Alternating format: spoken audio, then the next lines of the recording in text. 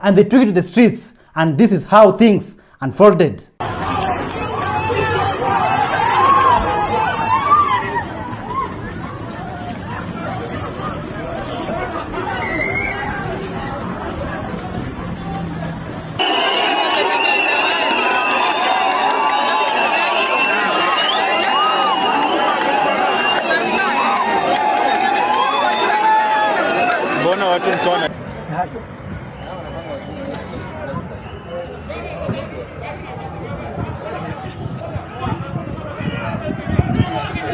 When the fearless students from the Nairobi Technical College took to the streets and expressed their disappointments against the government for increasing school fees, and yet our economy is in bad shape. But what did the students get in return? 120 students were arrested. They were met with brutality.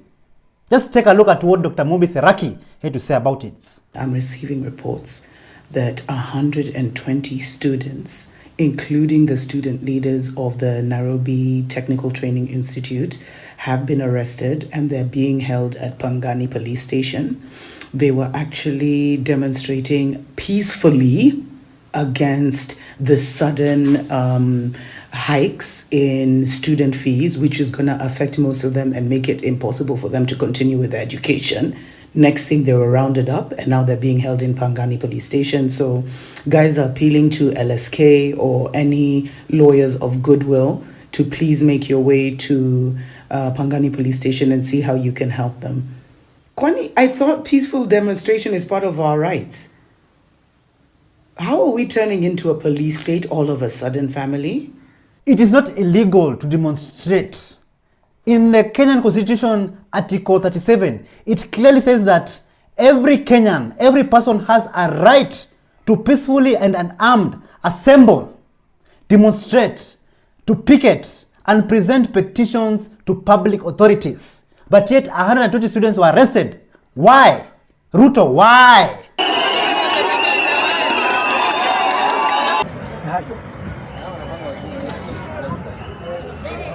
How are we turning into a police state all of a sudden, family? Sometimes I wonder, is the Kenyan churches a business place, or is it truly genuine that they are serving the one and truly living God? When Rigathi Gachagua, the former deputy president of Kenya, was in power, you saw so many churches every day inviting his wife Dorcas Rigathi to church events. But since it's no longer in power, the churches have gone silent. Like, mteja wa namaru na upiga hapatikani kwa sasa. Listen to this. The truth of the matter is that the support for Pastor Dorcas Rigathi from the church was not genuine. The only reason walikuwa wanashinda waki-invite Pastor Dorcas Rigathi kila mahali is not because they value her as a person. It's because of her position of power and money. Ile pesa alikuwa anapeana kwa hizo makanisa. That is why she was getting that kind of attention, invitations, and relevance. Throughout this process of impeachment, umeona a single person wa hizo makanisa akitokezea kupeana a single statement. Hata saa hii vile Rigiji is in hospital, have you seen any of those churches? Wamenyamaza tu, wanagoja waone hii mchezo ya patapotea vile itaenda. And their attention and loyalty is going to shift maybe back to Rachel because that's where the money and power is. Yeah, and Pastor Dorcas Rigathi will no longer be relevant to those churches because their interest is not who she is as a person, but the money and the influence she has. Na wao chenye wanafuata ni pesa na influence. So genuinely speaking, in your own view, tell us in the comments down below, what do you think about the modern Kenyan churches? Do you think they are serving the one and truly living God, or do you think this is just another business industry? Na wao chenye wanafuata ni pesa na influence. A Kenyan politician by the name of Cyrus Jirongo, he came with a very incriminating information against the president of Kenya, William Ruto. Like, I'm just speechless. I have no words to say. But just listen to what Cyrus Jirongo had to say. Listen to this controversial confession. Mheshimiwa Ruto alikuwa kwa gari gani?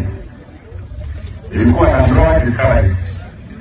Pamoja na Mheshimiwa marehemu George Kapteni. Wakati kijana mmoja ambaye alikuwa kwa wale ambao walikuwa wametumwa alikuja akachapa mshale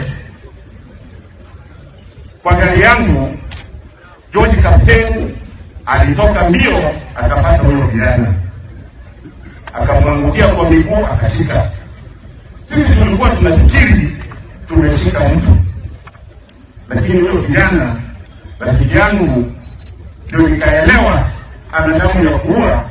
Alienda akageuza shingo yake akaua huyo kijana. Wale mlikuwa sabani, mnakumbuka yule aliua huyo kijana alikuwa deputy president.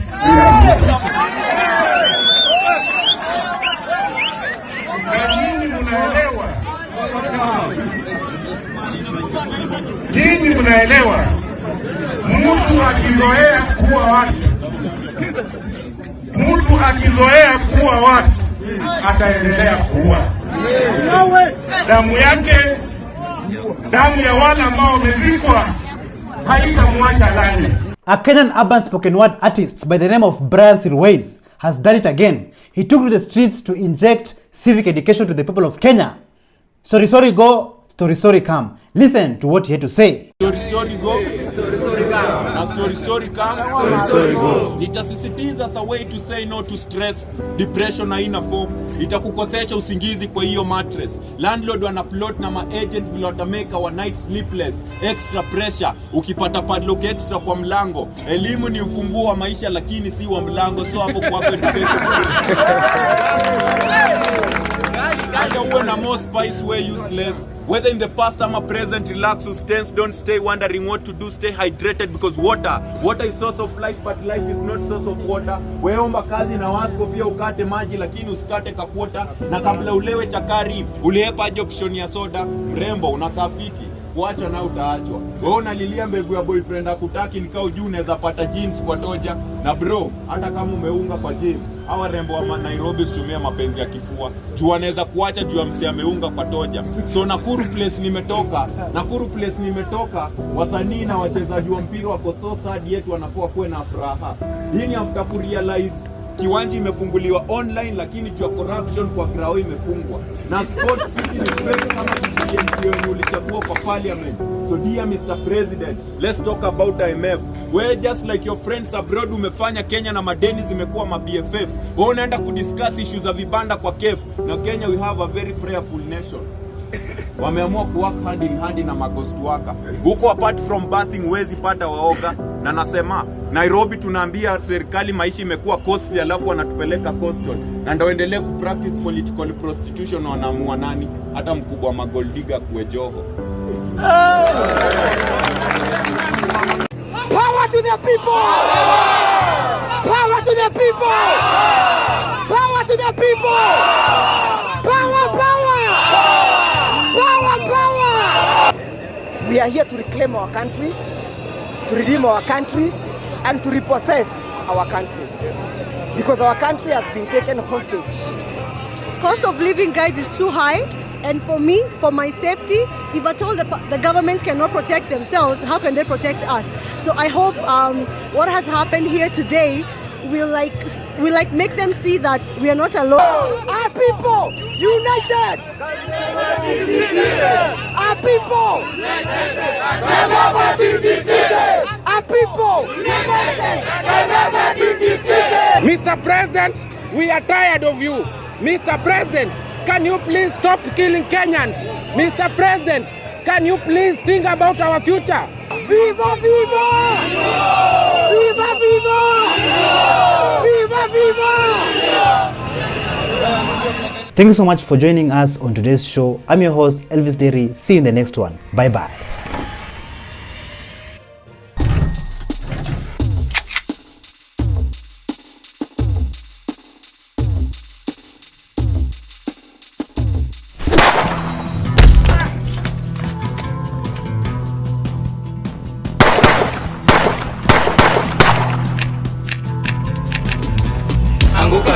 We are coming for you.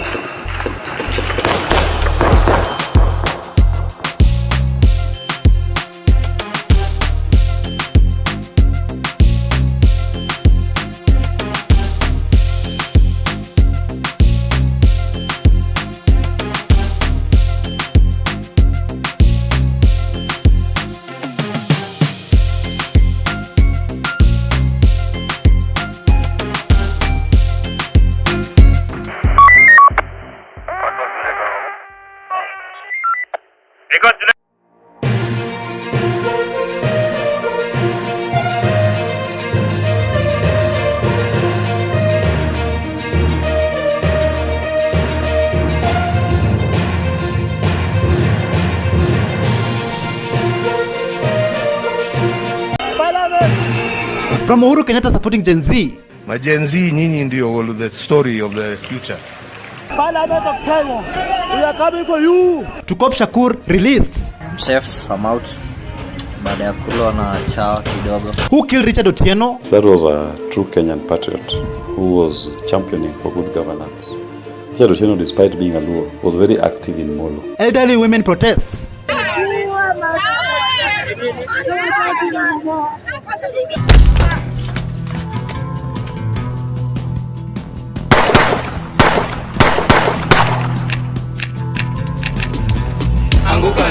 We are coming for you.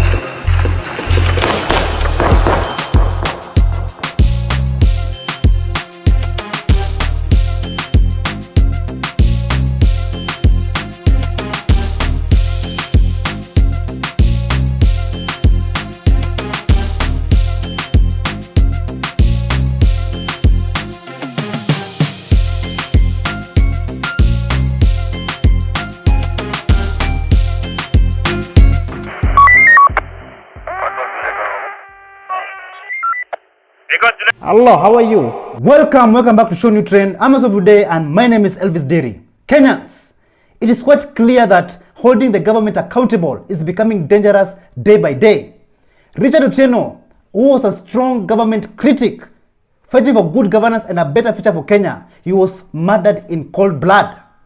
Angry Molo residents decided to take his body to the area MP, Molo MP Kuria Kimani. And some people are saying that Kuria Kimani, Molo MP, he was involved in Richard Otieno's death. Just take a look.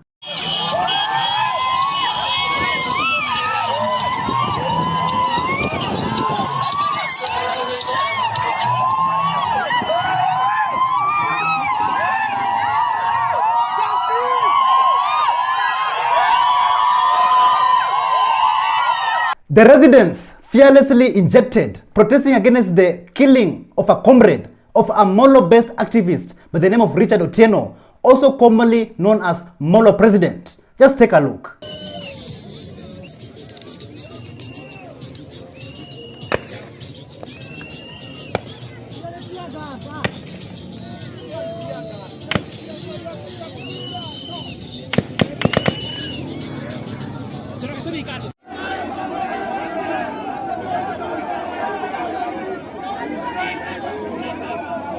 Molo President Richard Otieno, a government critic and a brave activist. He is always there since day one, holding the government accountable and fighting for the rights of Kenyans.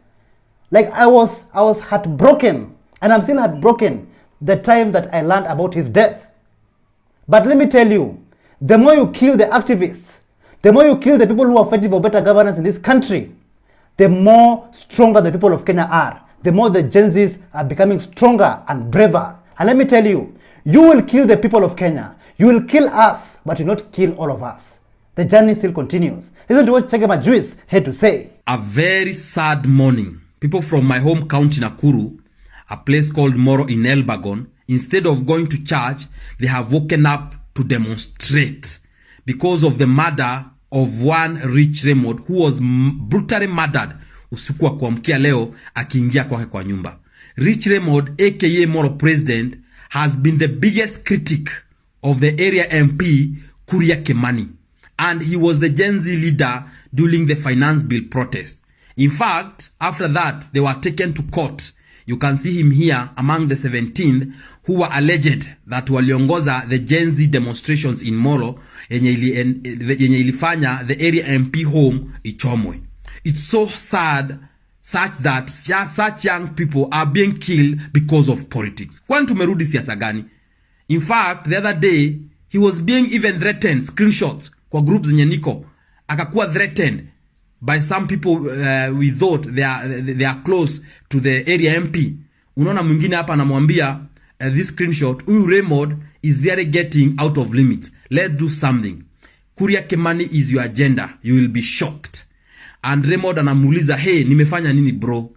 Anamuuliza, what is this? This guy was at an event where he was saying how this government is not working na wanadanganywa daily. Are we together? Then anamwambia, what's wrong? Mmezoea muhesh vibaya sana. This round hapana, even you. That clip where he was talking is there. And it's not wrong to criticize the government. It's not wrong to criticize the leaders. Yeah? Even the area OCS alikuwa transferred just because alisema he's receiving a lot of threats ashike watu ambao haoni makosa yao. He had to be transferred some weeks ago. Yeah? Because anakata instructions from some people who think they are seniors in this government. A brother, a father, a comrade, and a leader, Richard Otieno, may your soul rest in eternal peace.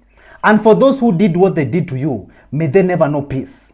And for those who did what they did to you, to be honest, Kenyans, we have been pushed to the wall for so long. Those people who are walking around killing innocent Kenyans, abducting innocent Kenyans, torturing innocent Kenyans, they also deserve death. They also deserve to go the same way our comrades, the Gen Zs, have gone. The DCI has summoned 3 Molo MCS and a Safaricom engineer by the name of David Ndengwa, also known as Temesha, in connection with Richard Otieno's murder.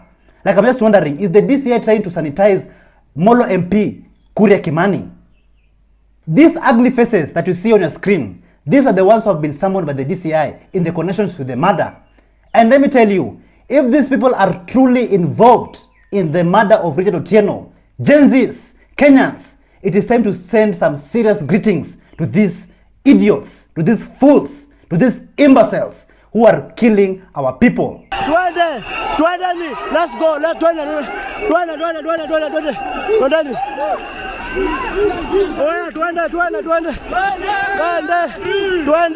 Just listen to what Willis Evans Otieno had to say about our comrade Richard Otieno's murder. I pass my condolences to the family of Richard Otieno. Yes. That was a true Kenyan patriot who was championing for good governance. Richard Otieno, despite being a Luo, was very active in Molo, agitating for issues that affect Kenyans, not Luos. And you noticed even yesterday, the people who came out to demonstrate and to demand for justice for Richard were largely people from the Kikuyu community. So it tells you that our problems are not tribal. Our problems are the failures of a regime. And Richard Otieno is a true embodiment of a Kenyan. Richard did not just die. Richard was killed. He was killed for agitating for good governance. And Richard Otieno had previously indicated those who have been harassing him. So those becomes persons of interest who need to shed light if they have anything to do with the killing of Richard Otieno. Richard did not just die. Richard was killed. And we must learn a very vital lesson from Richard Otieno. At the end of the day, tribe is just but artificial barriers that have been exploited by politicians to divide us. Our problems are not our tribes. Our problems are national. And when it comes to electing a leader, we must look for somebody based on his economic promise. What is he presenting as a solution to our problems today? And that cannot be the tribe of the person. That can only be the content of the person. So we must reject any attempt to turn us into tribe. Our comrade, Richard Otieno, has left a very beautiful family behind. May they find peace in their hearts. May they find comfort in their hearts. And may they find strength in their hearts. And may their lives be restored. Kenyans and Gen Zs are with you in these difficult times. In memory of our brother, our comrade, our leader, Richard Otieno, let us all hear his last speech. In his last speech, his last words, he said that Molo Member of Parliament, Kuria Kimani, is persecuting him because of criticizing his bad leadership. Let's listen to this. Na mimi ndiye yule kijana ambaye mliona kwa TV mara mingi hapa Molo akiwa anashikwa, anawekwa ndani, anatolewa ndani wakati ile maneno ya Gen Z ilikuwa. Na mimi ndio ulisikia mheshimiwa wenu Kuria Kimani akisema niye ni dai ya goko niweko ndani. Wakati ya ile maneno mingi si mnakumbuka? Adoitoni eno jie goko kweli. Ni ana ko ya goko kweli. Hapana. Mimi nilikuwa napigania vile Gen Z na Kenya itasonga mbele. Wakati kuna shida lazima tukosoe serikali. Mimi nilimwambia ndugu yangu Kuria Kimani, na najua ni jirani wa hapa, sisi watu wa Molo tukukutuma pale juu ukatimue Gachagua. Hatukukutuma uende ukapeleke finance bill, sijui kuna sha na shisho. Hizo wazazi wetu wanakufa kwa hospitali kwa sababu ya hiyo shida ya shisha. Ni makana ni maeni. Neguo. Ni wado ito. Si wanakufa. Mimi namuomba wakaaji wa area hii, vile Gen Z wameamua Kenya hii mzima, sana sana hii Molo, munisaidie, na kama kuna mwakilishi wa mbunge hapa, ende amwambie nahitaji kura yake ya kufukuza wasaliti wote hii Molo na Kenya mzima. After Comrade Richard Otieno's death, Molo Member of Parliament Kuria Kimani, he called for a press conference to mourn his death. And I'm just wondering, Kenyans, you know, just listen to what he had to say and tell us in the comments down below what you truly sincerely think about his statement. May I state that for the record, I have known Richard throughout my political career, and he has been a true champion on issues affecting youth, affecting women, and those less privileged in the society. His contributions to the social-political welfare of the community, living within the larger Molo constituency in Nakuru County by extension, have been profound and have impacted many lives. I have on various occasions celebrated his contributions, the social well-being of people, with great admiration and gratitude. Fortunately, the cruel hand of death has daunted one of Molo's true sons, whose bravery, steadfastness, and courage, even in times of adversity, even when you did not agree with Richard, you admire his courage, steadfastness. And this courage, steadfastness has really been dropped from the great of Molo people, something that touches us in many ways and I deeply regret. May I assure that my constituencies that I have been in communication with the Rift Valley Regional Criminal Investigation Officer, the Nakuru security team, and the Molo security operators, demanding that there should be expeditious investigations into this. And whoever is involved, and I repeat, whoever is involved must and should be brought to justice. The former president of Kenya, Uhuru Muigai Kenyatta, he came on to encourage and urge the Gen Zs to continue fighting the good fight, to continue criticizing the government, to continue holding the government accountable, and to continue fighting for their rights. Let's listen to what he had to say. My Gen Z, nyinyi ndio the story of the future. Fight for your rights, bwana. Sio kukakaa hapo wakaa hapo mambo mali yenu ichukuliwe na nini, mumeitolea jasho. Msikubali, pambaneni, muhakikishe mumepata haki yenu. Mnasikia nyinyi? Sio kukaa hapo tu. Kuna kitu inadumu. But everything is worth a fight for. If you don't fight for it, ikienda mtu asilie. Msimame mupiganie haki yenu. Na mko na hawa watoto wamebaki ambao wako tayari kupigania haki yao. Waungane pamoja nanyi. Can't just stand there and let people take your hard-earned sweat. Dunia iendi namna hiyo. Muwe watu ambao hawataogopa, wataishi kama my friend. Ameenda detention, si alitoka na akaendelea na maisha. Hata nyinyi teteeni haki ze. Yeah. In that case, Kenyans, will it be wrong if the Kenyan people decide to arm themselves? Will it be wrong if the Gen Zs decide to arm themselves?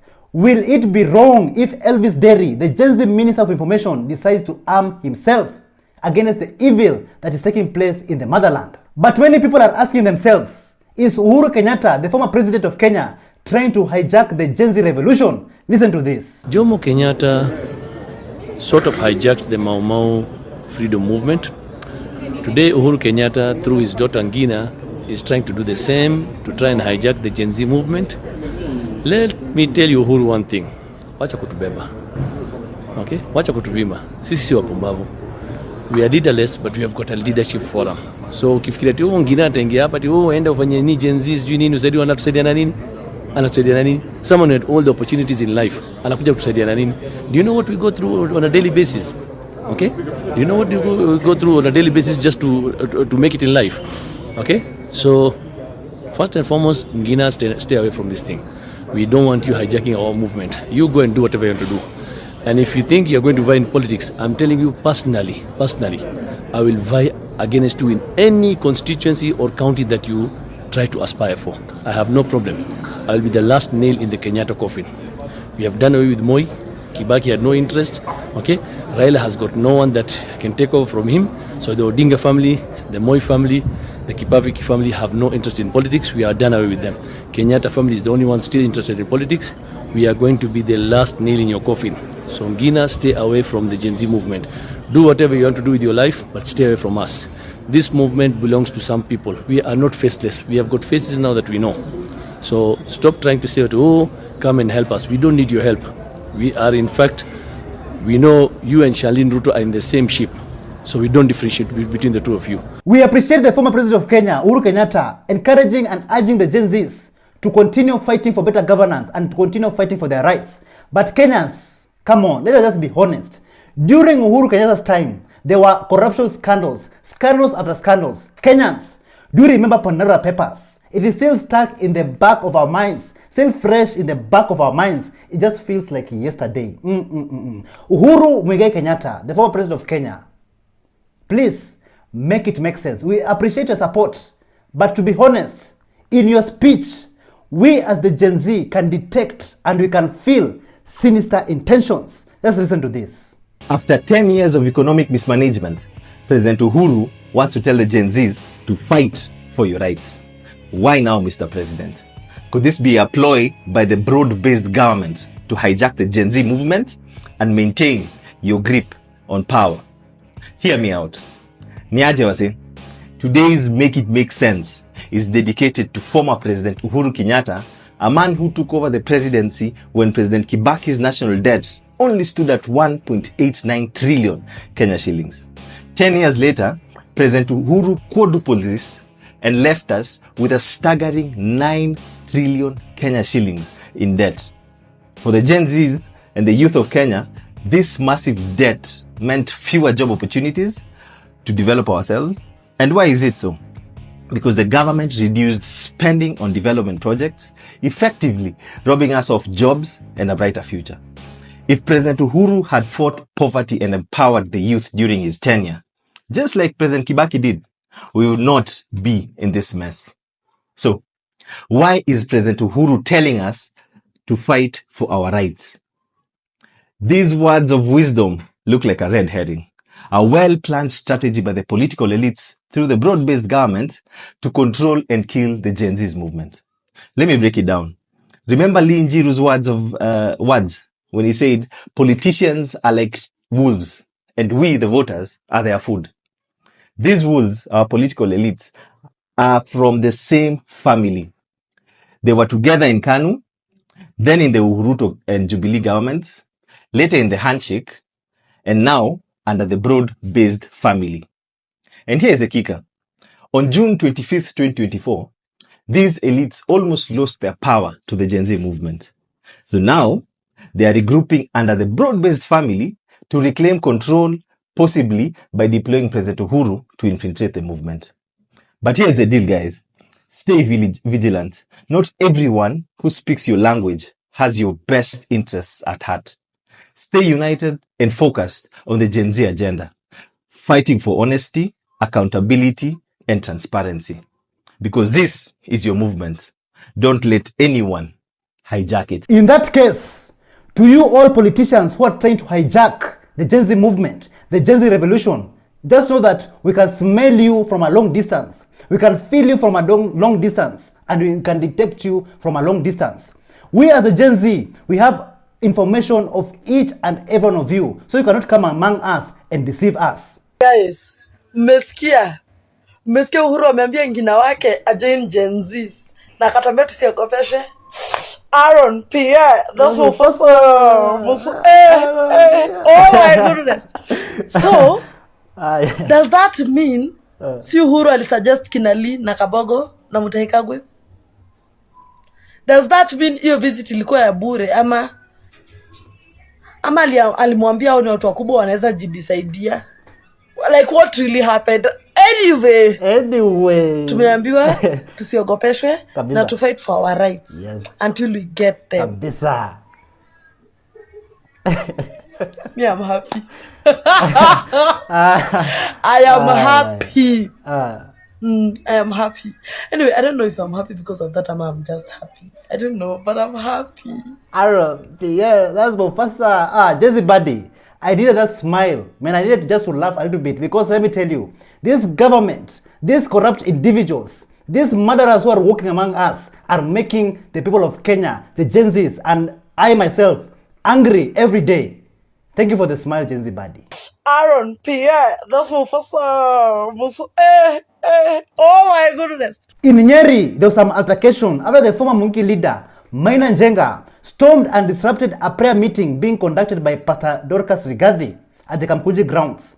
Sources say that Pastor Dorcas Rigathi, also the wife of the former deputy president, the former impeached deputy president Rigathi Gachagua, was forced to leave the prayer event. Let's take a look at how things unfolded. Na tuona makihikania Jehova na me mawira-ini muthamaki na mena mĩciĩ yao. Ngai witũ no tũgagũcokeria ngatho.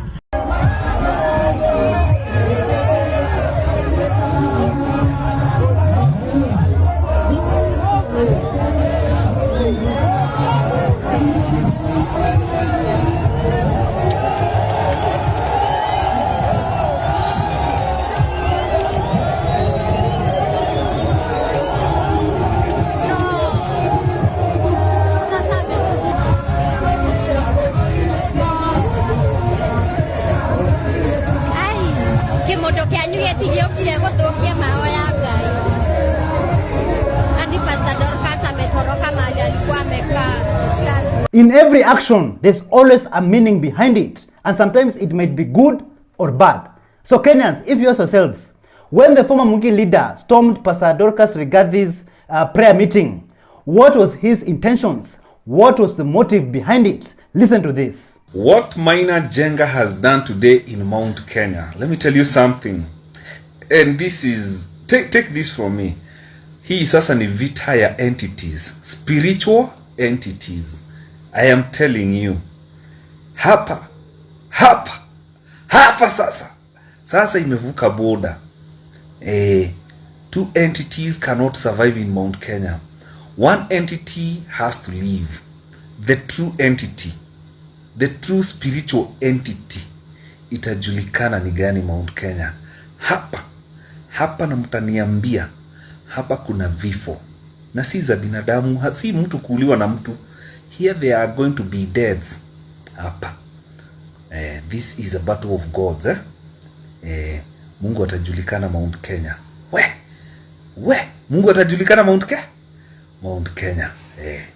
So Kenyans, in your honest opinions, tell us in the comments down below what you think about former Monkey leader storming and invading Pastor Dorcas Rigathi's prayer meeting. Do you think what he did was wrong? Or do you think that there should be some amount of respect?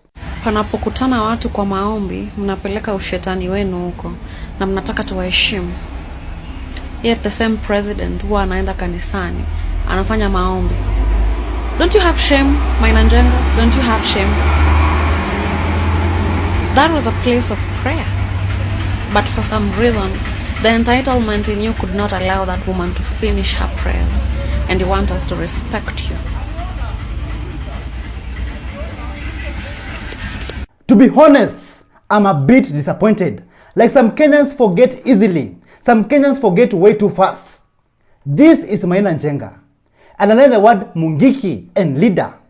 This was a former Mungiki leader. And Kenyans, do you remember the heinous crimes and the atrocities that the Mungiki unleashed on innocent lives, on innocent Kenyans? Families, men, women, and children, they were tortured and murdered in cold blood. Do you remember that? But yet, some idiots, some fools, still cheer him on, still rally around him. Some Mungiki victims are still in pain, they're still hurt, and they're still traumatized till today. For those who lost their loved ones, they're still crying and seeking for justice till today. Justice delayed is justice denied. Just listen to how Apostle decided to talk about Maina Njenga, and he injected without fear of contradiction. Have hired Maina Njenga to do some dirty work for him in Mount Kenya region. Maina Njenga, I want to warn you, the blood of those people you killed when you were Mungiki leader is still crying for vengeance in heaven. Is still crying for justice in heaven. You left Mungiki. You said you started a church. You said you are born again. And God said, okay, let's see if this man is ready to change. You are not ready to change. Your records in heaven have been reopened. How can you go and attack innocent people who are just gathered to pray? A woman, for that matter, Dorcas, Reverend. How can you do that? Let me tell you this. This is the voice of heaven. If you do not change between now and 27, you are a dead man walking. You are a dead man walking. Because God will strike you. Heaven has not forgotten the innocent people you killed, the women you made widows, the children you made orphans. God has not forgotten. Heaven has not forgotten the violence you meted on people, the cruelty, the murders, the slaughters, and you will pay very dearly for that. So you have two options. Get back to church. If not, We all know Shakur the cop, a former police officer turned human rights activist. He has always been vocal since day one, fighting for the rights of the Kenyan people, fighting for accountability and fighting for good governance in Kenya. But yet, he's being frustrated by the government. He's being bullied by his own fellow police officers. And those same police officers that are bullying Shakur the cop, they don't see that Shakur the cop is also fighting for their rights. They don't see that. Recently, Shakur the cop was arrested and arraigned at Milimani law courts. But the brave activist, the brave comrade, he went there wearing a British t-shirt of Jacob Juma. And Kenyans, let us not forget that Jacob Juma was assassinated by the rogue regime. Listen to what Shakur the cop had to say after his release. Jambo wa Kenya, I'm safe, I'm out. Baada ya kulwa na chawa kidogo. Kunguni, this is how my face looks like. People should pay for their sins. We still want justice for Jacob Juma and all other Kenyans that have been killed. Viva. Even Dr. Mumbi Saraki, she was not left behind. And this is what she had to say after Shakur the cop was released. So family, have you seen how Cop Shakur showed up to Nini today, to court, with the Jacob Juma shirt? Oh my God, the wicked will know no sleep, yo. So of course he was charged with incitement because he put Nabi in a coffin. Go watch my other video earlier today about why he's so sensitive about being put in a coffin anyway. So Shakur was appearing in the courts and, you know, he understood the assignment. I was not familiar with his game, yo. This is the same prison warden who was holding up those placards. I think I'll put some pictures at the end. Hey, the fear is gone. Hey, those are balls, yo. There's a friend of mine, I think her channel is called Zoe or something. Uwe or Zoo or something.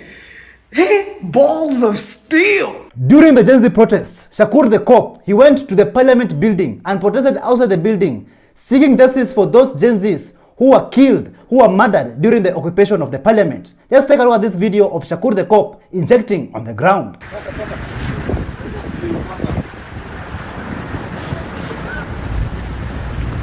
Message ni gani bro?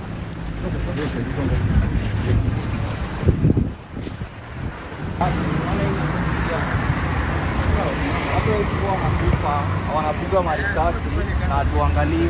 Unaona, hakuna vile mtu anaweza piga mtu marisasi. Bigman, hakuna mwavuli extra ya mheshimiwa tujikinge kama watu wa media. Hapana. Unaangalia mtakataka? Hapana, leta pande. Hapa. Chapcha. Kila mtu akilia hapa nani? Una masikio? Kila mtu akilia.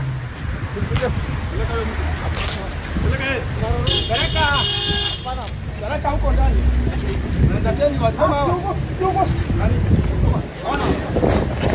In Jogo Road, chaos unfolded after traffic was brought to a standstill as elderly women brought their beddings and slept on the road, protesting against the demolition of their houses, despite a court ruling to halt the exercise. Like even our elderly mothers are forced to go and protest for their rights. Like, are we really safe from the injustices that is taking place in our motherland? Let's take a look at how things unfolded.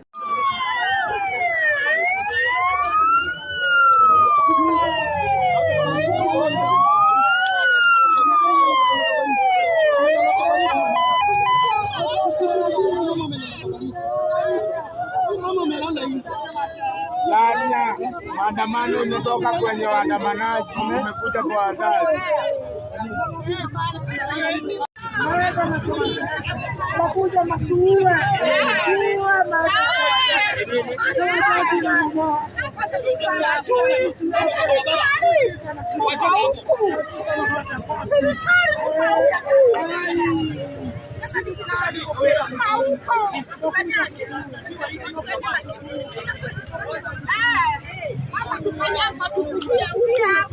Election season is around the corner, the year 2027, and many Kenyans have applied for ID, and some people have lost their IDs and they need replacement. But it is now, it is taking years, it is taking forever to receive IDs. It is being delayed, and it is being delayed intentionally. Just listen to what Clinton Degwa had to say about this. Just listen to his story. Mimi nimepoteza ID yangu mwaka imepita, sawa. Nimeenda kureplace hiyo ID juzi tu. Ati naenda naanza kuitishwa pesa. Ngapi? Nilitishwa 1,265 shillings. Na unalipaga tax bado. Na VAT. Na mimi ni Mkenya. The same time, Goria amefuatana na watoto ni sana mzima. Hawana ID. Wanakuja Jondo, wana pesa. Wanaenda wanapatiana pesa. Mimi mwenye sina pesa. Na mimi ndo Mkenya. Walipeana kanga. Yeye ametoka huko Dadaab huko. Walipeana kanga ngapi? Wewe hata ajui maternity alizaliwa. Mimi maziwa wanatoa pesa wanatoa. Na si pesa mchezo. Kwa dhani kupata ID ya Kenya ni rahisi, na wewe si Mkenya. So hii gava inafaa iangalie mtu kama mimi nalipishwaje ID na mimi ni Mkenya. Mimi nimezaliwa hapa Pumuani mimi. So hii serikali iwache mimi kunipima na kwanza kutawaka moto vibaya sana, maana mimi sio mjinga. Mimi sio mjinga. Watu si wajinga saa. Yamaje jama. We are not cooling down any soon. In fact, it might get hotter.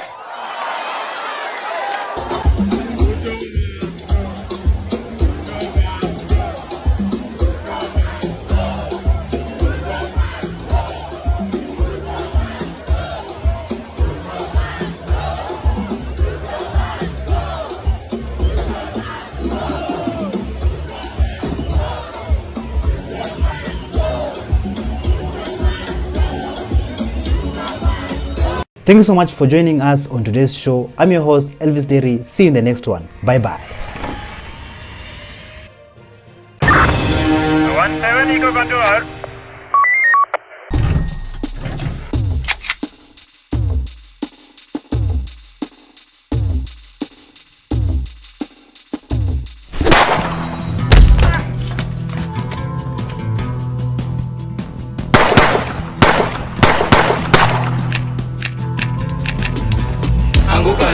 We are coming for you.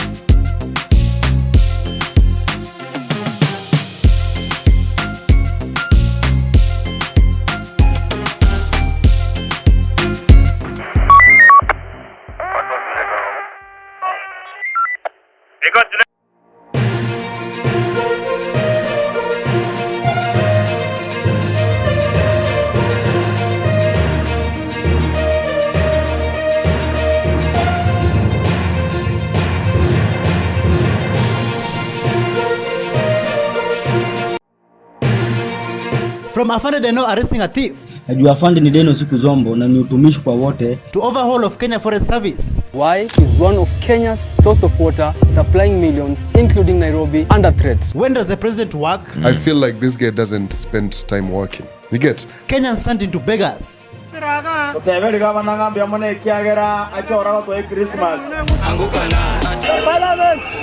we are coming. We are coming for you. We are coming for you.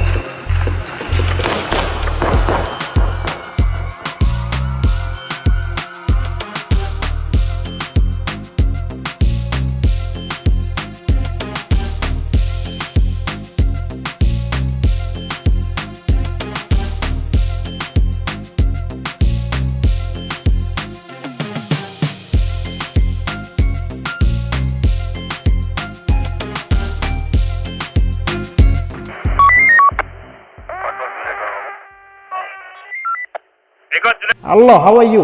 Welcome back to ShowNewTrend. I'm also today and my name is Elvis Derry. The question of the day is, what time or when does the president of Kenya sit in office and work?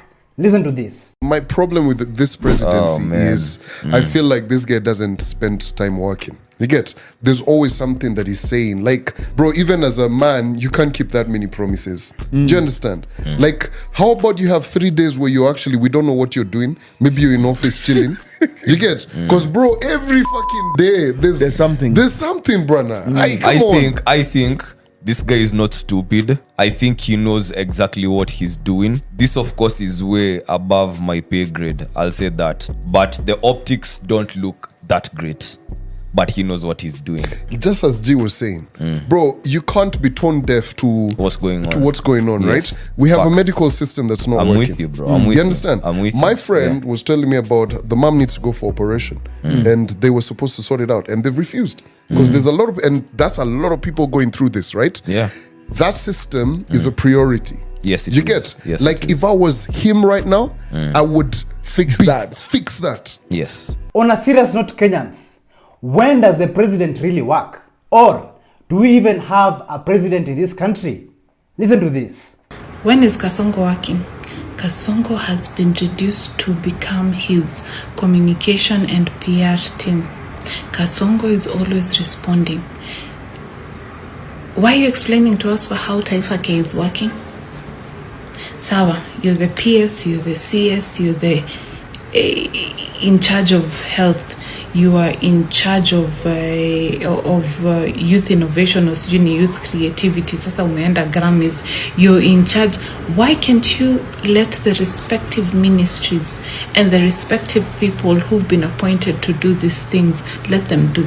You preaching how something is working, talking about it in churches yesterday all over the country, endorsing people to talk and retalk, and now our kids, when we take them back to school, they have to what is it called? We have to be on board your project. I don't know if it's Shift, Sha or Taifa Care. I really even don't know how it works, and I don't even have the time to do it, because if it's not working, why am I boarding? Why? Somebody please explain to me, why are we boarding on things that are not working? You cannot be reduced constantly to responding and responding and responding. Can you do your work, and the relevant people in charge of this ministries or dockets will do the responding, and you have a communications and PR team that clearly you're also in charge of, because it is failing you miserably, because they should be the ones painting your tainted image, and they're not doing it because guess who's in charge? You are in charge. As Kenyans are baffled, asking themselves, where is the president and what time does the president really work? I want to show you guys of a rare video of how the president, your president, spends most of his time. Take a look. Ruto ako wapi? Ako hapa. Ndio ule. Kasongo yeye.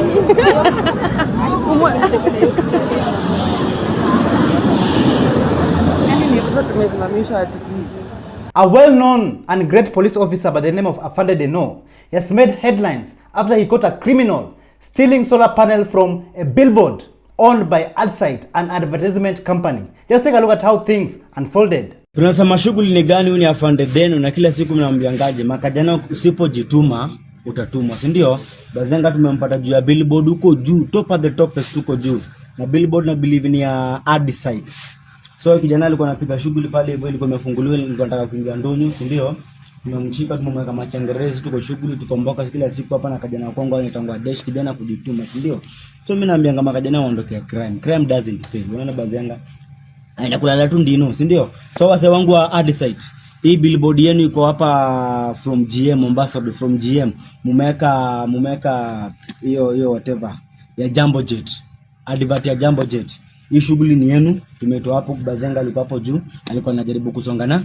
Najua Afande ni Deno siku zombo, na ni utumishi kwa wote. Tumeamua kutumikia nani? Huyu kijana unaona vizuri, hatujamguza, hatujampanguza, tumemshughulikia vizuri. Hiyo ndio utumishi kwa wote, ndio community policy.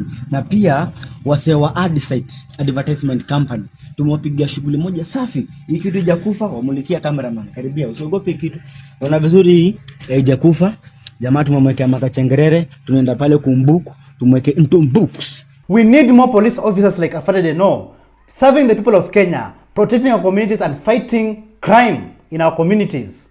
I want to show you guys a video of a young man who was conned, and just listen to how he narrated his story. Kumeenda aje? Ndio kumeenda aje, napanda hivi. Mzee kombele, mzee kuna mzee kombele yangu anaamsha makapa.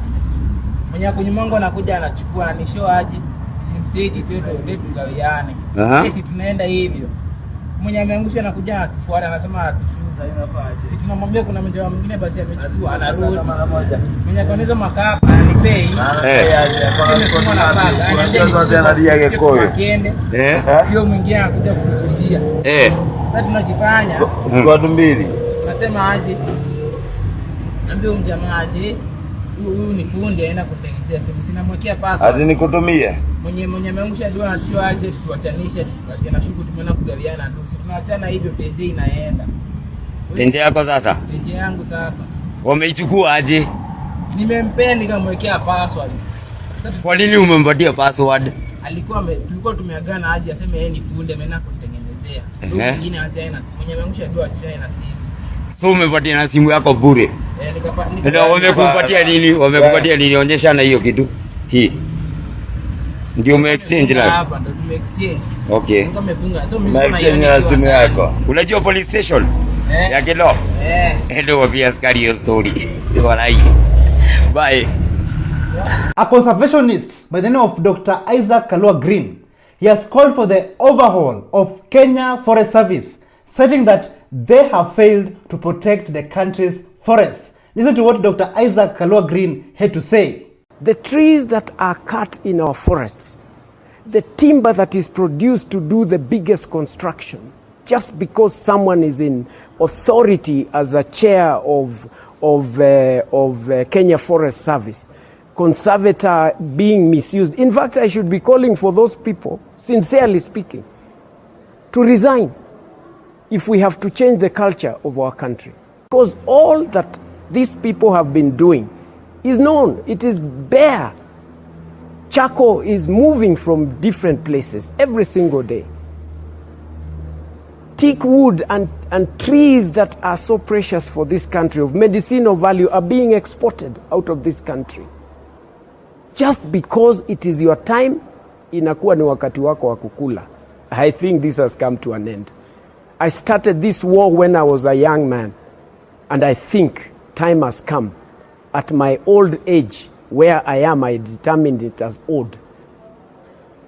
I think we must just do what is right for God's glory. Dear Kenyans, our forests are under threat. This means that the indigenous natural vegetation, even the animals that call the forests home, are all under threat. Deforestation without afforestation. Just listen to this. Why is one of Kenya's source of water, supplying millions, including Nairobi, under threat? A road. A road called Mau Mau that has been approved by the government of Kenya will be passing through the heart of Aberdare Forest. This means 286 acres of indigenous and natural vegetation will be cleared. How does this align with the initiative to plant 15 billion trees? Endangered species will face a greater risk. Increased human-wildlife conflict will disrupt their habitats, pushing them to closer extinction. It will further expose the forest to development, land grabbing and logging, compromising the water sources and offsetting the irreplaceable benefits of this ecosystem. Let us know what you think in the comments.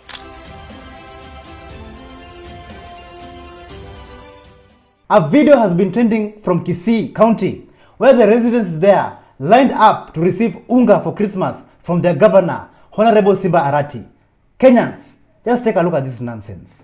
Mtu abigwa anaona asama tanga. Mtu abigwa anaona asama tanga mama ata bigwa tabanga mbezi yare wote. Mitai bimbi go eta ngaba na Simba Arati to bugata. Eta ya musi. Bujamono. Abana batata Simba Arati agenderere nyasaye. Aba malaika batana kalitu aba nainwe. Asante we. Wana masate yosimano masato maremu. In this video, I don't see the youths there. I don't see the Gen Zs there. What I am only seeing is the beggars. Like, this clearly shows you that The leaders are not the problem, but it's the people, the citizens who are the problem. We seriously need more civic education in our communities. Kuna uzingiri fulani nimeona kwa hii nchi, yani politician wanataka wa turn into beggars ili mweze kuwawashi.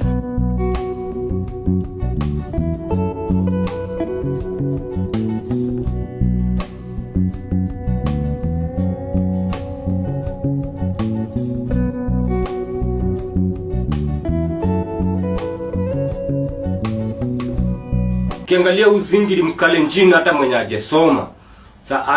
Anatumia hiyo opportunity ya watu kuwa maskini kufanya watu wa glorify. Jamaa amefanya wamama wazee bwana, wamama rika ya shosho yake ati wanapanga line ati wapatie food. Sasa hiyo ni uzingiri gani? Yaani ama politician wanatakanga tubaki poor ili tuendelee kuwa beg. Lakini ukiangalia countries zenye ziko led tu vizuri, country kama Japan, unapata kila mtu ako na do. Hakuna mtu anaenda kupanga line kwa politician ati apewe food, alafu ndiye aanze kuwa praise akiwapigia makofi kila mahali. Hii nchi yenyewe Zakayo ametani nchi into a country of beggars. While the beggars are receiving unga from their governor, let us all go to Nairobi City, in Karen, around Bomas Galleria, where a road has been flooding and has flooded for several days, and yet nothing has been done. The gross oversight has not yet been rectified. Like, where is the governor of Nairobi, Governor Sakaja? Where is Kenha? Where is Kura Roads? Like, what is happening in Kenya? Take a look at this video. Hapa ni wapi? Hapa ni wapi? Hapa ni wapi? Hapa ni Karen. Sakaja Bay. Manze. Enya Nairobi jo. Nairobi za ghetto. Na hii place kuna ngata footpath. Kuna ngangara tu na magari katikati ya barabara ndio uvuke barabara. Hapa ni Karen. Kenyans, my fellow Kenyans and my fellow Gen Zs, the fear is gone. The fear is totally gone and the clouds are gathering. William Ruto, that somebody is stupid, somebody is selfish, somebody mwenye anajipenda yeye na tumbo yake. And then you have your girlfriends like Kimani Chungwa na Kithure Kindiki wenye umeweka mbele are supporting everything stupid that you are saying. And you are calling yourself a president. The worst nightmare that this country has ever faced, the worst nightmare that we have faced as a country in Kenya is having William Samoei Ruto as the president. That you're gassing us. These Ruto boys. Hey. We'll find you in 2027, Ruto. We'll be there, of course. We are fighting for our own generation. We want all the taxes to be removed. We don't want any tax. We don't want any tax. Thank you so much for joining us on today's show. I'm your host, Elvis Derry. See you in the next one. Bye-bye.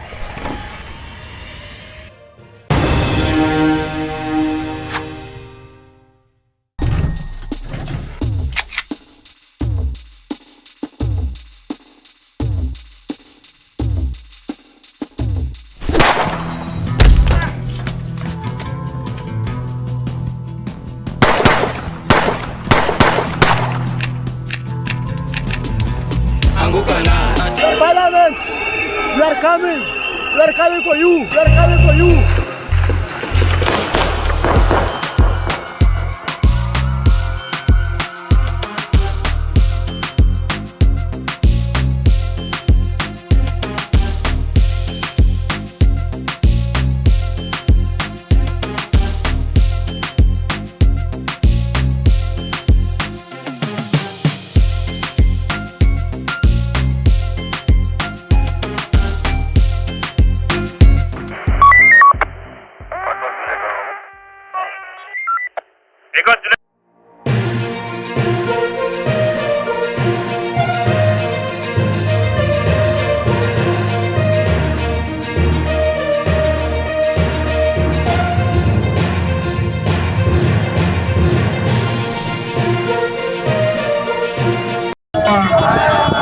Higher power.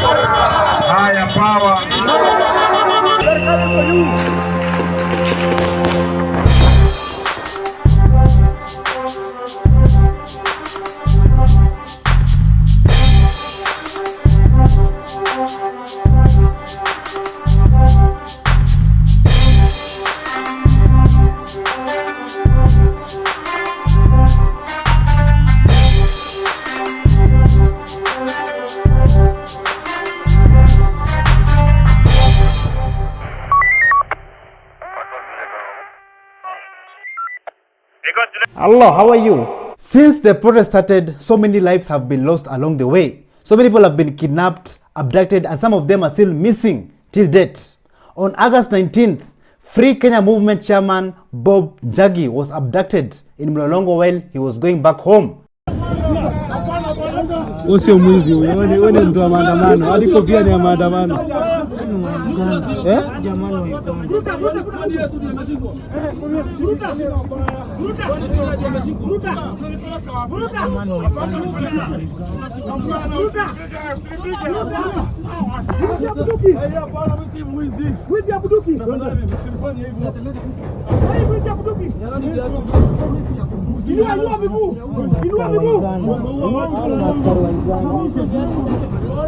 After 32 days in captivity, later on Bob Njagi was released, and this is how he narrated his story. Listen to this. I was whisked away into a building and ushered into a small and very dark room. It was the size of 6 feet by 4 feet. I was left on the floor handcuffed at the back and blindfolded for 2 days without food, only some water. That was People power, higher power. People power, higher power. People power, higher power. Who are the people? We are the people. Who are the people? We are the people. People power, higher power. People power, higher power. Who are the people? We are the people. Who are the people? We are the people. Who are the people? We are the people. A luta continua. Sorry. Viva Bob Njagi, viva. Viva. Viva Bob Njagi, viva. Viva. Viva comrades, viva. Viva. Viva comrades, viva. Viva. Viva. Viva. Sorry. Good afternoon, members of the Fourth Estate. Thank you for joining us today for this presser. I'm going to read out my statement, which is in writing, and thereafter I'm going to share it with you also for publication. The title is Bob Njagi, Kitengela 3 Press and Public Statement on Recent Abductions. Revolutionary greetings. I take this opportunity to welcome members of the mainstream media and social media fraternity as they cover this press and public statement for the victims of state abduction, commonly referred to as the Kitengela 3, namely Bob Njagi, Longton Jamil, and Asley Longton. Today, Wednesday, the 9th of October, marks 20 days since our release from abduction and forceful detention without trial. During these few days, we have been undergoing medical treatment, both psychosocial support and physical examination in various health centers, hence the prolonged silence since our release. Prior to our abduction on the 19th of August 2024, Free Kenya Movement had been on the forefront of the protest demonstrations against the draconian Finance Bill 2024, which later mutated into pro-good governance demos that demanded for the dissolution of Parliament and the resignation of President William Ruto and his Deputy Honorable Rigathi Gachagua for gross violations of the Constitution and failing to uphold and protect the sovereignty of the Kenyan people. During the protests, I was singled out and targeted by security agencies for leading the protest. I was illegally arrested twice on 2 separate occasions. On both occasions, I was violently arrested and physically assaulted by the police and denied my right to seek counsel or communicate with my family members. I was presented before a court to answer to the fictitious and trumped-up charges. One of these cases has since been dismissed by the prosecution for lack of evidence. Why then did they have to arrest and subject me to inhumane treatment while knowing so well that I was innocent and they lacked any evidence? The other matter will be heard on the 14th of October, 2024 in Kajiado Magistrates Court, number 1. It is important to note that all demos, we have always notified the police in accordance to Article 37 of the Public Order Act and further requested them for security during the demos. As the demos intensified countrywide, we all witnessed the introduction of hooligans whose aim was to disrupt the peaceful protest by causing chaos, looting, stealing, and destruction of property. The aim was to create panic and fear amongst the business community, as well as to deter the Gen Zs from participating in the demos. The police and sympathizers of Kenya Kwanza administration were quick to blame the protesters before undertaking any investigation to ascertain the truth. This strategy, however, did not deter us from proceeding with peaceful protests, much to the dissatisfaction of those who had organized the thugs. The police, instead of arresting or stopping those who are looting from the business community, focused on arresting and shooting and killing innocent protesters. Many businesses in various towns and cities suffered huge losses as a result of looting by hired goons. The Gen Z-led protests have been calling for good governance, accountability, and a fight against corruption. Hence, there is no room for thuggery or hooliganism. It will be counterproductive to what we are demonstrating against. Most of the shops looted have CCTV cameras. Why haven't the police used that footage to identify and arrest the real criminals? During the anti-finance bill protest, many young Kenyans have been injured, illegally arrested, abducted, and others died through extrajudicial killings.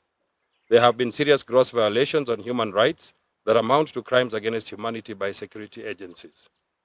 Government institutions tasked with the role of oversight, such as the Independent Police Oversight Authority, have clearly no powers to arrest or prosecute any rogue police officers.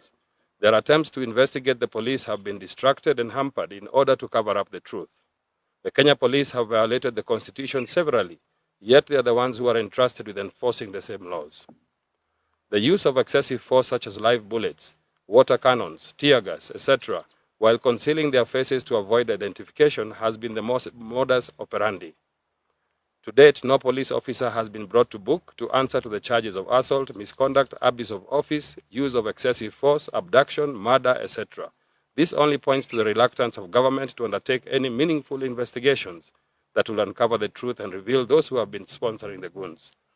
On the 18th of August 2024, I received a call from Honorable Jimmy Wanjigi to accompany him the following day to Nairobi Area Police Station, where he had been summoned to appear before the police.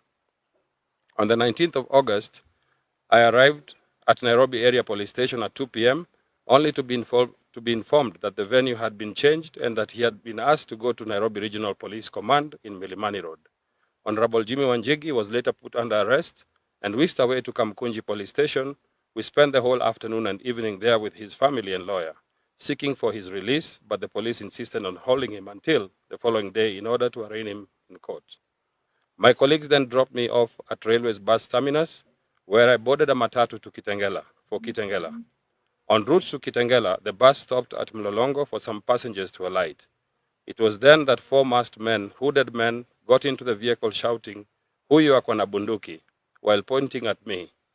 I was immediately alarmed by this assertion, and upon realizing what was happening, I shouted my name, Bob Njagi, and informed all the passengers that I was being targeted because of the demos. The officers shoved me out of the bus forcefully while assaulting me with kicks, blows, slaps, jacking me off my feet, and carrying me shoulder high into an awaiting white car. The officers had cautioned other passengers not to take any photos or videos. However, some passengers managed to secretly record the incident. Inside the white vehicle were 5 men, 2 in the front and 3 at the back. We drove for close to an hour, while all the time I was assaulted until we came to a sudden stop. I was then blindfolded and handcuffed at the back and moved into a second awaiting vehicle that had 4 men. 2 sat at the back on either side and 2 at the front. We drove for complete silence for another 30 minutes until we arrived in our destination. 32 days of terror. I was whisked away into a building and ushered into a small and very dark room. It was the size of 6 feet by 4 feet. I was left on the floor handcuffed at the back and blindfolded for 2 days without food, only some water. That was People power, Higher power. people power, Higher power. people power, Higher power. Who are the people? We are the people. Who are the people? We are the people. People power, Higher power. people power, Higher power. Who are the people? We are the people. Who are the people? We are the people. Who are the people? We are the people. A luta continua. Sorry. Viva Bob Njagi, viva. Viva. Viva Bob Njagi, viva. Viva. Viva comrades, viva. Viva. Viva comrades, viva. Viva. Viva. Viva. Sorry. 32 days of terror. I was whisked into a building and ushered into a small, very dark room. It was a size of 6 by 4. I was left on the floor handcuffed at the back and blindfolded for 2 days without food. Only some water that was administered occasionally by one of the men. On the 3rd day, the handcuffs were removed from the back side and my hands were cuffed on the front side. I was then moved into another room. The second room had a smaller had a small withered mattress and a blanket. This is where I stayed locked up, handcuffed, blindfolded for the next 30 days. The room was completely sealed with no light during the daytime or nighttime. The only human interaction I got was when the door would be opened twice a day. In the morning, they would open and hand me a cup of tea while removing the waste bucket and replacing it with another one. During lunch hour, I was served with a meal that would barely keep me alive. The food was unpalatable, but I forced myself to eat in order to get some strength and to live to see another day, hoping and praying that God would rescue me from this ordeal. My health depreciated very fast and lost a lot of weight. I was dehydrated and lost a lot of weight during the 32 days of abduction. Once a week, I would be led blindfolded into a room where I showered for 10 minutes before returning back to my cell. I was held incommunicado throughout and my rights and throughout my abduction and denied all freedoms and rights enshrined in our Constitution: the right to a fair trial, freedom of association, freedom of speech, freedom from torture, and freedom from abduction. On September 20th, 2024, at about 12:30 a.m., two men came to the cell and asked me to get up and get dressed. I was then taken outside the building into an awaiting vehicle. They removed the handcuffs and replaced them with plastic tie knots, but I remained blindfolded. We drove around the vehicle for about 30 minutes in complete silence. Finally, the car stopped and one of the men informed me that they were going to release me, gave me some money, 400 shillings for bus fare, and removed me from the car. They asked me to sit on the ground and to remain there until they left. I heard the doors shutting and the cars speeding off. By the time I removed my blindfold, they had already disappeared into the dark. I stumbled on my feet and started walking without knowing where I was. In about 15 minutes, I got to Tigoni police station. It was there that I reported the matter, which was booked in the OB. I requested the officers to contact my family, which they did. The OCS Tigoni police station arrived at about 2 a.m., where she asked me to write a statement. I complied, and later my family members arrived, picked me up, and took me home. I have since been recuperating, healing from this horrific experience. I wish to take this opportunity to extend my heartfelt gratitude and thank all Kenyans of goodwill who have prayed, lobbied for our release from abduction.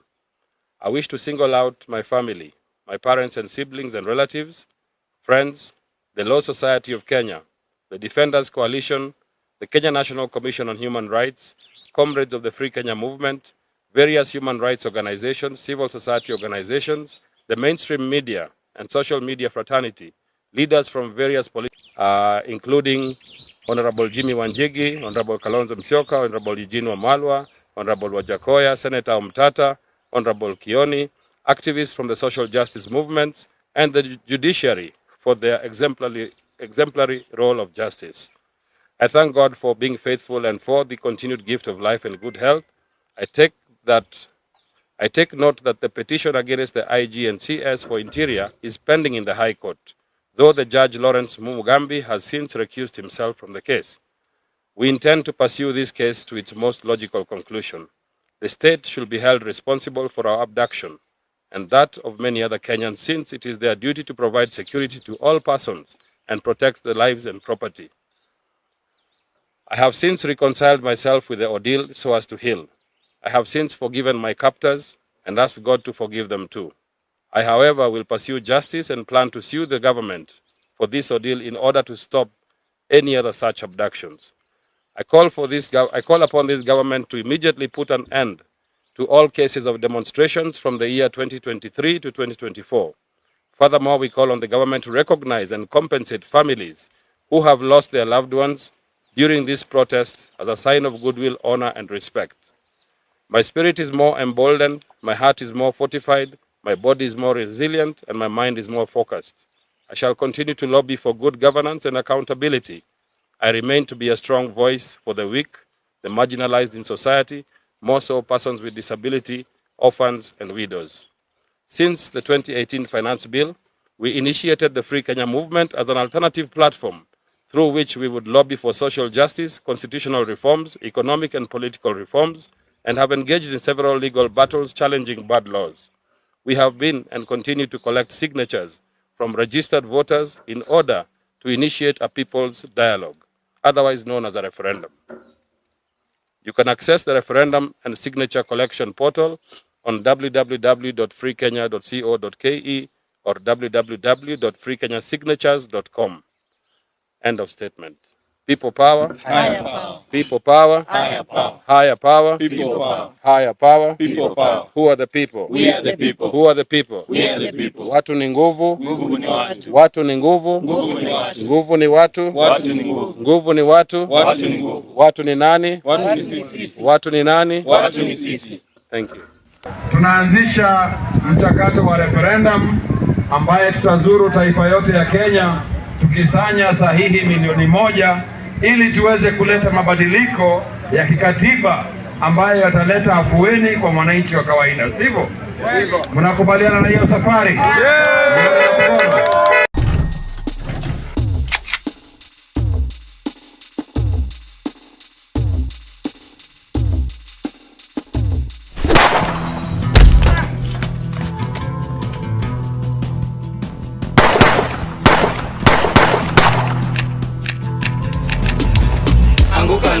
They're coming for you.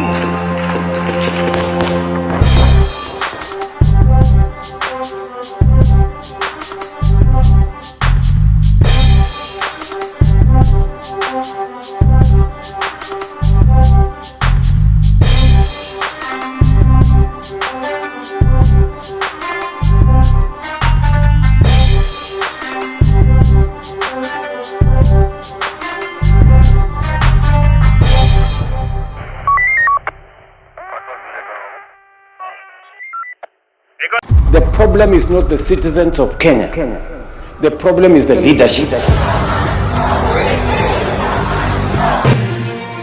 From Marara Kebaso injecting Uhuru Kenyatta na Matiang'i should not come close to the State House. Okay. To Sudan's RSF parallel government set up in Kenya. What we want, just when we want it, right now. What is period poverty? What is period poverty? Oscar Sudi at the wrong place.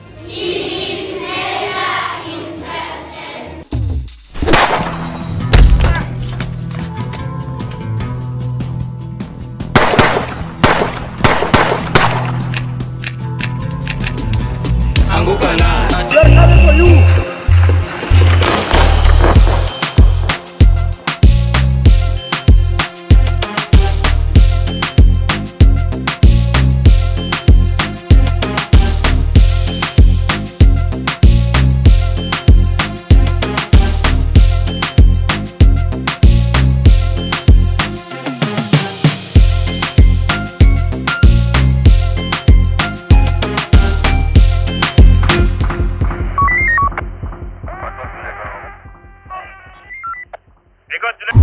We have forgotten, and Kenyans should stop being forgetful. Okay. That we lost 24.6 billion shillings. Hello, how are you?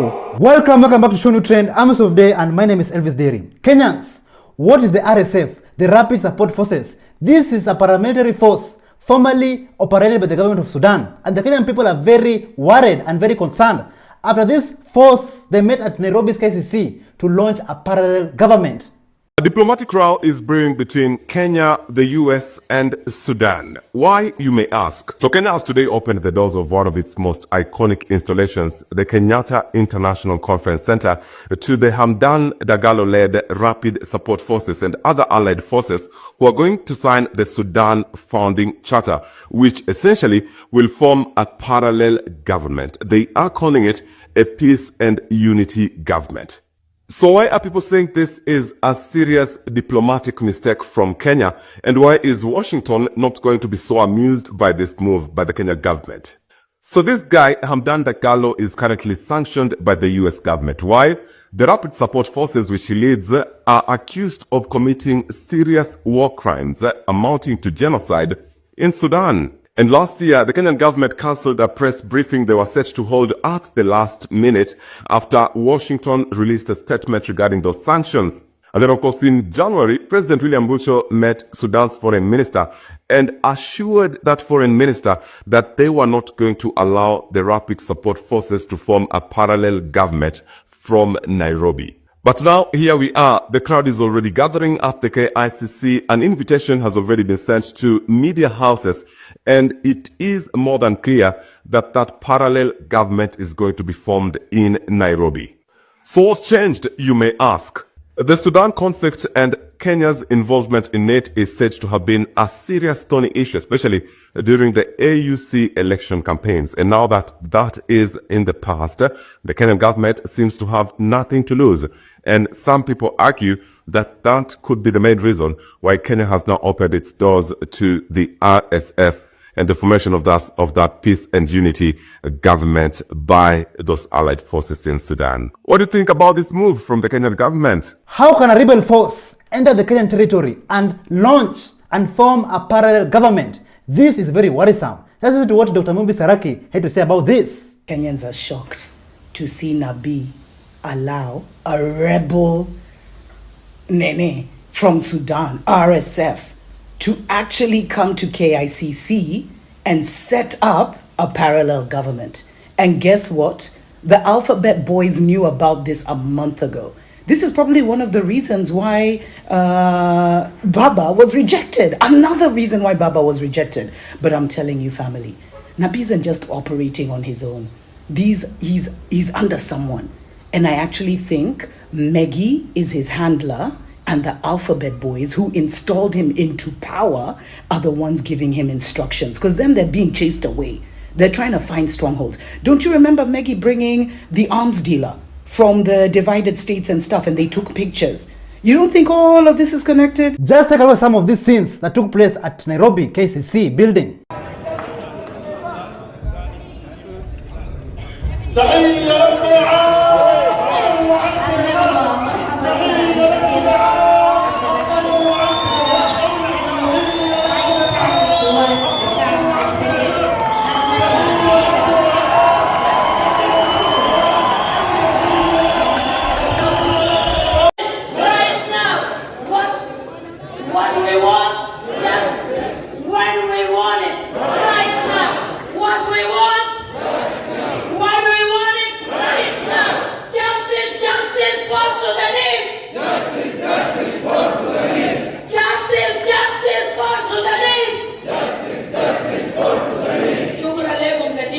Election season is around the corner, just a year and a few months, and many Kenyans want new faces in the coming government. So, who do you think will be worthy to be given the keys to State House after the next elections? Listen to this. Nilikuwa naendelea kuzungumzia mambo ya Uhuru Kenyatta na ni kwa nini Uhuru Kenyatta na Matiang'i should not come close to the State House. Okay, why?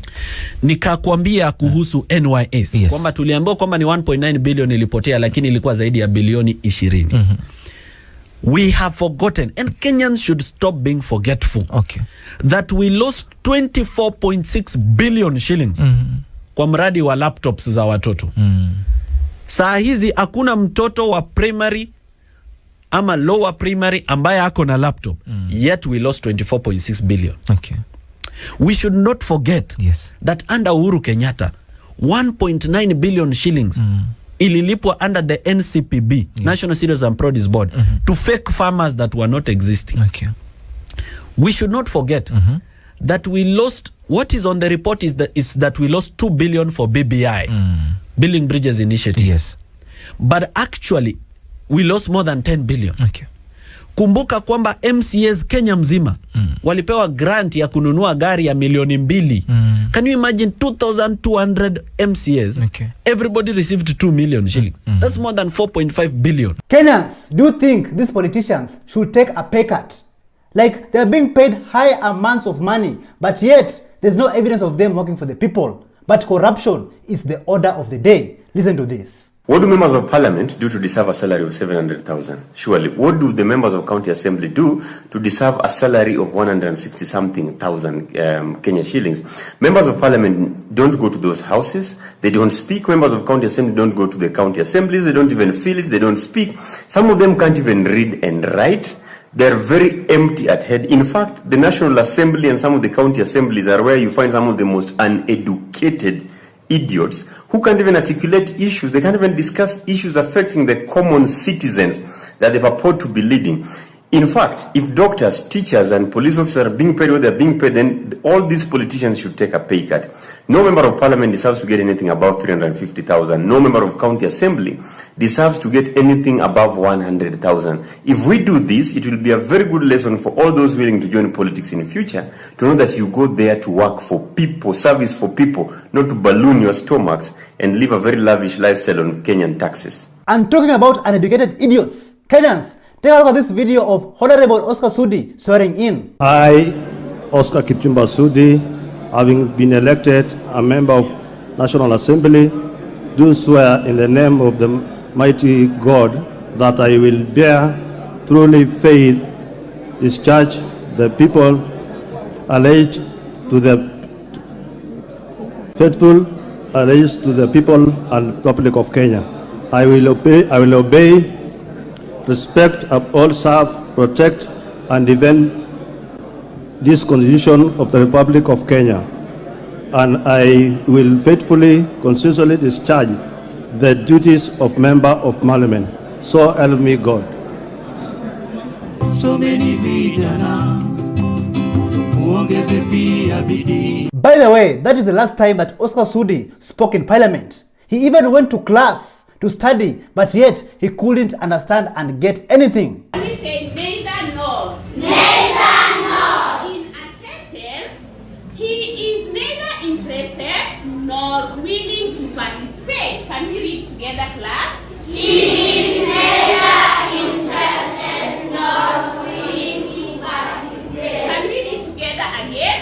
He is neither interested nor willing to participate. As we continue, I want to show you guys a rare video of Oscar Sudi back in the days when he was still a young boy in school. Take a look. 2, 3, 4, 5, 6, 7, 8,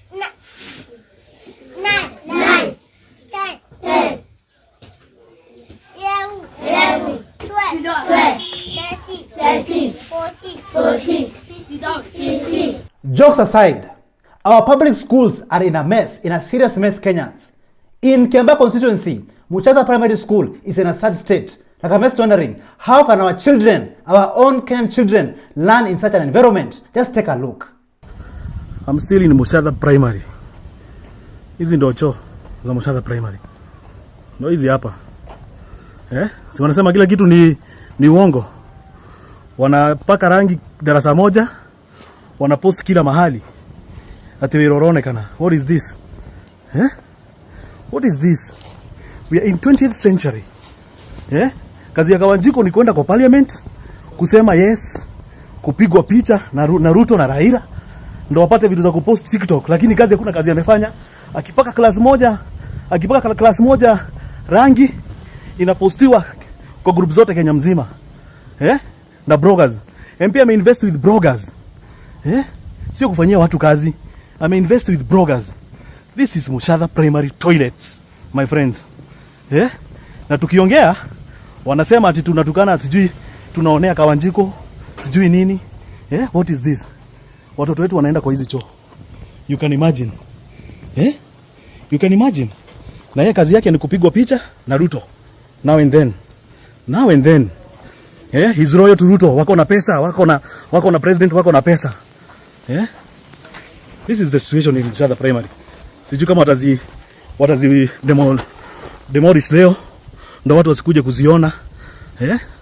But this is the situation in Muchadha Primary. What a sad state of affair. I really weep for my country, Kenya. Like Kenya and the Kenyan people and our children, they deserve better than this. Just take a look at this video of this road in a very shameful and in a very poor condition. This is one of grassroots data collection of Kia Mtata PEC committee, and we came to the Magadi ward. And guys, this is a road. This is a road. You see this? This is a road. And one of the biggest problem in this area is roads. Every person talks about roads. So many people have died being taken to hospital. There's no hospital on this side. So imagine someone being transported from this side. This is flooded. Many people have died because they have no roads. This is actually Kajiado West, Guruman area. This constituency in Kajiado County, no roads, guys. This is a road. This is it. This is a road. Children going to school, pregnant mothers have died. This side is no hospital. The hospital was washed away, so they are supposed to be taken to hospital way far, and there's totally no roads. This is Kenya, guys. This is Kenya. This is a road in Kenya, Kajiado County. We are in a serious problem. We need to do something as the people of Kenya, especially for the Maasai community. These politicians are no longer hiding corruption anymore. Like they're just doing it in the open space, in the open air for the world and the people to see. That even foreigners who are coming to Kenya, they're trolling our country.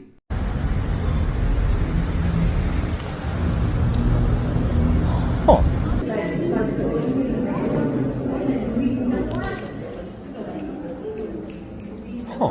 Kenyans have filed a petition in court challenging President William Ruto's mental fitness, citing excessive lies and leadership failures. They have requested Chief Justice Martha Koome to establish a bench to assess President William Ruto's mental fitness. Just take a look. He's mentally sick. He's completely out of touch with reality. Who knows a person who has lied 50 times? Forget 5,000. 50 times. Does anybody know mtu amekudanganya mara 50? Ruto ako na 5,000. Huyo jamaa ni mgonjwa. Ni kila siku. Kila siku. Tuko na Germany, tuko na Swimming Lions, tuko na Parliament of Bamboo. This guys. Tuko na people are not abducted. People are not abducted. Kindiki anatuambia there was gunshot that came from the police, but we cannot tell whether the killing was a result of that. These people are not even trying now. They are just telling blatant lies. Walishika jamaa kwari in a record 24 hours.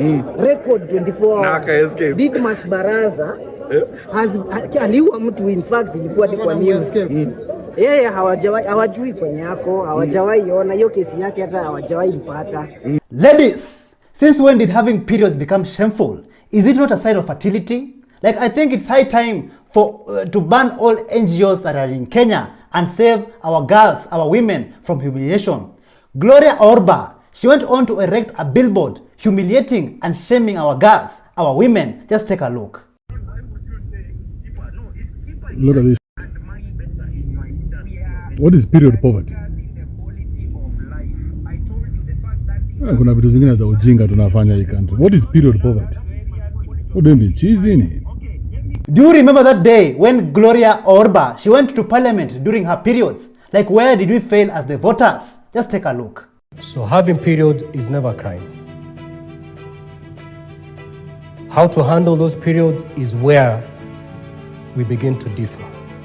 A woman on her period caused quite a stir in the Kenyan parliament because she wasn't wearing this. I am talking of Gloria Orboba, a senator in Kenya who has been criticized by other MPs, including women senators, for showing up to the parliament in her blood-stained pants. And for this, she was asked to leave the floor. Indeed, if you read the Bible and even the Quran, if a woman is going through her periods, they're not even allowed to touch the Bible or the Quran. So you cannot say that being discriminated against. So Senator Gloria, I sympathize with you that you're going through the natural act of menstruation. You have stained your wonderful suit. I'm not asking you to leave because you're out of order, but I'm asking you to leave so that you go change and come back with a cloth that is not stained. Kenyans, what kind of politicians did you vote for? Like, seriously? Mutahi Kagwe went on to send a strong message to President William Ruto and Raila Odinga, telling them not to take their positions so strongly. It is just temporary. Listen to this. Never take your position, the position that you hold, so strongly that if you do not have that position, then you are nothing. The position you hold is just a position. Whether you are the president, member of parliament, a big person on the judiciary, is just a position. The final day will be you alone. and you without opposition. If we can be like Judy, who did so many things yet remained so humble. It's amazing. For me, it's just amazing. When I heard people talk about her and I just thought about her as my daughter, it's absolutely amazing. I can see Judy doing this. I can see Judy getting up there and wondering whether there might be a few people in hell who have been taken there by mistake, and are wanting to take those cases for them instantly and immediately. Nairobi's Governor Sakaja was asked a very simple question: what he thinks about the anger directed towards the government, and this is how he answered this question. What are your thoughts on the current political anger directed towards the government? My thoughts is the expression of anger by the public should not be ignored. We should listen. Government should listen at all levels, national government, county government. We should not look for excuses and say that this is driven politically or it is funded or whatnot, because where there is smoke, there is fire. People have great expectations, and you can look at it positively or negatively. For me, whenever there's, and I get a lot of it, I try to see what is the source of it, what can I do about it as a governor. And so let us not also react with anger towards Kenyans. Let's not speak with arrogance and pride. It never works. It never works. So I mean, let's have our ear on the ground, and you will see it changing because people are genuine. I believe Kenyans are honest people. They can and they're not fools. You know, they can know when what you're saying is correct or when it is not. Our entertainment industry, the music industry, is in total shambles. A former MCA and a musician in Bungoma County complains of how musicians are being mistreated in Kenya. Just listen to what he had to say. Tukosea wapi Ruto? President, sisi kama wasanii tulikosea wapi? Wacha nitoe tu nguo. Mnione uchi yangu, mnione uchi. Yaani president, mtu anaitwa Ezekiel Mutua anatumia judiciary. Ana manipulate judiciary kutumaliza sisi wanamuziki. Tamu ya watu kukaa kwa ofisi iliisha. Tukasema tuende uchaguzi wakakataa. Saa hii wameenda kotini, kuna mtu anaitwa Njoki Mwangi. Amesema tuende kwa ofisi kama interim board. Saa hii tena amerudi amesema hapana. Hapana wasiingie. Tunafanya nini? Tunacheza mchezo drama ya nini? Sisi wanamuziki tulikosea nini? Mungu Baba, tulikosea wapi? Yaani sisi tulikosea wapi? Mungu Baba tusamee. Wanamuziki tulikosea wapi Mungu? Ewe Baba, wajua sababu kwa nini tuyapitie haya. Mungu Baba, wewe wajua sababu kwa nini tuyapitie. Yani niulize, mtu anaitwa Ezekiel Mutua na mtu anaitwa Kubasu Law Firm. To be honest, Kenya needs to be restarted. We need to start afresh as a country. We need a new government that will serve the people of Kenya with integrity. Let's listen to how this man of God injected. Speak truth to power. If some things are wrong, they are wrong. Abductions are real. We have a leadership that has become very unresponsive, very defensive on their position and whatever they want to do. When you see a father going to court, coming all the way from Embu, coming to court with the hope that they will produce his son. Even if in chains, at least you will have seen his son. And the father, of course, the son doesn't show up. And the father is so broken, cries in front of the whole world like a baby, saying, I just want to see my son. That should prick our conscience, friends. These things are real. So it upsets some of us when you hear a whole elected politician claiming that there's nothing like abductions in this country. In fact, suggesting that, oh no, maybe some of those young people are somewhere in an Airbnb hanging out with their lovers, and then after a few days they will come out and then tell us that they were abducted. How irresponsible can we be? Agencies? This journey that you began last year cannot stop now. It must stop at the ballot box. Tunajua kuna zingine pia tukiangalia tu kweli. Hii nchi yetu pia iko pabaya, kusema tu kweli. Tunaumia sote, sisi wananchi na nyinyi pia kama mapolisi. Kila mtu. Shida ikitushika, shida hakuna njia ya generali, hakuna njia ya polisi, si ndio? Tukiumia tunaumia wote. And remember that if we have good leadership, Ukiwa na nini nzuri, nchi nzuri, wote tutakuwa mahali poa. Wazazi wetu wote wanalia huko nyumbani, hawawezi enda usiku, wote wanaumia. Wakikufa hata sisi wetu wanakufa. Hii ndio mlipiga kura. Hakuna mtu asikii vizuri. Naona. Kwanza siku wa Kenya wangeambilika. Sisi ndio mlipiga kura. Sisi we don't even vote, tunawachunga. Mnatuingiza kwa noma na ni sawa, but sasa hata ukiangalia nikichunga kura. Ukiangalia umeingiza huyo mudi. Sasa mnamgeuka sasa. What are we supposed to do? Ni kama wapi akikuja hapa. Hapa ni kunyamba kila siku. Hata nyamba sana. Yako na gari yake. Sisi hatujui hiyo.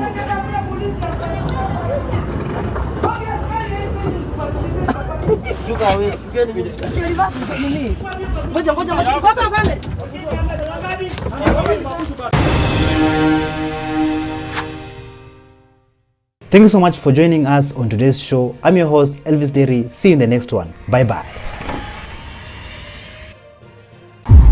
We have forgotten, and Kenyans should stop being forgetful, that we lost 24.6 billion shillings.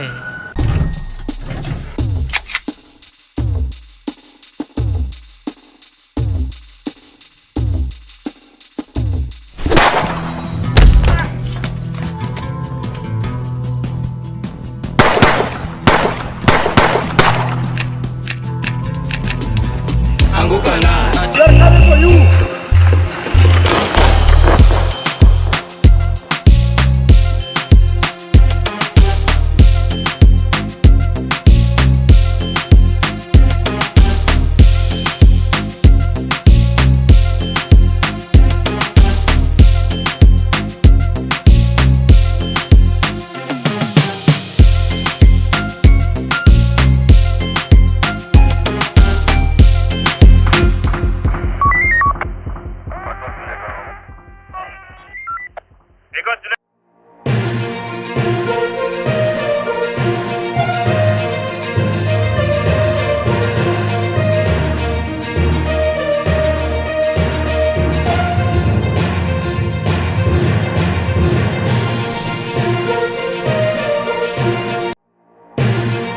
From abductions caught on camera to patriots occupying the streets, have we lost the young generation? Power to the people. Gachagua threatened government. And if this unit is not dismantled, we'll be giving the name of the building and the full names. They're coming for you.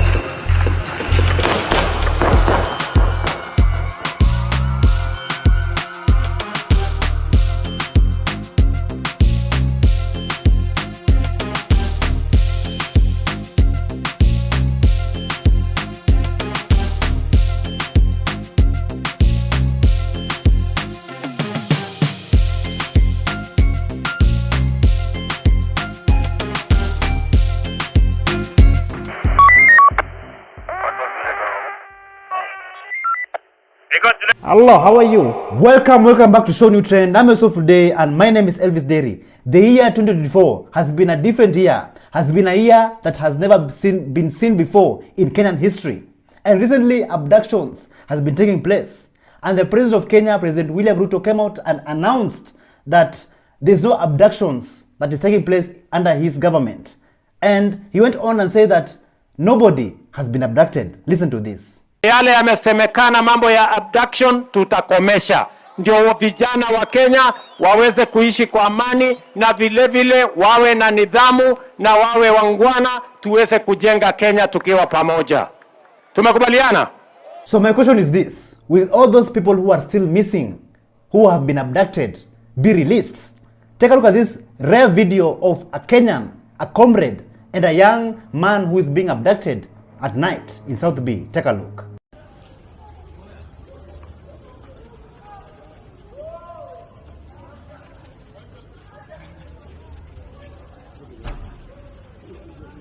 Anamuingiza kwa boot.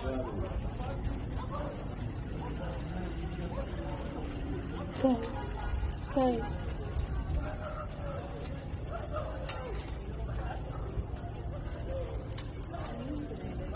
Wewe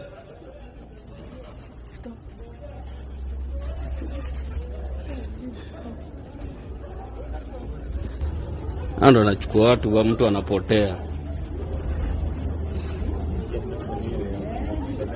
This is crazy and totally wrong. Like so many Kenyans own Subaru and Probox, but they're using this type of cars to conduct their illegal abductions in Kenya. And right now, so many Subaru owners are worried because the image has already been tarnished. Hey guys, kindly, may I have a Subaru? Na hizi Subaru saizi imechoma picha. Mpaka na sasa hivi nasikia kama anaweza uza Subaru yangu. Sababu unaweza kuta mtu anaweza kukumistake, afikirie wewe ndio Subaru ndio unabeba watu. Well my friends, mimi people should know that not all Subarus are Subaru. Sababu wao madisi wamefanya mpaka Subaru was a very nice car. Mpaka mtu kutembea na Subaru unaingisha fear. Kama mtu anasema ndio hiyo. Hawa Subaru boys. So I think kindly babe, unasemaje tuuze hii Subaru yetu ama tuiweke parking tununue gari lingine? Kwanza Subaru sababu we love the car so much. Wenda kama umefungua dirisha. Unajua paka kwanza tuseme kuna mtu anaweza tu kukodea sema ndio yote ya Subaru ndio kabla ufikirie papa na shida yote imeletwa na hao watu kwa abduct watu. The former deputy president of Kenya, Rigathi Gachagua, he came out and said that if the abduction unit is not disbanded, he will come out and he will reveal the location and also the persons who are in charge in these abductions that has been going on and taking place every day in Kenya. Listen to what Deputy Rigathi Gachagua had to say. And if this unit is not dismantled, we'll be giving the name of the building and the full names of that officer and his cousin in this administration.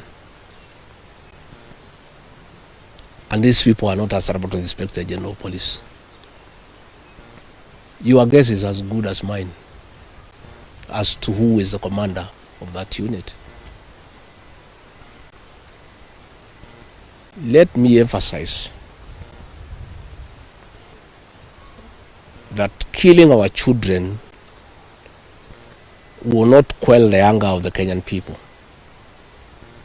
People are very angry with this administration. Abducting young people is not a solution. You must address the cause of the disquiet, of the discontent. Why are people aggrieved with this administration? That must be dealt with. Abducting these children and killing them is not a solution. And I must remind my friend and brother, Dr. William Ruto, that since independence, no government has ever gone for children. This is the first administration in the history of this country to target children for repression and persecution. Even the colonial administration, brutal as it was, it never went for the children. And the question the president must address is simple. Why has everybody turned against you and the administration in only 2 years? After Rigathi Gachagua's statement, Kenyans did not waste time, neither they did not hesitate to reveal the persons who is in charge or involved in the abductions. Take a look. Fear Kenyans. I repeat, fear Kenyans. Revolution is real. Now, just a few hours after Rigiji has given us hint of who the abductors might be, akatupatia location, akatuambia ni city center, akatupatia floor, akatuambia ni 21st floor, na akatupatia the first name of the person who is leading the abductions, Mr. Abel. Now, Kenyans hawajalala. They have gone ahead, identified some few government buildings, because these people might not be operating from private buildings. Kenyans wakasapo KICC na wakasampo Nyayo. Sasa bado tunaendelea kufanya uchunguzi, but uchunguzi mahali imefika kuna mahali imeonekana the person is called Mr. Abel Kimboi, a former GSU officer, and a cousin to Farouk Kibet. We have noticed that some politicians are trying to sell fear to the Gen Z parents so that the parents can tell their children, the Gen Zs, to stop talking about the government or being involved in anything to do with the government. But Grace Wasuka, an actress, she came out and said that she will not be cowed in fighting for good governance in this country. Just listen to what she had to say. So my mother has just called me and she's like, Washuka, I'm hearing that you're posting political posts. People are being abducted. Take them down. Take them down. And then I hear my aunt in the background. We want you alive.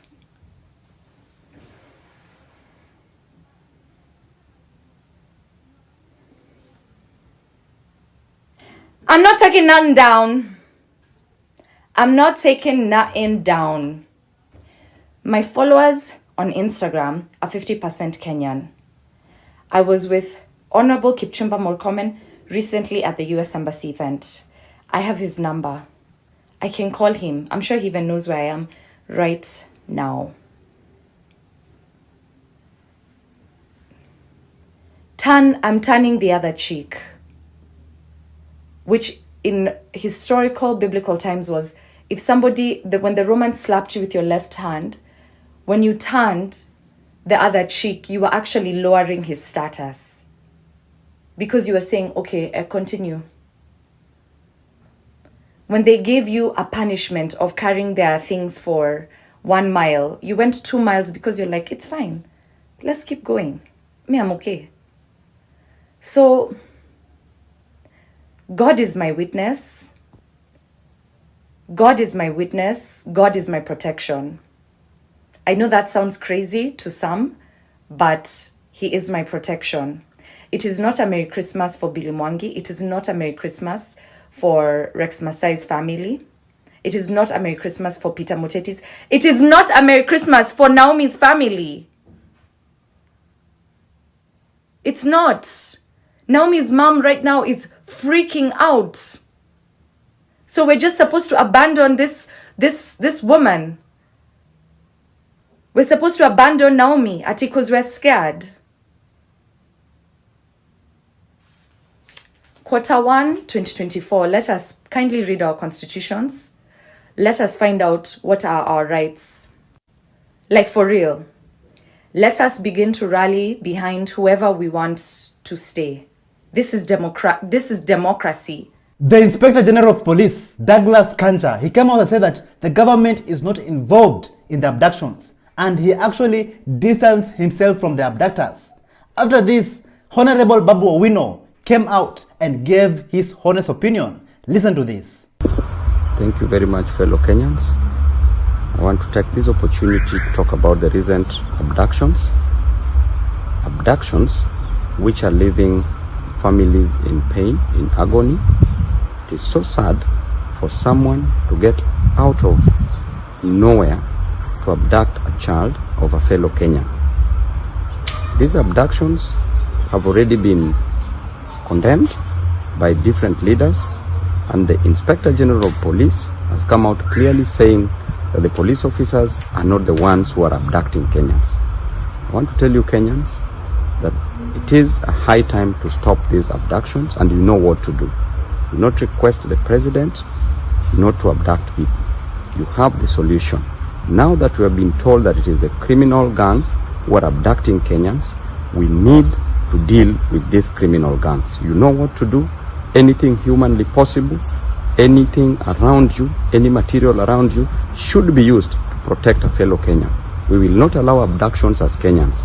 If you stopped President Ruto from signing the finance bill into an act, then you can stop a few group of people, 2 or 3, from abducting fellow Kenyans. Let us deal with these people decisively. Kenyans, let us ensure that no Kenyan suffers anymore. So since these abductors have been categorized as criminals, as goons, Kenyans, how do you deal with such people in those Subarus and Probox? Listen to this man from all the way from Kisumu City, what he had to say. Guys, let me give you pointers on this abduction, on how to solve this abduction problem. The reason why I'm a Luo, In Kisumu, for example, tuseme kuna msee alikuwa abductiwa, right? The first thing utaona mawe itatoka from nowhere. Au mtu ameitupa. Na hiyo mawe imelengwa kwa windscreen na hiyo gari yenye imekuja kwa abduct msee. Then driver atashtuka na atachomoa gari haraka. Si ataacha wale wase wana abduct msee hapo nje. That is when public inabaki na hawa wase kama ni 4 ama 3. Kwani kazi ya mawe ni nini? Si mtumie tu akili.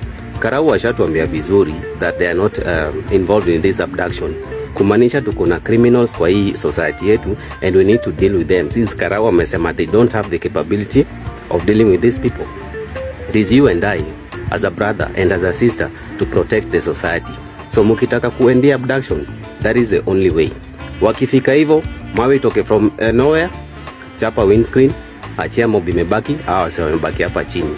As we all know, Kenyans are fearless and they will always speak their mind no matter what. One Kenyan man came out and said that the president of Kenya, President William Ruto, is brainless. Just listen to what he Bro. Ruto.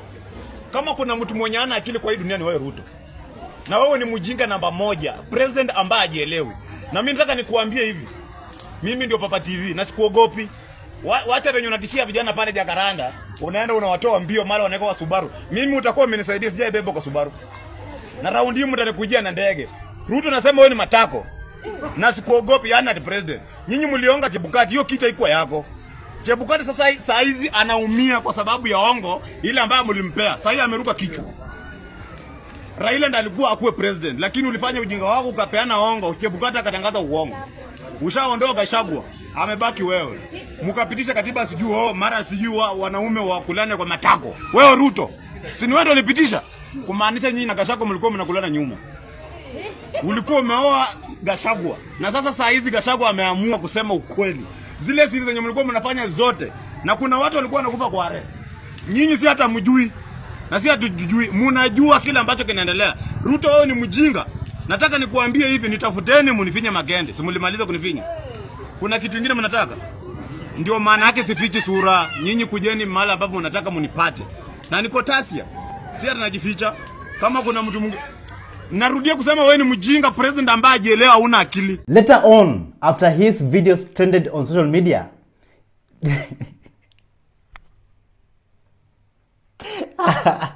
wacheni kuniangaisha. Saizi hata kwenda kwa duka peke yake siwezi. Naomba tu mnisamee. Please. Ruto, ambia hao madisiao waachane na mimi. Wananipeleka mbio. Mimi sitaki. Na nyinyi madisiao acha niwaambie. Najua ni kazi mmepewa. Munitafute. Si ati mlikuwa mmekosa kazi ya kufanya. Mimi vitu zenye nilikuwa naongea mimi by the way mimi naomba msamaha. Wacheni kunitishia maisha mkinipigia simu mkiniuliza penye niko, mkiniuliza wengine wanajifanya wanataka kutoa content na mimi. Please. Nataka niwaambie hivi. Mimi mnanihangaisha. Naomba msamaha. Nilitusiana na sitawahi rudia tena. Please. Nimeenda nyumbani nikidhania ni kuzuri, kumbe huko ndo kubaya kabisa. Mimi mambo ya kutusiana tena nimeachana nayo. Mimi nadhania kuongea mtu anaweza ongea tu. Please, sitawahi tusiana tena. Apart from our brother being clouded in fear, Kimani Ichung'wah also came out and threatened the Kenyans and the Gen Zs who are criticizing the current government, who are criticizing the president of Kenya, William Ruto. Nirudi nisirudi. Nirudi tena. Na mtu akicheza na baba nifieke. Mtu akicheza na Rais Ruto nifieke.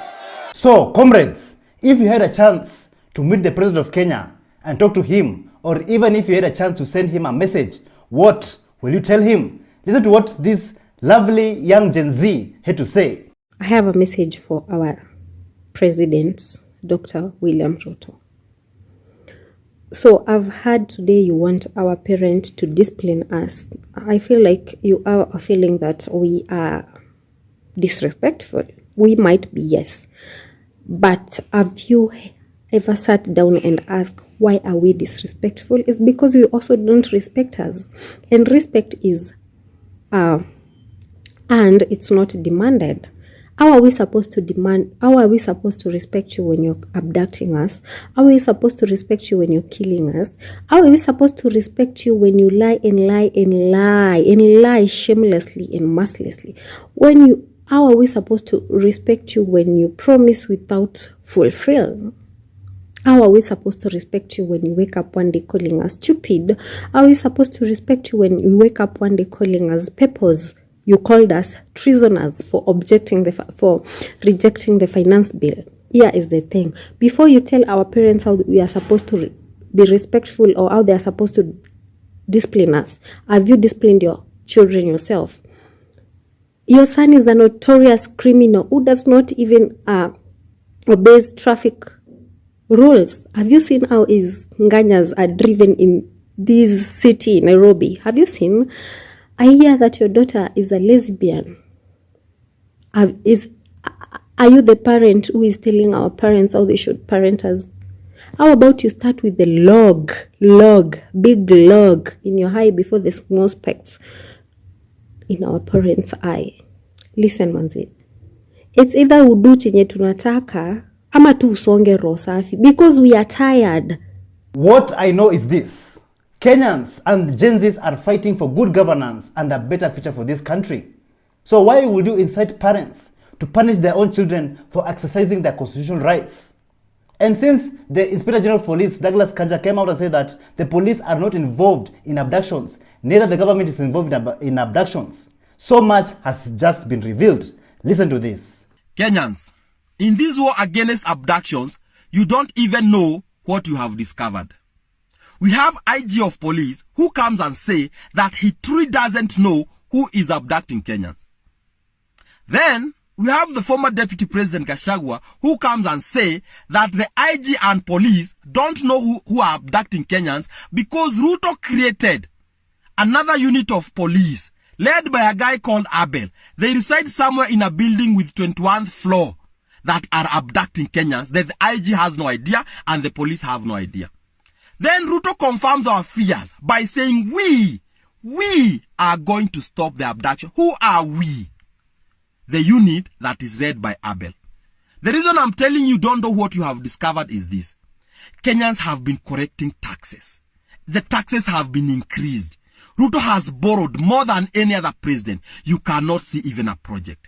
Is there a possibility that there is another treasury that Kenyans don't know? Outside the government that we know, Ruto has created another treasury of correcting money outside the Kenya government we know.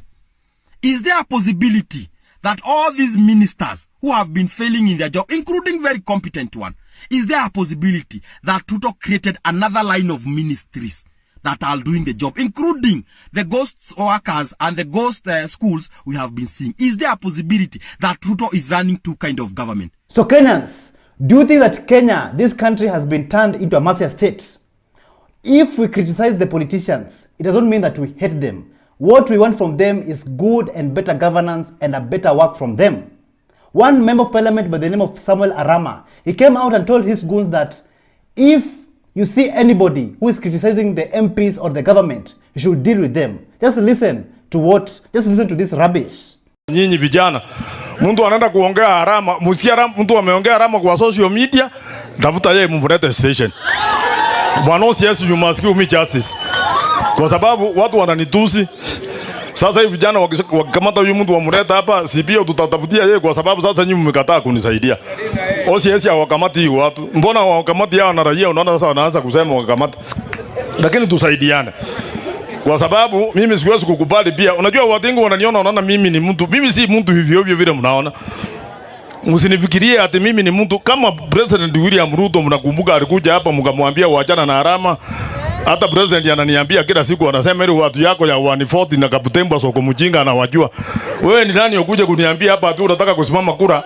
Ati sasa wewe umekuja ni jembe mpya, jembe ya kwenda kulima wapi? Ena mkataze hiyo watu. Hiyo watu sasa mtaenda mchauane vijana kama 200. Nyinyi ndio mnaweka amani hapa. Amani tu. Watu wakikuja kunitusi msipige yeye, mnashika yeye mnampeleka OCS. Mnasema mtu alikuwa anatusi mheshimiwa wetu, si ndio? Kwa hivyo leo ni onyo kwa ile watu wanapita hapa. Mimi ndio member of parliament until 2020. 7. Kama wanataka kutoka hapo, wakuja wanitoe. After all these abduction scandals in Kenya, it was time to occupy the country, occupy the streets, and protest against abductions in Kenya. #end abductions in Kenya. And let me tell you, Kenyans, activists, and the Gen Zs, they injected and they demonstrated mercilessly and fearlessly. Take a look at some of these scenes that took place during the End Abductions in Kenya protests.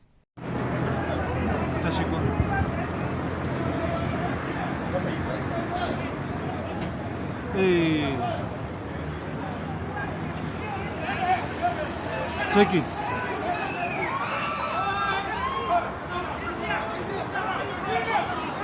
Tunaona. Sasa kwa nini utandike mtu?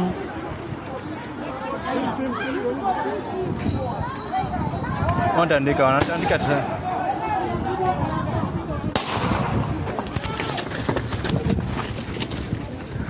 Freedom of expression is our right.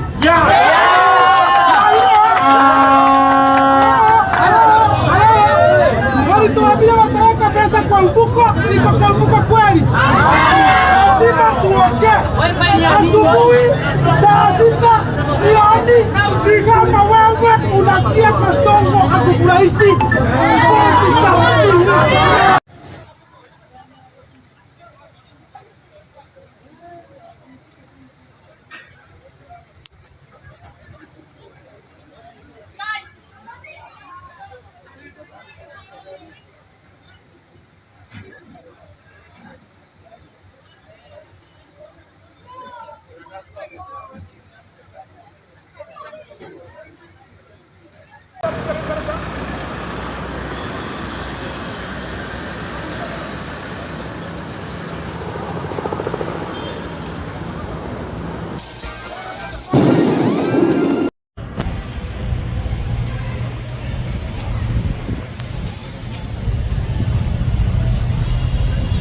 Very, very stupid profession.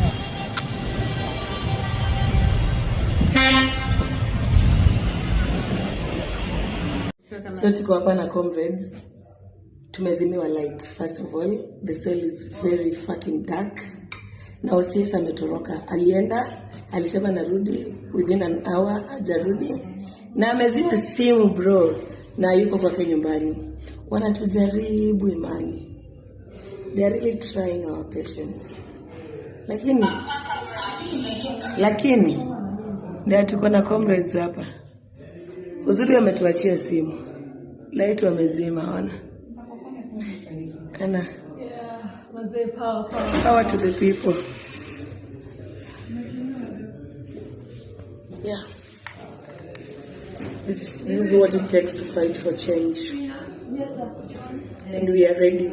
Wale wa oi na waweza this is not your time. Tuko tu sawa. Okay. Tuko tu sawa. Thank you.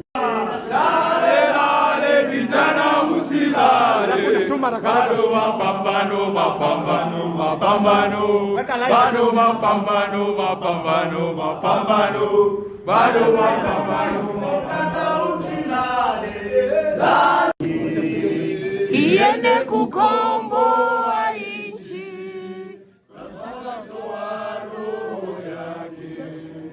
iende kukomboa nchi.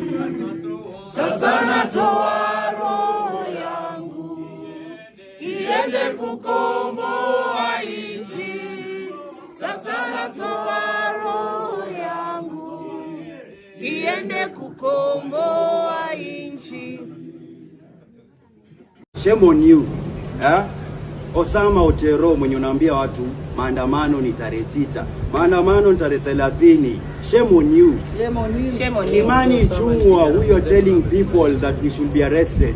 Shame on you. Shame on you. Rigathi Gachagua mwenye unatuambia you know these places but you're not telling us. Shame on you. Shame on you. And we want to tell you, these people you're wearing capes, these abductors you're wearing leather jackets, mnavaa kama tunawatambua.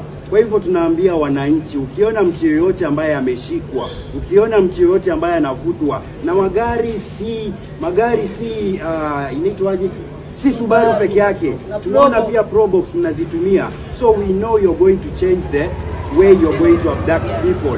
And we are very, very disappointed with you, Mr. President. You cannot come out yesterday and tell us now tunaenda kuachilia wale watu. And then the statement ya polisi, you're telling us that you don't know what is happening. Tuko na uoga tunaishi ni kama wanyonge. Yaani afadhali ukutana na mwizi kuliko askari. Ukikutana na askari uko na uoga kuliko mwizi. Mwizi utampatia pesa yake atakuacha. Askari anataka kushika na kusingizia vitu vingine. Vitu ambavyo unafanyangi. Wewe utapigia mama yako mzazi aje simu akwambie umeshikwa na robbery with violence. Kitu ambacho hujafanya. Thank you so much for joining us on today's show. I'm your host, Elvis Derry. See you in the next one. Bye-bye.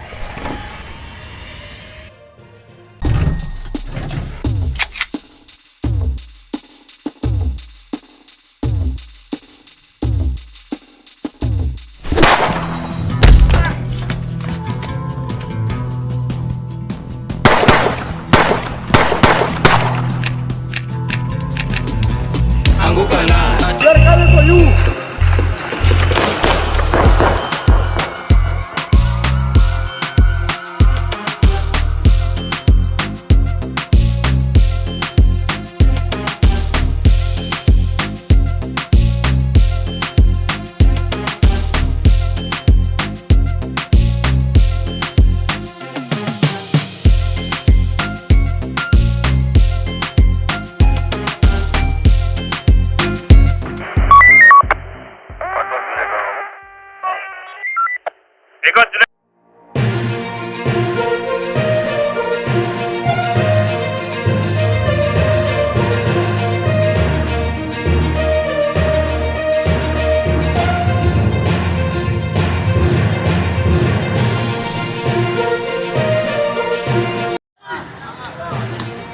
From Ian Njoroge case withdrawn. It's a day we've been long awaiting for, and finally it has reached. To corrupt traffic police officers arrested. Are we eating cat meat? Jamaa amebeba paka imekufa kwa kagunia. School children tear gassed.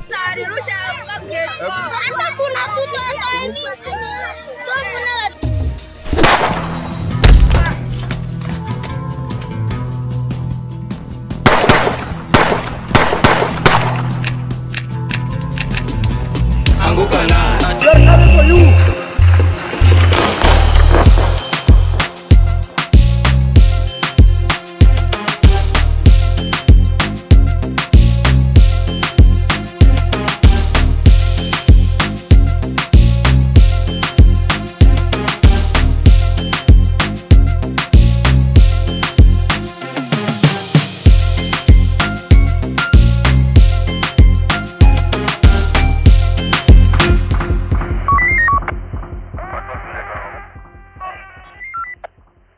Hello, how are you? Welcome back to ShowNewTrend. I'm host of the day and my name is Elvis Derry. Ian Njoroge, aka The GOAT, has finally been set free after his case of assault towards a police officer has been withdrawn. Police Corporal Jacob Ogendo forgave Ian Njoroge after Mike Sonko's intervention, and this is what Ian Njoroge had to say after his release. Listen to this. First of all, thank the Lord for this day. It's a day we've been long awaiting for, and finally it has reached.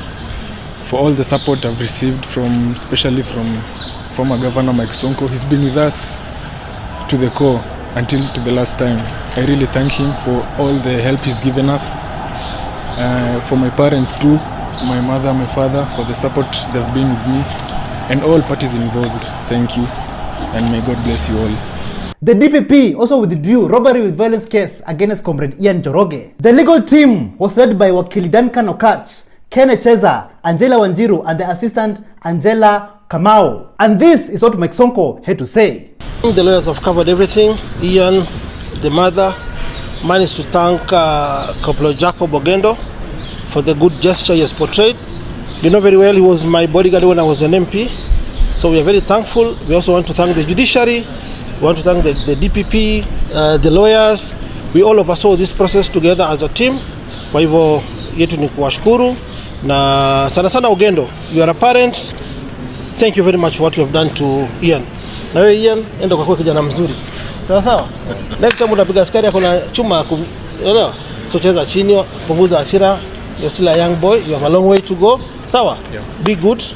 Tuendelee na maisha. Yes. Thank you very much. So before you continue, just take a look at this video of Ian Njoroge, Comrade Ian Njoroge injecting.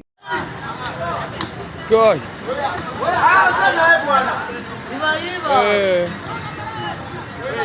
Drama ensued in Kitui County after Ikanga MCA Cyrus Kisavi was dramatically arrested by DCI detectives. Just take a look at this. Kwa nini mna abduct mtu wetu? Kwa nini mnafanya abduction pachama? Wewe nyinyi akina nani? Nyinyi akina nani mnafanya abduction? Wewe mjintroduce bwana. Wewe kubwa. Nyinyi ni akina nani? Introduction si mbaya. Hiyo ni abduction bwana. Hapana. Kwa nini mtampea ajilete? Kwa nini mnakuja kufanya abduction leo tuko na mambo ya chama?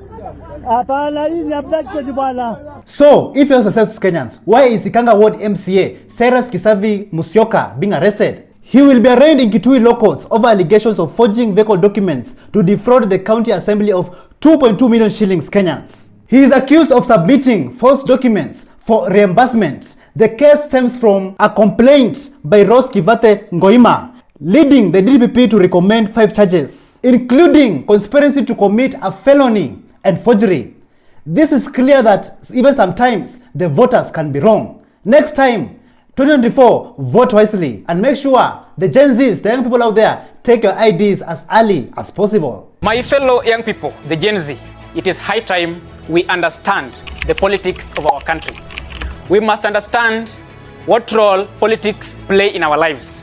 And until we get politically mature, we will always be maneuvered, swayed, or deceived into supporting people politically, those who don't have Kenyan interest at heart. Are you a lover of street foods? Chief Environment Officer Geoffrey Mosiria, he caught a man with a dead cat inside a bag, which was going to be allegedly used to prepare street foods, especially Mutura delicacy. Kenyans, just take a look at this. So, mkiangalia hapa ni town. Tumepata jamaa amekaa hapa. Na jamaa kona paka imekufa. Jamaa amebeba paka imekufa kwa kagunia. Nimeandika bana. Ameandika. Jamaa angalia. Mkiangalia hapa ni jamaa town katikati. Mtu tumempata amekaa hapa na paka imekufa. Ni kama alikuwa anataka kuenda sijui kuikula ama kuifanyia nini. Hapana, yeye anaenda kuchanganya na mutura. Papo mnakula mutura. Kumbe hiyo mutura ni paka sawa? Mimi jamaa alikuwa amekachora sawa? Alikuwa amekachora hiyo. Sasa ni kitu ajui. Si ndio? Alikuwa amesunda hapa Masai fika asongeshe ripo. Sawa ukikuja Masako kula mutura, mother paka kumbe umekunywa paka. Si ndio? Hiyo ni ukweli. Hiyo ni ukweli. Hiyo ndio ukweli. Hivyo ndio vijana wa mtaa wameniambia hivi. Ati huyu jamaa alikuwa amekasunda hapo, anategea matime zake zifike. Alafu apime hiyo ring aende nao wapi? Hata unaona kitu shuka bama uone. Ana kikosi bama. So hii ni motorai. Police officers in Meru County fired tear gas at Njukinjiru Primary School, causing panic among pupils as they choked on fumes. Officers were dispersing Nkabune residents, protesting poor road conditions when demonstrators sought refuge in the school. Police officers followed and threw tear gas canisters, exposing school children to harmful smoke during class. Just take a look at this.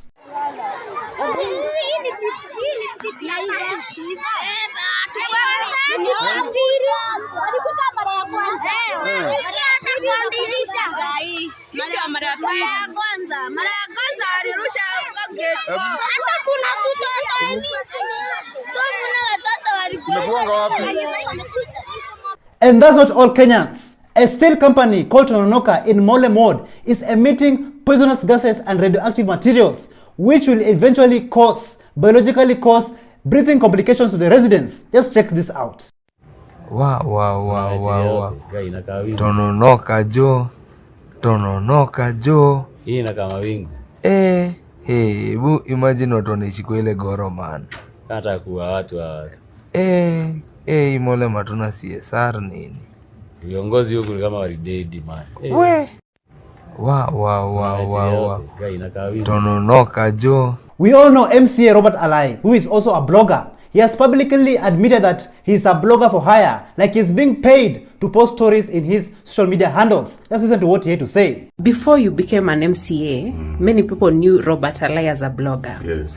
Have you ever been paid to publish something about someone or an organization on your social media pages? Who is not paid? Oh, Who is okay. Not, you know, for you to do everything in this world, you are paid. But paid by who? Okay. Are you paying yourself? Are you finding ways of monetizing your work? Are you, you know, for you to be a journalist, if somebody asks you that you are a journalist, are you paid to write stories? You are paid, yes, but by who? Okay. You see, I pay myself or by the organization I work for. So I'm paid, but by the organization I work for. So an enemy of somebody has ever paid you to? No, you don't do that. In fact, I find it hard because, you know, I'm not a believer in trending things. I don't believe I don't believe in those things, you know, because I don't believe, and that's why I give my opinions. You don't find me tweeting a lot about the same issue. I tweet once, then I say how, because I just want to give my objective truth and leave the people to judge. If they judge that I'm wrong, sawa. If they judge that I'm right, sawa. Dear motorists, are you not tired of corruption on our roads in a daily basis every day? Like recently, the EACC arrested 3 traffic police officers allegedly collecting bribes along the Naivasha-Mahimai highway, and even shots were fired. Just take a look at how things unfolded.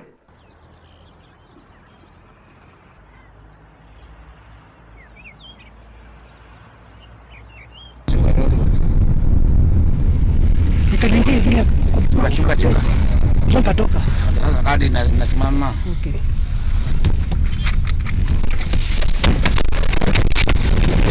Sisi website, EACC. Unaanza kwa EACC. Tulia. Sawa. Tuko pamoja. Mara moja. Tulia. Yanapigi. Toki. Waraka sana. Tulia. Kuta. Wewe acha kwanza. Tulia. Unaanza kwa EACC. Tulia. Ngoja. Buka hii nani? Nasubiria kitu. Sina kitu. Tulia huko. Tulia huko tunaruka. Achia huyu. Just take a look at this video of how some traffic police officers are harassing motorists in a daily basis. Tendi mahali kama umenishika. Record vizuri, onekane venye amenishika. Record. Wewe unacheza. Ni wache. Itafuta hii gari nani? Niwache. Au nishiki hivyo, hebu niwache. Record. Wewe uko na shida, wewe utatii sana wewe. Haki ya Mungu utatii. Utatii vibaya sana. Hiyo ndio vitu na wakati. Sawa. Nini nilipita na wakati? Iko nadi ona. Onesha gari station. Onesha vizuri. Ndio mkono hapa. Ndio mkono. Onesha. Hiyo pesa ulikuwa unatafuta hata utapata. The people of Kenya have decided to ask serious questions concerning affordable housing. Kenyans, is this a scam or not? Listen to this. So tell me, how does this make sense? You take my money, build a house with my money, and then tell me that I do not own that house, that if I want that house, I need to come and buy that house from you. So what's your role in this? Why shouldn't I just take my own money and then go build myself a house? Why do I need to give you that money and then have to come and buy that house from you again? How is that not a scam? How is that not a scam? Because that is what the CS has said. Affordable housing is clearly a bigger scam. Take my money, build a house with it. I don't own that house, you own that house, and then I have to come and buy that house from you. This government is a big Shylock. God have mercy on us. It is time. It is time for the youth of Kenya to unite, come together and agree on one agenda. Kenya and Kenyans deserve better. Deserve a better tomorrow. Deserve a better future. Development, school, health, you name it. It is time for change.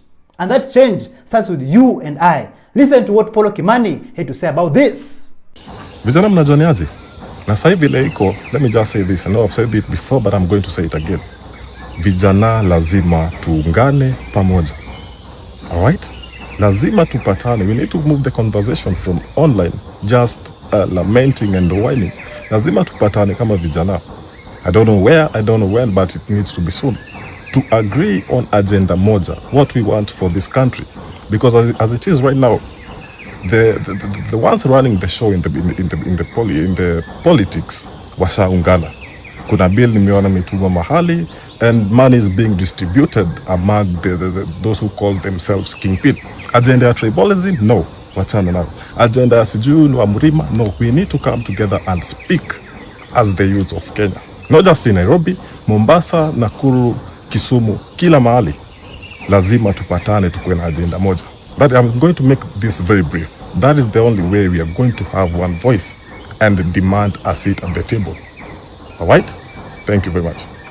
Tunataka barabara kutoka bypass, kutoka 44 ikuje mpaka Windsor, itoke Windsor ifike Ruaka, itoke Ruaka ikuje mpaka Limuru, itoke Limuru irudi Kino, itoke Kino irudi mpaka Njoro, ikikufika hapa Njoro ienda Digitare, itoke hapo irudi mpaka 44 tena ienda hadi bypass Kisumu. Uongo. Thank you so much for joining us on today's show. I'm your host, Elvis Derry. See you in the next one. Bye-bye.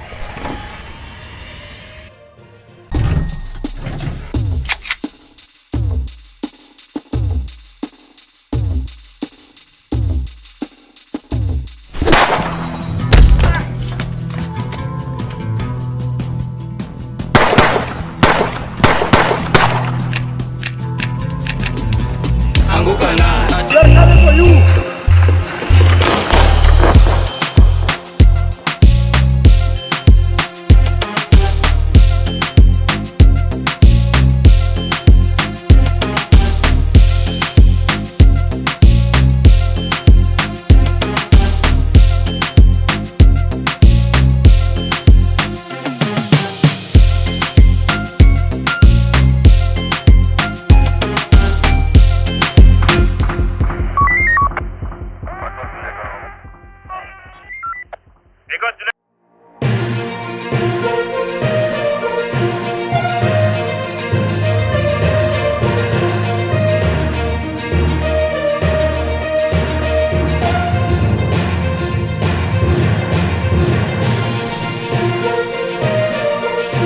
The problem is not the citizens of Kenya. The problem is the leadership.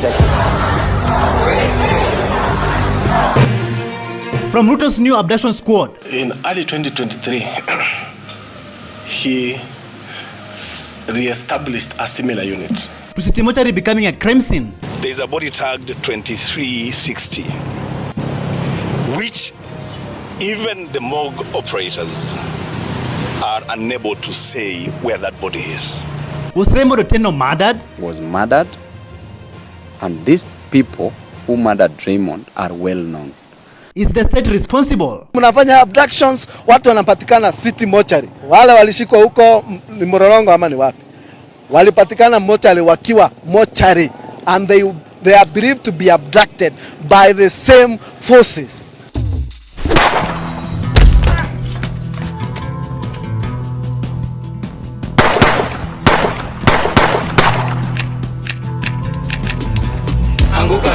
They're coming for you.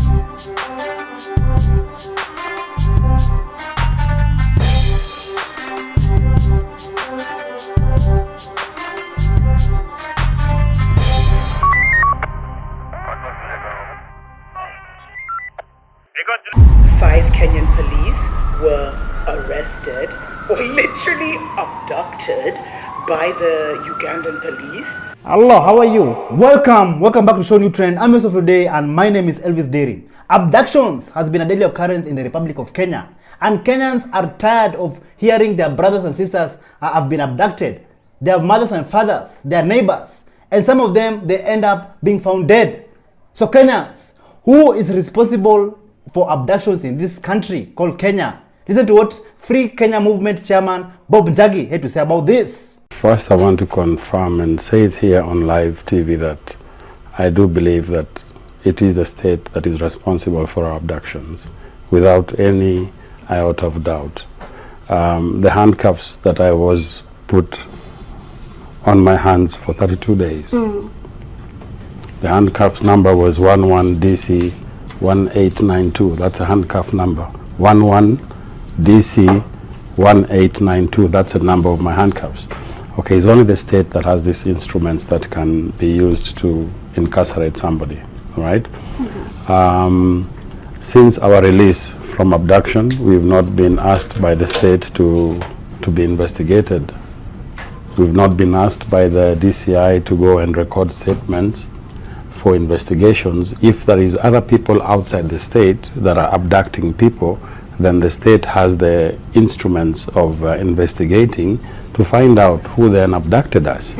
I was not abducted alone. On the same day I was abducted, there were two other gentlemen in the same fashion that were abducted in Kitengela. That is Aslam and Jamil Longton. And we happened again to be released on the same day. This is after the Inspector General of Police had been found in contempt of court for having not, presented himself to court for 7 times. The same thing is happening with the new Inspector General. I'm just wondering, where are we heading to as a country, Kenyans? Raymond Otieno, who was very vocal in the political arena, fighting for good governance and a better future for this country, he was murdered in Nakuru County in cold blood.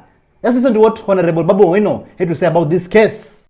On this matter of Raymond Otieno, I want to state that Raymond was murdered, and these people who murdered Raymond are well known.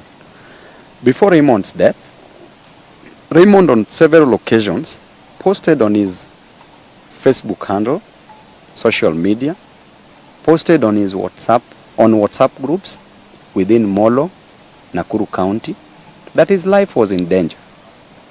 Raymond was attacked in November, around 23rd day of November 2024. Raymond registered a complaint, had a P3, filled a P3 for action. The police failed to act on the P3. The police failed to arrest those who attacked Raymond, and Raymond stated clearly that he knew them. Raymond stated clearly that he was being threatened by the area member of parliament, Kimani Kuria. And he stated, and there are those screenshots, and even on his social media handle. And even the wife came out and talked clearly, having known those who were threatening Raymond. Why can't the police act on those who attacked Raymond, on those who killed Raymond? Yet they know very well the person who killed Raymond.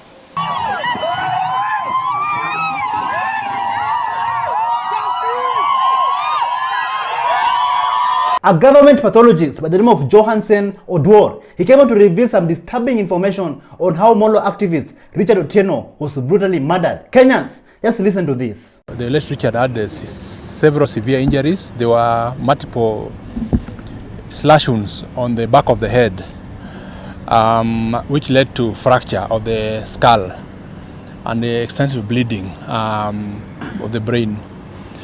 There were also some slash wounds on the frontal area of the skull, though this one did not fracture the brain, the skull, and there were also bruises on the face. What also we found was also more bruises on the arms, which looked like someone who was trying to defend himself. So from these findings, we can say that the late Richard died as a result of severe head injury, which was caused by a sharp object, which could either be a panga or an axe, which was used severally on the head. We've taken some samples for analysis because you know that Lockhart, the principal, say that when two people meet in a violent way, there's exchange in DNA material. So there's some sample we've taken from the body, which can help us see whether we can apprehend people who did it, their fingernails for DNA. We're also taking samples for toxicological analysis to find out if there's something which was given to him to slow him down prior to him meeting the assailants at the place where he was. I am thus speechless and shocked after hearing what government pathologist Johansen Odor has said about this case. This is very barbaric and very inhumane. Kenyans, I'm just wondering, is this the country, is this the future that the Kenya Kwanza government promised the people of Kenya during campaigns? Many Kenyans have accused Molo Member of Parliament Kuria Kimani for taking part in Richard Otieno's death. But Molo MP Kuria Kimani has also come forward and promised the Kenyan people that Richard Otieno will get justice. I'm just wondering, will justice be served? Listen to this. May I assure that my constituencies that I have been in communication with the Rift Valley Regional Criminal Investigation Officer, the Nakuru security team, and the Molo security operators, demanding that there should be expeditious investigations into this. And whoever is involved, and I repeat, whoever is involved must and should be brought to justice. 5 suspects who were implicated in the gruesome murder of Richard Otieno, Molo human rights activists, were arrested. And Nakuru court has granted police 21 more days to hold the suspects until the conclusion of the investigation. So Kenyans, take a look at the faces of the murderers, of the suspects who were arrested in Nakuru court.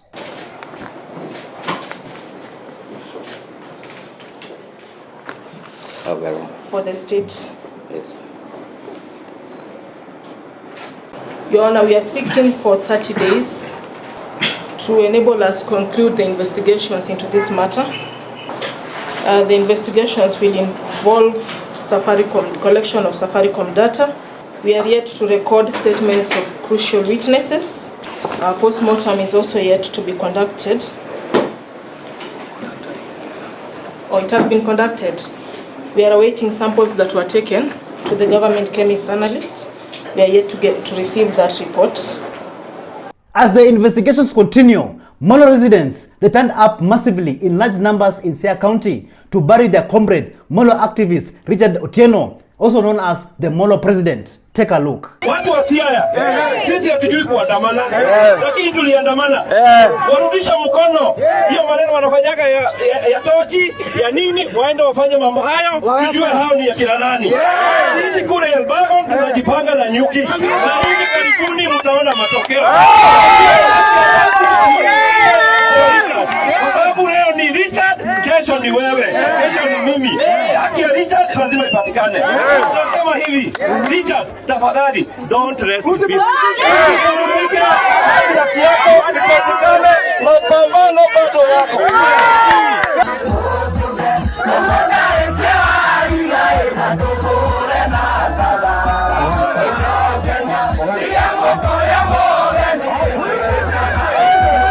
In Mombasa County, things were boiling. The judges there went on to call for a press briefing, calling to an end to abduction, urging for citizen action towards this mass murder of unarmed civilians, disobedience of court orders, and also subversion of the constitution of Kenya by the rogue regime. Take a look. Tumeungana pamoja na Wakenya wote nchini kukemea na kupinga na kuonya ubaradhuli na ubepari ambao unaendelea nchini. Hali ambayo iliyoko sahihi kulingana na haki za kibinadamu ni hali ya kutisha, ni hali ya kusikitisha na ni hali ya kutamausha. Vijana wanauliwa left, right and center. Leo kama mwanaharakati kuzungumza, it is like signing a death sentence. Kenya leo, there is violations of human rights of the highest order. We lack a vocabulary to describe this. Wanaharakati tunanyanyaswa, wanaharakati tunatishwa, wanaharakati tunapigwa, wanaharakati hatuna uhuru wa kusema jambo lolote. Hivi hapa tulivyosimama, hata tunaogopa tunaweza kushikwa tukaambiwa this is unlawful assembly. Tunasema hali hii ikome, na sisi kama wanaharakati hatutatishwa. Sisi kama wanaharakati tunapinga mauaji ambayo yametokea Nairobi. We shall give them a 7-day notice and we shall serve them legally and appropriately. And we are calling upon all the Gen Zs in Mombasa County. When we call for action and demonstration, we want you to come out. This is your legal right constitutionally, na haufai kutishwa na mtu yoyote kwa sababu kuandamana ni haki yako. Kenyans received heartbreaking news regarding the discovery of 2 dead bodies, that of Justus Mutumwa and Martin Mwau, who had gone missing since December 2024. Kenyans, let's not forget Kitengela 4, who were brutally murdered after they were suspected to be livestock thieves. They were heading back home from a birthday party and none of their motorbikes developed a problem. So while they were fixing their motorbike, some guards descended on them and beating them to death. And I'm just wondering, who gave you the power to take somebody's life? Who gave you the power to kill? Is there not a police station around there where you can take them and they get charged or booked? Let's take a look. The family of 2 brothers, Frederick Mureithi Wanjiru and Victor Mwangi Wanjiru, arrived at the city mortuary for the second time this week. They were here on Monday to identify bodies of their loved ones who went missing on Saturday last week. Thursday morning, they assembled here yet again for a post-mortem examination, and the results revealed the gory details of the attack. Post-mortem inasema ni kuchapwa ijare kidogo ya mwili halafu na kudugwa na chapo object. Lakini mimi nilikuwa huku nikaona hiyo mili vile imeuliwa kwangu, vile niliona hao watu walikuwa wamedugwa na kitu chapo hapa. Shimo ilikuwa kubwa, imeingia badani kwa ubongo. The distraught family narrating the Saturday incident that occurred a day after the 4 friends reportedly left their homes in Syokimau, riding their sports bikes to celebrate the birthday of one of them, 25-year-old Victor Mwangi Wanjiru. Kenya is becoming a lawless country that even killing, murder has been normalized. Those guards who killed the Kitengela 4, they should be arrested and charged and locked away for good.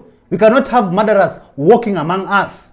Chief Justice Martha Koome, she now pretends to condemn President William Ruto over the abductions, as the number of those who have been killed is rising day by day. Take a look. I, as a mother, and now as a grandmother, I put myself in the shoes of that parent whose child was abducted, and for days on, months on, they do not know where their child is. What I have to say as the Chief Justice is that Kenya is a country of the rule of law. We have the Constitution, we have other statutes, the Penal Code, the Criminal Procedure Code, which define every crime. As the number of abductions and murder rises day by day in Kenya, if I may ask you, do you think that President William Ruto has an abduction squad, and even worse, a killer squad that is freely operating in Kenya without repercussions? Listen to this. After Ruto disbanded SSU in early 2023, he re-established a similar unit within DCI. Retained some people from the SSU and recruited others. Those were people being recruited for a new unit that replaced SSU. It is called Operation Support Unit. So Operation Support Unit is the one which replaced SSU, and it is doing exactly what SSU used to do. This has been so normalized that even armed men using fake number plates walking around, they can simply just abduct a Kenyan citizen if they want to. Like Kenyans, it is time for us to raise our voices. Let's put an end to these extrajudicial killings and enforce disappearances in the Republic of Kenya. Listen to what activist Hussein Khalid had to say about the Mlolongo 4. We have the 4 families. Just to clarify, Mlolongo, it's Mlolongo 4, not Mlolongo 3. These 4 who were abducted, they all know each other. They were actually friends. So 3 of them were abducted on 17th, and then they came back and picked Mbisi, the 4th one, or the day after. So it's Mlolongo 4 colleagues, not Mlolongo 3. 2, Justus and Martin, their fingerprints were taken, and of course the message was sent to their rural home. As Wakili has said, that information came to light yesterday. The other two, we have information that the other two might be here. But the morgue attendants have asked us for time because there are very many bodies. So they're trying to locate on those dates those two whose features might resemble these other two colleagues. But the four families are here together. We are hoping that once everything has been confirmed, then we'll move to the postmortem process. The bodies are not in very good shape. They appear to have been mutilated. Even you can't really tell from the look on the faces only, you can't really identify who they are. It's the fingerprints and probably the DNA. A citizen TV journalist by the name of Odi Francis exposed that a body which was booked at City Mortuary alongside with other two Mlolongo victims went missing. This makes City Mortuary a crime scene. Let's take a look. I want to go on record so the country may know that actually there is a body that was brought here, and it's on the record, alongside the body tagged 2390. There is a body tagged 2360, which even the morgue operators are unable to say where that body is. It's on the record, but nobody knows where the body is. Tumebaini kuwa tarehe 18 Disemba mwaka 2024 mwili uliopatikana eneo la Njiru ulifikishwa katika makafani ya City saa 11 jioni na maafisa kutoka kituo cha polisi cha Obama eneo la Kayole. Siku moja baadaye maafisa wa polisi kutoka kituo cha polisi cha Ruai wakafikisha mwili mwingine tarehe 19 saa 12 jioni, na baada ya dakika 50 mwili wa tatu ukafikishwa katika makafani hayo ya City saa 12 na dakika 50 na maafisa wa polisi kutoka kituo cha polisi cha Molem wakifikisha mwili ambao uliorodheshwa kupatikana mtaa wa Molem Dandora. There's some collusion here between this institution and the police to hide bodies here, and victims who have been abducted, they too will be summoned to court. They will answer. Like seriously, where are we heading to as a country?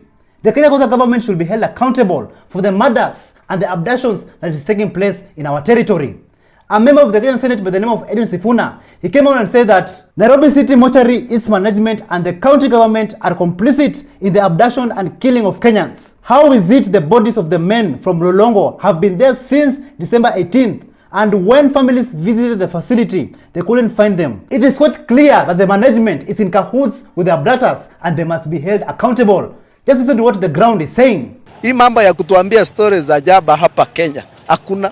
Sisi mnafanya abductions, watu wanapatikana City Mortuary. Wale walishikwa huko ni Mlolongo ama ni wapi? Walipatikana mortuary wakiwa mortuary, and they are believed to be abducted by the same forces. The same people that we pay with our own taxpayers money. And then wanachukua hawa watu wanaenda kutupa kuua watu wanapatikana mochari. Kama mliua Brian, mulete mwili tuone, tujuage kitendo yenye ilifanyika. Lakini msitufiche, msijifanye hapo ati nyinyi ni werevu sana. Hakuna werevu mko nayo. This time round tumetoka kwa hiyo level ya kubeba ufara na kubeba ujinga. Kama DCI mjafanya kazi yenu, I will promise you, you are turning Kenya to be now. Yeah? Kama ile shughuli inafanyika huko Congo. Mtaona vile tutainuka kinyume na polisi. Because we cannot be watching ati mtu anabebo alafu anadisappear. Even our own police officers are not safe from abductions. Malaba border was closed after Kenyan police officers, they were abducted and repatriated to Kampala from our own Kenyan soil. Can you imagine that? Just listen to this. Hii ndo hali ilipo pande ya Malaba. Mimi mwenyewe nazungumza, niko katikati ya mto pale juu ya bridge ile imegawanya Uganda na Kenya. Niko katikati ya hiyo bridge nikielekea pande ya Uganda. Vile mnapoona hakuna gari yote inafuka kuelekea Kenya, na pande hii nyingine ya Kenya mkiangalia hakuna gari yote inayofuka kuelekea pande ya Uganda. Hii ni kufuatia maneno ya jana yale yaliyosemwa kana kwamba kuna polisi wa Kenya alishikwa na polisi wa Uganda na wakampeleka anti Kampala. Jana walijaribu wakafunga boda kwa muda wa nusu saa, lakini baadaye wakashirikiana wakaona wafungue boda lakini wapeane masaa ikifika asubuhi ya leo kama huyo polisi hajaachiliwa, boda itafungwa mpaka ile siku huyo polisi ataachiliwa. Na ndiposa mnaona hali ilivyo. How can the Kenyan government allow such treasonous acts by allowing foreign powers to perpetrate treasonous acts within our borders? But who are the Kenyan people? The Kenyan people decided to go and inject, they occupied and they protested against the abduction of our Kenyan police officers. Later on, the police officers were released, and the crowd, the masses, they cheered in support of our police officers. Let's take a look.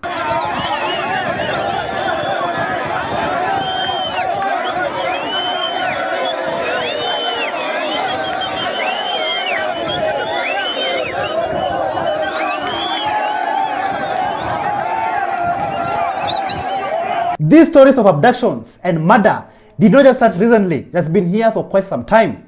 Kenyans, do you remember Kenyan billionaire by the name of Jacob Juma, who was assassinated for turning into a whistleblower? Before his death, he said that President William Ruto is the one who is planning to take him out. Let's take a look at this. The late Jacob Juma, at 12:34 p.m. on the 10th of December 2015, tweeted, and I quote, "The person who is obsessed with plans to kill me is William Ruto. I know that my assassination was discussed on Tuesday." My question to you is, did you have anything to do with that? As the late Jacob Juma claimed, as Jirongo claimed, and why you? Well, I think we lost Jacob Juma. That he would be best placed to respond to your question. And maybe you should look for some time, get Jirongo here, so that he can tell the country what he means. But I am sure as the sun is going to rise tomorrow, that the killers of Jacob Juma will be brought to book. I am hoping that they will be brought to book, and they will be known. I want to tell you, and to tell Kenyans, and to tell the country, that I have nothing to do with anything to do with the life or death of Jacob Juma. Investigations are going on. Have the police questioned you since Jacob Juma directly? When the police want a statement from me, I will give it freely. Any day, any time, anywhere. It is quite clear that President William Ruto cannot handle criticism, neither can he handle to be held accountable. Not unlike Raila Amolo Odinga, the former Prime Minister of Kenya, who has been in the political game for quite some time. He has been criticized for decades, but yet he has learned to know his boundaries. Listen to what Fanya Mambo Kinuthia had to say about this. If there is a politician who has been insulted in this country, by the way, let me tell you, if Raila was a bad-hearted man, mimi sijui kama kuna mtu Kenya ametukanwa kuliko Raila. Raila has been called Kehe, he's been called uncircumcised, he's been called Mchawi, Muganga. There is no word you can imagine that Raila has not been called. I have never had him send his boys to go and kill, abduct or mistreat the people who've called him names. Raila ameitwa Kimudu Kiguruki. He's been called all sorts of names, and I usually say hats off. I respect him for the fact that he has the thickest skin I have seen in Kenyan politics. That is why he's Baba. He has a strong aptitude. He can take up so much. I personally don't think I would have the strength to take up what Baba has taken in. He has really been demeaned and insulted, all in trying to help these countries. When he keeps quiet, it's a problem. When he speaks, it's a problem. When he leaves the country, they have a problem that he has left. When he returns, they say, kwa nini amerudi? When he supports Ruto, it's a problem. When he leaves him alone, amenyamaza sana. So it's hard to be Baba. It's hard to be Baba. The Law Society of Kenya, led by President Faith Odhiambo, have called for a nationwide condemnation of the abductions and the killings of the Gen Zs. Let's take a look. And what that means that the abductions that are going on are either committed by some of the security operatives or with the connivance or sufferance of the security apparatus. And that must be called out. And it's not an excuse to say that, the Gen Zs or some of the people in Kenya have taken to, abusing social media. That is true. But there's no way an abuse in the social media can call for death. And that is why when Faith Odhiambo asked me yesterday, the other day, that the LSK is going to sue on behalf of all those who have been killed, either during the demonstrations or subsequently, I told her I will support that. And I'll be very glad to lead the team without any apology. We need the National Police Service to give us tangible answers. You can't deny and say you don't know what is happening. It's not you who was arrested. It's not you who was abducted. And yet at the very same time, it's your same police officers who are saying they have found the body, yet you're saying you do not know. Or you need to tell us who is the person killing Kenyans. We need to stand firm as a nation and as a people. Our country is a beautiful country. We have beautiful laws. Let us bring life to those laws. Today I saw a clarification by IPOA saying that they have not said they cannot investigate. I hope they will show us by action. We have not seen any arrests arising from the Gen Z protest to the current abductions. Nothing is going on in our country. Frequent abductions and killings have really affected the Kenyan people psychologically. And I'm just wondering, when will all this stop? Just take a look at this skit.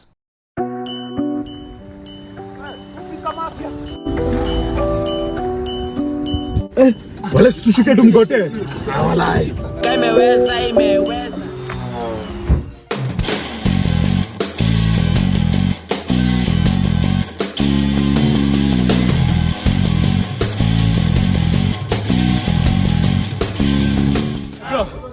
Wewe Ken, ni sisi bana.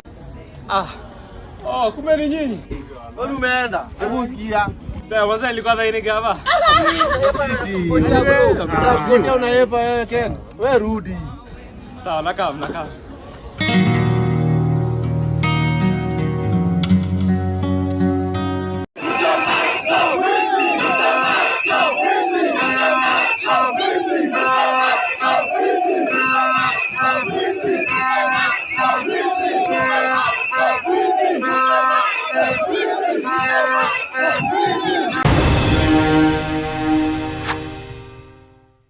Thank you so much for joining us on today's show. I'm your host, Elvis Derry. See you in the next one. Bye-bye. 5 Kenyan police were arrested or literally abducted by the Ugandan police.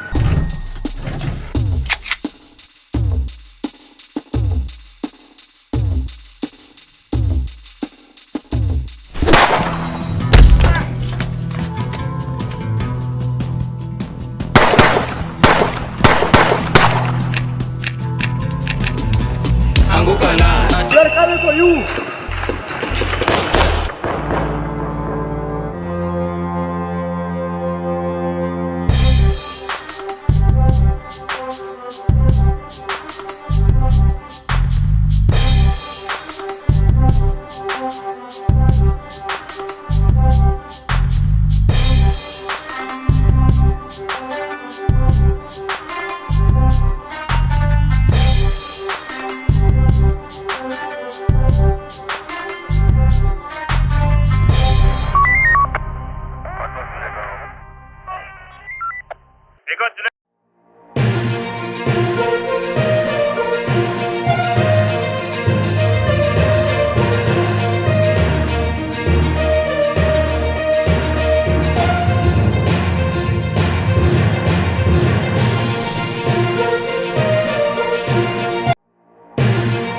From abduction caught on camera to plane crash in Malindi. Ndege imeanguka kwa chocha. Why did he kill a daughter? Bukangesa Omole assassination attempt.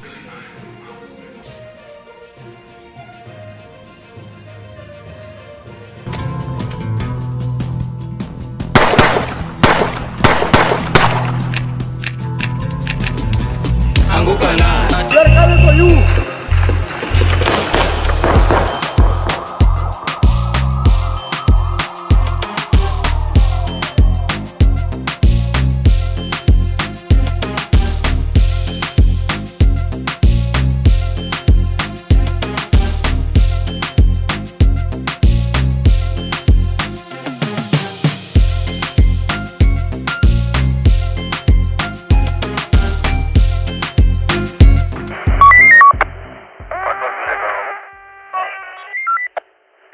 Hello, how are you? Welcome back to ShowNewTrend. I'm your host of today and my name is Elvis Derry. Tragedy has shaken Kenya, where an aircraft in Malindi crashed, busted into flames, and sadly 3 people lost their lives. Let's take a look at the aftermath of the accident. Oh, bad accident mazee imetokea hapa kwa Chocha. Accident mbaya imetokea kwa Chocha. Accident mbaya imetokea kwa Chocha. Watu wamekufa mbaya. Watu wamekufa vibaya sana. Jesus. Oh Jesus. Oh my God. Hana mkuu wa mazea. Yule hana kichwa kabisa, angalia. Jesus. Oh mama. Oh Jesus.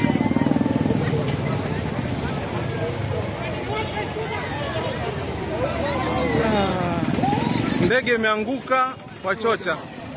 Ndege imeanguka kwa Chocha. Ndio hii.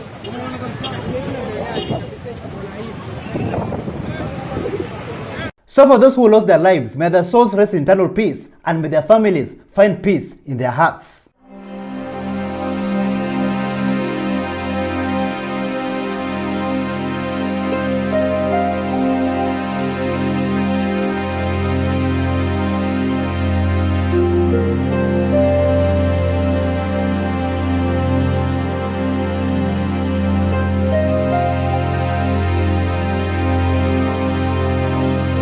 The Kenya Revenue Authority has launched investigations on a political activist by the name of Morara Kebaso for allegedly failing to file tax returns on 106 million shillings made from his businesses. Later on, Morara Kebaso went to Twitter, or formerly also known as X, and tweeted and said that, "I am willing and ready to sit down with KRA and understand how we disagreed on mathematics and why it is necessary to investigate me in the media without a chance to defend myself. I have been condemned without a fair hearing." Kenyans, if I may ask you, are you being paid to hold the government accountable? Are you being paid to question politicians and criticize their work ethic? The President of Kenya, William Ruto, thinks that the young people of Kenya are being misled and paid to misuse the internet. Just listen to what he had to say. Mimi nawauliza vijana wale wengine wasipotoshwe na wanasiasa wa kuwalipa pesa kidogo ati waweke mapicha ya viongozi ati kwenye makaburi. Mimi nataka niwaambie hawa vijana, leo mtaweka viongozi kwa makaburi, kesho mtaweka wazazi wenu kwa makaburi, kesho kutwa mtaweka wenzenu, marafiki zenu ama ndugu zenu kwa makaburi. Siku hiyo ingine nyinyi mtaanza mambo ya mauaji. I want to ask you, those who are encouraging young people to continue this trend where they are putting people in coffins, let us be careful so that we don't build a generation that is going to self-destruct. We must tell our young people that good morals, good character pays. Instead of using the internet to have pictures, images of people in coffins, use the internet to monetize and create jobs for yourself, earn money and make your lives better. After that, CS Kipchumba Murkomen declared that all those who are using social media accounts to criticize the government and to express themselves, they will all be charged. Like he has forgotten that in Article 33 in the Kenya Constitution, it upholds freedom of expression. Just listen to this. I want to assure you, Your Excellency, myself and our team in Interior, we are going to relook at this behavior and we will make sure that we will charge all of those who are using this social media to threaten others, because if we don't do so, we will not have a country that is in order. Ukiona wale wanatengeneza mapicha na kutengeneza picha kama wameweka mtu kwa jeneza na wanaweka jeneza kiongozi wa taifa, mimi nataka niulize, and I want to ask this question to every parent in our country, and particularly the church leaders who are defending this bad behavior, and all those politicians, including those who don't agree with us politically, who are defending this behavior. If tomorrow your child goes to school today, and another child whom they share the same class sends a picture, the same picture, when your child has been put in a coffin, will you still defend that behavior? Because when that message is sent to your child, what is that errant child saying? He is threatening your child that I will kill you. The final year exams has already been done. It is finished. And currently so many students are waiting to join university or college. But a sad story has emerged from Bungoma County in Chesikaki, where a father beat up his daughter to death for simply scoring a D+ in her KCSE exams. Just take a look at this sad and disturbing video.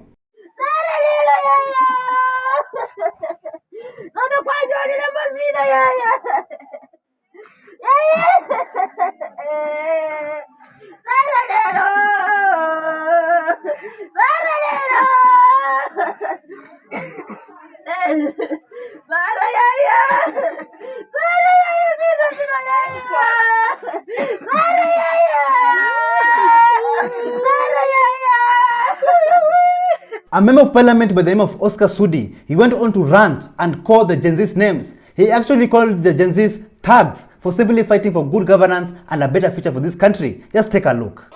Si mnajua wale wakora wa mtandao kule Nairobi? Wanapiga kelele wanasema sijui Ruto must go sijui nini. Si mlisikia niliambia hawa jana? Waruke juu, waende chini, waende kando. Hakuna penye Ruto anaenda. Ama ni aje? Si mnajua wale wanajifanya wanafikirianga lazima wao tu ndio waongoze inji. Hapana. Hata Mluya anaweza ongoza. Hata Mturukana anaweza ongoza. Mkenya yote ako na uwezo ya si hata mimi mtanipatia rais mwingine. Apart from Oscar Sudi's disrespect towards the Gen Zs, the other member of parliament by the name of Farah Maalim, who said that he would have killed 5,000 Gen Zs if he was the president of Kenya, he has come back to disrespect Kenyans and also the Gen Zs. I just listened to what this fool said. Alafu washenzi wengine wanasema ati Kasongo Ruto must go. Kwa nina zenu ambao wanasema hivyo? Kwani amekaa kwa kiti ya mama yako ama baba yako? Amekaa kwa kiti yetu sisi na tutamchagua, tutamrudisha with 99% from the Eastern province, upper Eastern wafugaji wote, na nyinyi mtaniahidi mtanipa mimi 99% ama 100%. Mtanipa ngapi? Mtanipa ngapi? Like seriously, Kenyans, voters, is this how a politician, a leader should talk in public? Just listen to what the villager 254 had to say. Tumetukanwa pamoja na mama zetu wametukanwa na ni mheshimiwa. So Ruto ameamua sababu tunatengeneza cartoon za kumtukana, sasa ametafuta watu wa kututukana. No problem. We will deal with Maalim Farah. You remember the last time he spoke, he said that he would have killed 5,000 young people June 25th. Now we have evidence that he has something against the young people of this country. Now, ICC cases are building properly. Are you seeing what I'm saying? I think it is boiling nicely. Ruto is losing on every direction. Kamkete anasimama, Ruto is losing. Sudi akisimama, Ruto is losing. Kimani Ichung'wah akisimama, Ruto is losing. Natembeya alisema they are assisting to burn the mountain and the western. And once the mountain and western is burnt, then Ruto is cooked. I looked at Sifuna. Several times he has repeated that Kasongo's goose is cooked, served, plate and sufurias has been washed. They are waiting for the new occupant. The other member of parliament Farah Maalim's statement has sent shockwaves in Kenya to the point where even Francis Gaido, a parliamentary aspirant, has said that on Monday 27th will be a public holiday. Just listen to what Mbanya had to say. Ati hiyo falamarim, si falamarim, Wakikuyu mko wapi muite huu mtu falamarim? Ati ametuita nini? Ati kumanina by the way, kumanina ziu kwa nini by the way? Okay, tunajua kuma ni nini, but hatujui nina ni nani ama ni nini.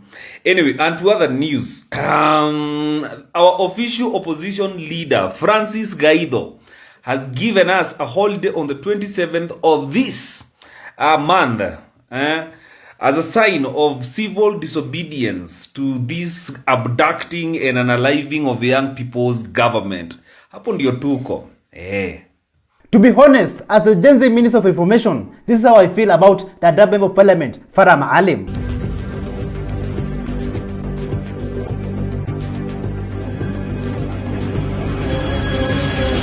The General Secretary of the Communist Party of Kenya, Bukangeso Omole, he was attacked by assailants who were attempting to assassinate him.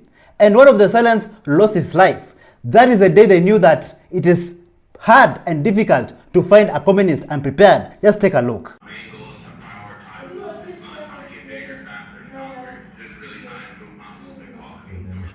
Huh?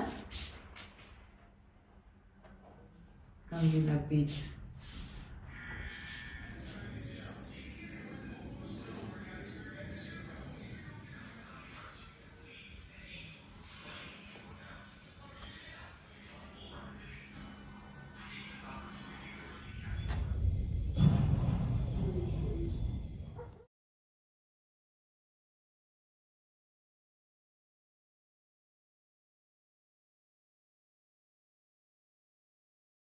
So, if you ask yourselves what really happened, the armed attackers stormed his residence at 3 a.m., leading to a firefight in which one attacker was neutralized, while 7 others fled. Police arrived an hour after the assailants had escaped. The party accuses rogue state militias and counter-revolutionary operatives, allegedly led by Benedict Wachira, of orchestrating the attack with the collaboration of the Kenya Kwanza regime, which Bukangeso Omole has heavily criticized. The party has condemned the attack, calling for an independent investigation to hold the perpetrators and their sponsors accountable. They view this as an attack not just on an individual, but on the broader revolutionary movement of Kenya's fight for justice and democracy. The party remains committed to protecting its members and continuing its struggle for liberation, socialism and justice, vowing not to be intimidated by such actions. Huh? Comes in a bit.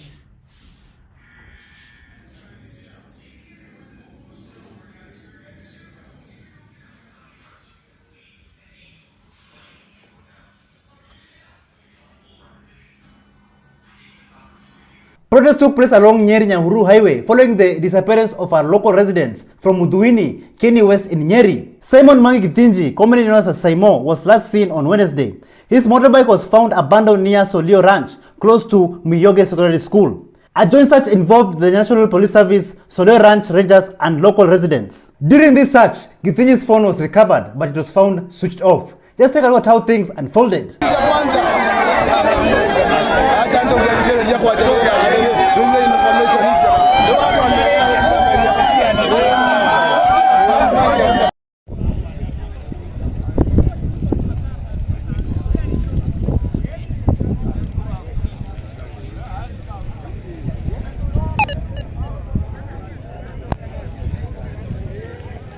It seems like abductions is still taking place in the Republic of Kenya. Despite public and international outcry, we are still losing our people.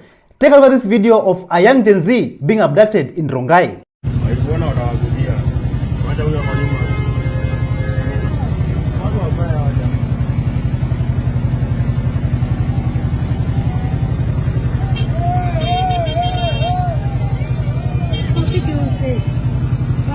Gari or something. Si wafanye si. Hakuna mwezekano. Wanga.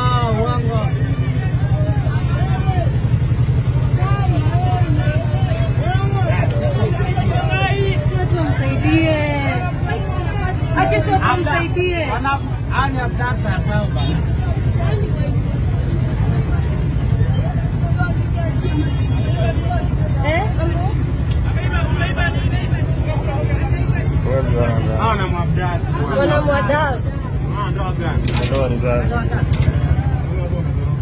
Kenyans, are you tired of hearing abduction cases every day? And how should the public react when they see someone being abducted? Just listen to this. Okay, I don't know if you guys have seen that video that's trending of the kid that's getting abducted in Ongata Rongai. Yeah, he's literally getting shoved into some Suzuki and people are just standing around looking. And I hope you can see the government has changed MO from using Subarus and Tiguans. They've now switched to Suzukis and TXs. my J150, that's what they've switched to. Okay, so the people are just looking and they are like, an abduct you, and the people are just looking. Siju, I don't know if he's chucked his gun or cocked it, and there's a fucking crowd. If you cannot get something flammable, just stone that fucking car to nothing. Kumejaa mawe, your politicians hakuna tama kwa meka on those roads. Anything that can be used as a projectile, direct it to that vehicle. Simple. These are criminals and they should be treated like criminals. But despite being oppressed and denied freedom of expression and freedom of speech, the Gen Zs are still defiant. Just listen to this song. Kasongo ana dhani ati abduct tam respect. Kasongo ana dhani ati abduct tam respect. Kazipata heshima na kazi yake tuna reject. Kazi yake tuna reject. Kazi yake theft. Ni theft. Kazi yake theft. Ni theft. Tunataka tuwa left. Anasikiza mabeshte madwanzi ndo maana tumrespect. Anadanganywa na madwanzi hatuwezi kurespect. No maana tuna inject. Tunataka tu a left. Kaongo uta left. Uongo tuna reject. Inject party leader Moira Kipeso Senior visited the Keno Sagana Road 48 kilometers where a contractor was paid an extra 1.2 billion shillings for nothing from the 8.4 billion shillings that was supposed to be paid. Like, when will all this corruption stop? Just take a look at this. And this is the story of the Keno Sagana Road, which was supposed to be 48 kilometers worth 8.4 billion Kenya shillings.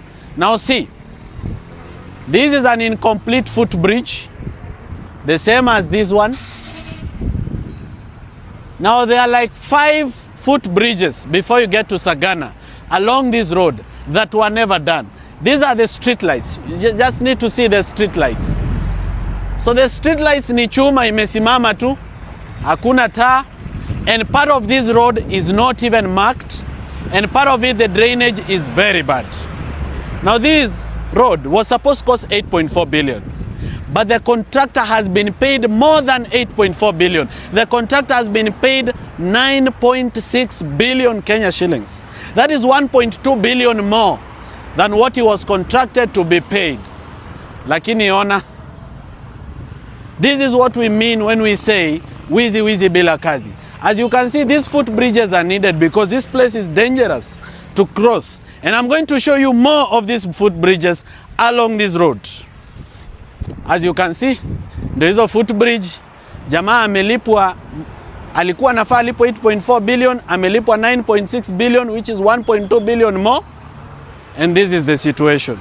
Come, let me show you Keno Sagana Road, 48 kilometers, and after that I will show you the Sagana Marua Road, which is 36 kilometers for 6 billion shillings. So there were 2 projects. This road to Sagana, that's 8.4 billion. Then from Sagana to Marua, that is 36 kilometers for 6 billion. So this is phase 1. This is part 1 of the Vampire Diaries. This is another crime scene. This is along the Keno Sagana Road. You can see, this is how the contractor, after being paid all the money plus 1.2 billion shillings extra, hii ndio kazi alifanya. Mnalipwa pesa yote. This is a contract that started in 2020 August, and this is 2025. You can see it was supposed to run for 35 months. It is far much past that time.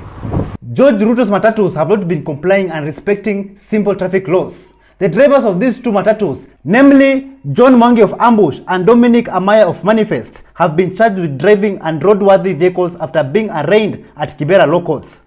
Both drivers pleaded guilty and were fined 50,000 shillings each, or 6 months in jail.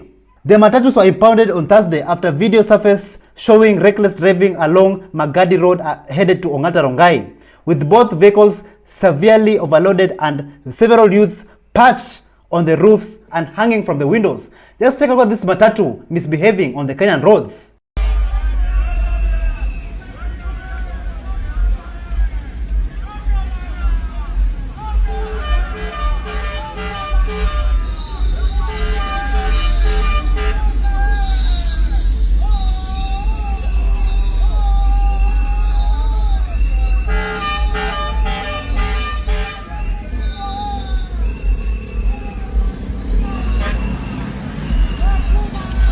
One Kenyan tour guide decided to inject, teaching some tourists a name that is currently famous in Kenya. Take a look. So the other stuff, we call them kasongo. Kasongo? Yeah, the Pumba.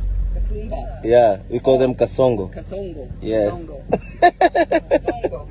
Kasongo. Kasongo. Yeah. They have a great song called Kasongo, yeah, yeah. Kwa majina naitwa Anthony Muturi. Mimi alisema Ruto must go, na mtu asikuwe na tamaa kama mimi, na Ruto ni mwizi kama mimi. Ruto must go, na ninaomba msamaha sana. Ninaomba. Thank you so much for joining us on today's show. I'm your host Elvis Derry. See you in the next one. Bye bye.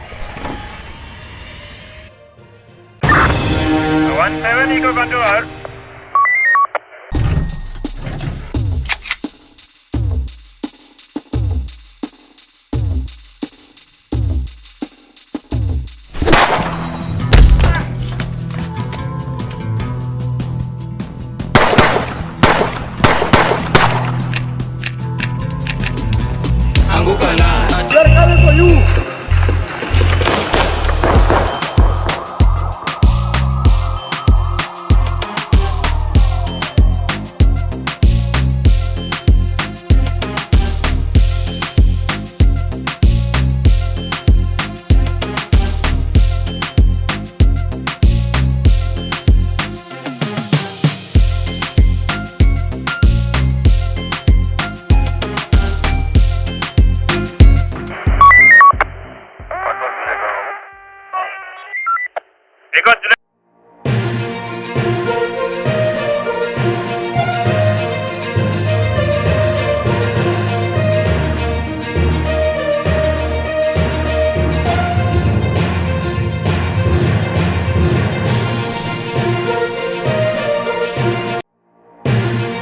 From George Ruto Matatus impounded.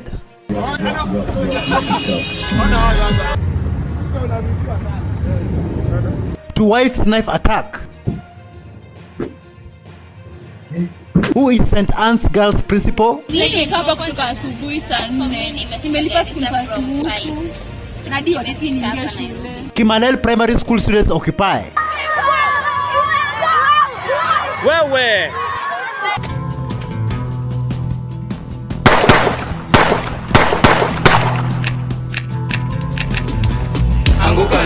They're coming for you.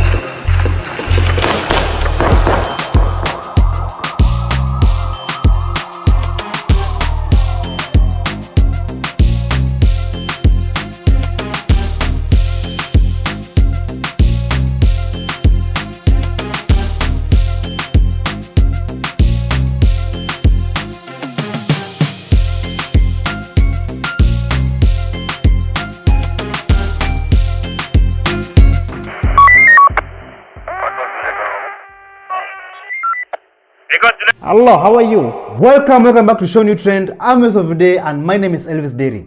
In Greenfield Estate, drama unfolded where a woman stabbed her husband. Then she went ahead to set the house on fire while they are still both inside the house. Just take a look at how things unfolded.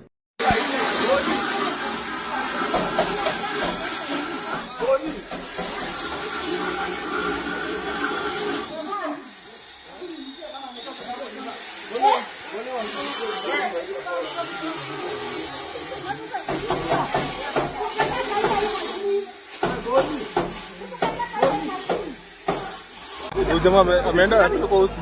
Kama karao. Udema ametoka. Udema ametoka. Ametoka. Ametoka usi nyingine. Usi atasalimiwa. Lazima asalimiwe huyo. This photo that you see here, this is the man after the incident. Luckily, he survived. And another video surfaced online where a man shared a video of his wife stabbing him and attacking him with a knife. Take a look.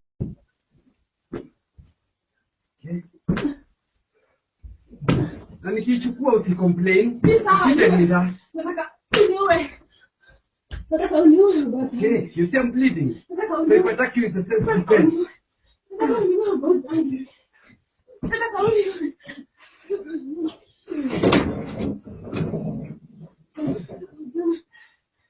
only thing I do is self-defense.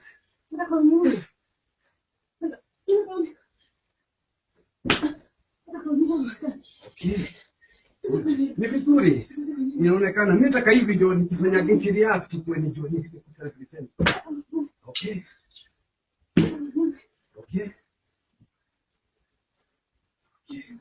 Continue. Wewe unasema kitu watu tuongee. Watu waongee. Hata kunipigia wewe. Apart from these Kenyan wives going nuts, students from St. Anne's Girls, they were locked and left stranded outside the gate by their principal, Veronica Muli, after these students failed to pay their school fees. Just take a look. It was her. So, mimi, mtu ajengililia ama kila mtu. So like, kama kutoka asubuhi saa 4 nimelipa school pass huku na ndio niingia shule. Na kwa tu ni mbali. Mimi nimetoka Kiseri wewe Mombasa. So like wanataka tulipe fees yote 26 CGK na lakini ukilipa nusu bado utaingia. Like so what's the point? Kukaa nje tumelipa nusu na tunalala kwa tumekaa nje. After this incident trended on social media, the public, the Kenyan people, parents and the Gen Zs, they were not happy with St. Anne's Girls principal, Veronica Muli. Let's take a look at this video of the principal hiding from her heinous deeds.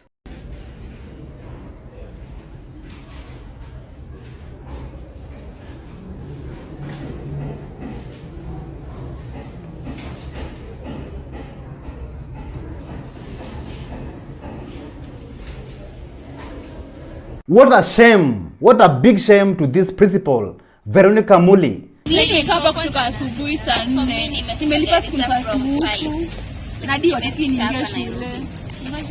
Na kwa tu ni mbali. Even Gen Alpha are not left behind. In Eldoret, Kimalel Primary School, the students there decided to inject where they chased away Rai manager over land grabbing and tilling of their school playground. Just take a look at how these Gen Alphas injected.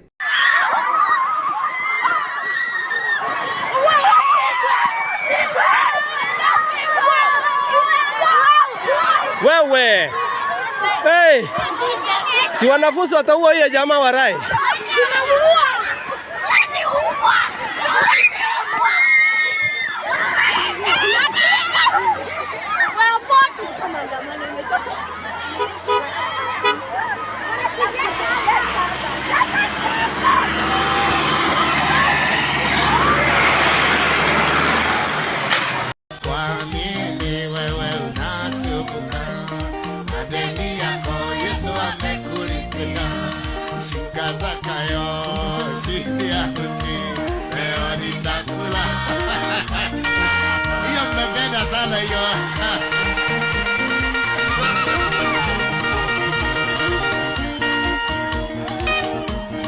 This clearly shows you that the pressure is increasing and no generation in this country called Kenya is going to be taken for granted.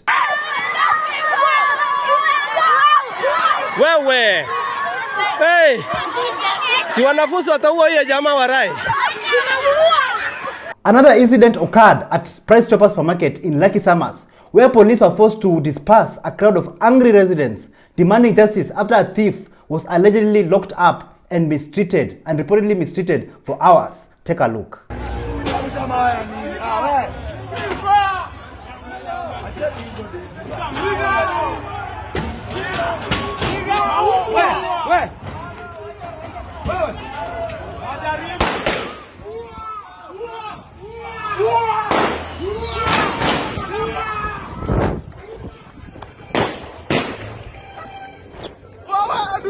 Some young students were forced to walk barefoot to school, learning under the scorching sun, and they had no books, no desks, nothing. But thanks to Team Sisi kwa Sisi, new classrooms were built, they got new uniforms, they got books, and they got everything that they need. Just listen to what Eric Omondi had to say. Wanasoma kwa hicho. Huyu mwalimu utaona ile video tuliona, watoto wanaandika kwa mchanga. Nataka tuwajengee classes hata kama ni 3 ama 4, tuwatoe kwa jua, tusaidie mwalimu na vitu za kufundisha, but most importantly nataka tubaie hawa watoi.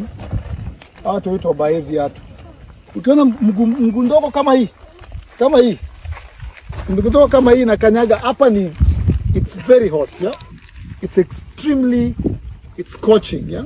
So we're going to get them shoes, we're going to get them uniform, because shule inafungua Monday. Na hawa watoto pia ni wa Kenya, si ndio? Hawa pia they deserve the opportunity that other children have in this country. Just take a look at this video of these students, these young Kenyan students learning before Team Sisi kwa Sisi arrival.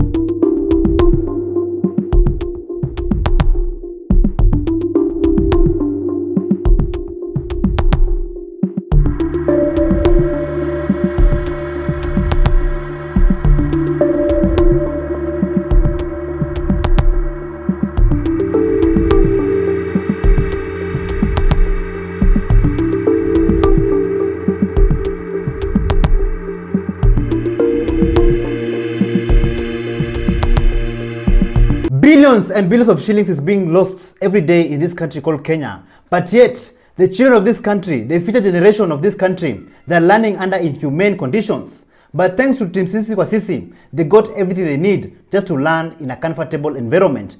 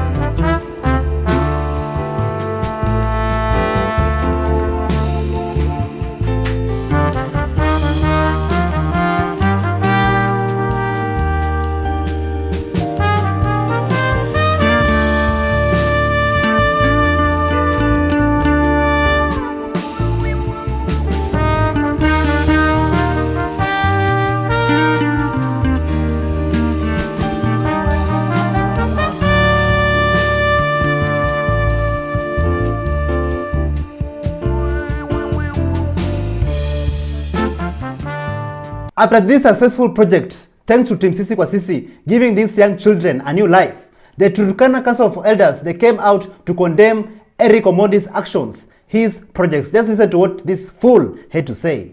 Kuingia kwa kaunti ya Turkana bila kujulisha viongozi wa Turkana kama unaingia hapa kufanya maendeleo. Hatukatai maendeleo kama ilikuwa ni maendeleo, lakini tunakataa ukora. Sisi tunakataa ukora kwa sababu katika sheria ya watoto hauwezi piga mtoto ya mtu picha kama msasi wa huyo mtoto hajakubali kupigwa mtoto wake picha. Sisi tunalaani hayo mambo ambayo Eric Omondi alifanya kwa watoto wetu. Ni mzuri kutoa msaada, ndio inakubalika, lakini utoe kwa njia ambayo inahusisha kila mtu.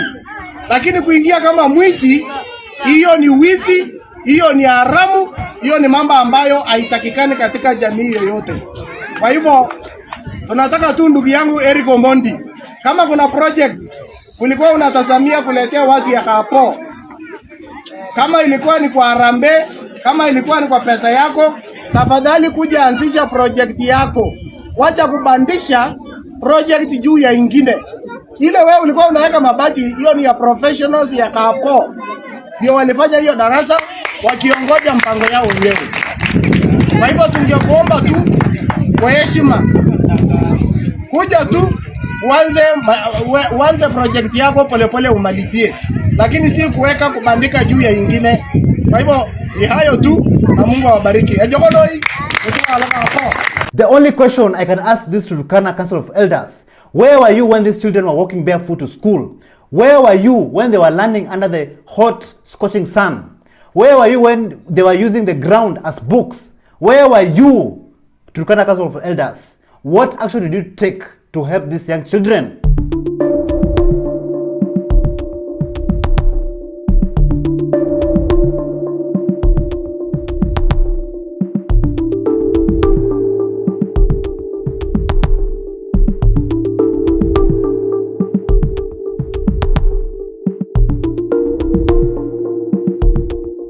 In Mumias East, Honorable Peter Selassie, he went to visit the schools that he has built and actually renovated. Take a look. Kweli?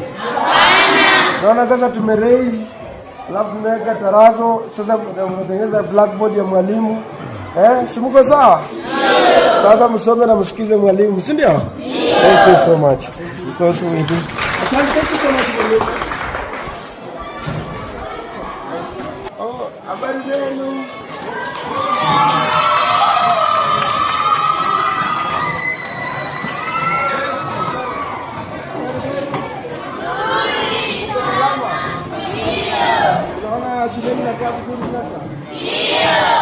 So we are supposed to build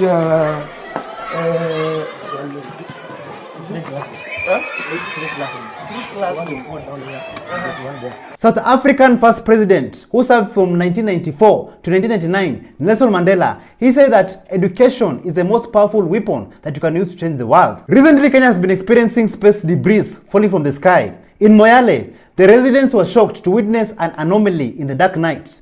Others were saying that it was an UFO, an identified flying object. Others were saying that it was an UAP, an identified aerial phenomena. My question is this: will extraterrestrial beings visit Earth soon? Take a look. Mom! Toka nje! Ili shoot hapana ni satellite. Debris. Ishaenda optical bora. Ishanimira tinjigatini. Yes. Record. Whoa!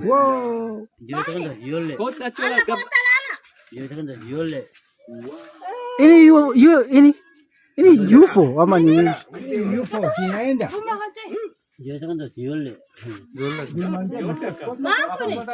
UFO.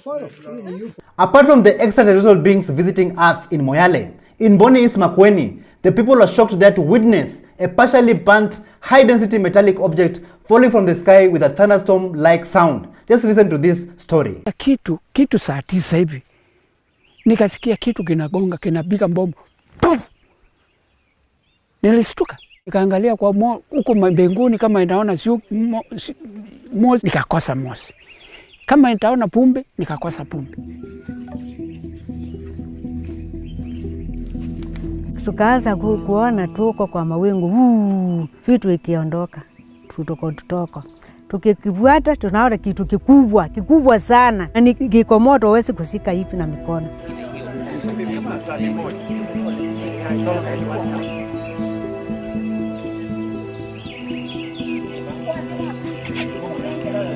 The owner of this home believes that the fall impact of the object a few meters from here is what caused the crack that we've seen in this building and in some of the other buildings in this location and in the vicinity. She says she doesn't feel very safe here in her home at the moment.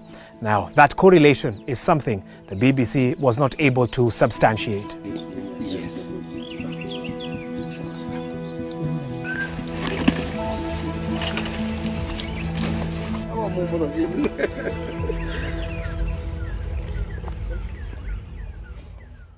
My question is this, Kenyans. If this space debris falling from the sky pose danger, cause harm, and even worse, loss of lives and damage of property, who will be there to repay? And what is the Kenya Space Agency saying about all these incidences? Ini UFO ama ni UFO inaenda. President Ruto's son, George Ruto, was on the spotlight after his matatus manifest were caught live on camera breaking traffic rules. Take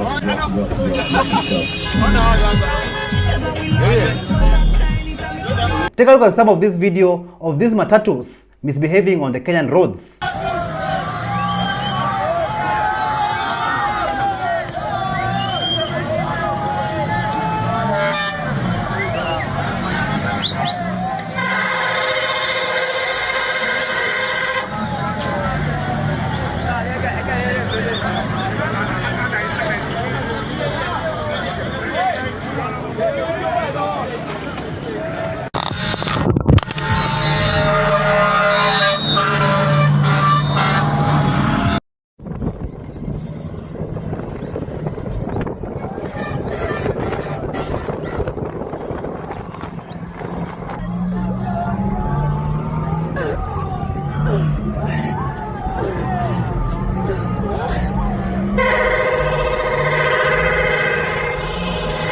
After all this misbehavior on the Kenyan roads, George Ruto's matatus was seized by the NTSA, that is the National Transport and Safety Authority. A traffic police officer was also seen telling passengers who already boarded the matatu manifest to come down.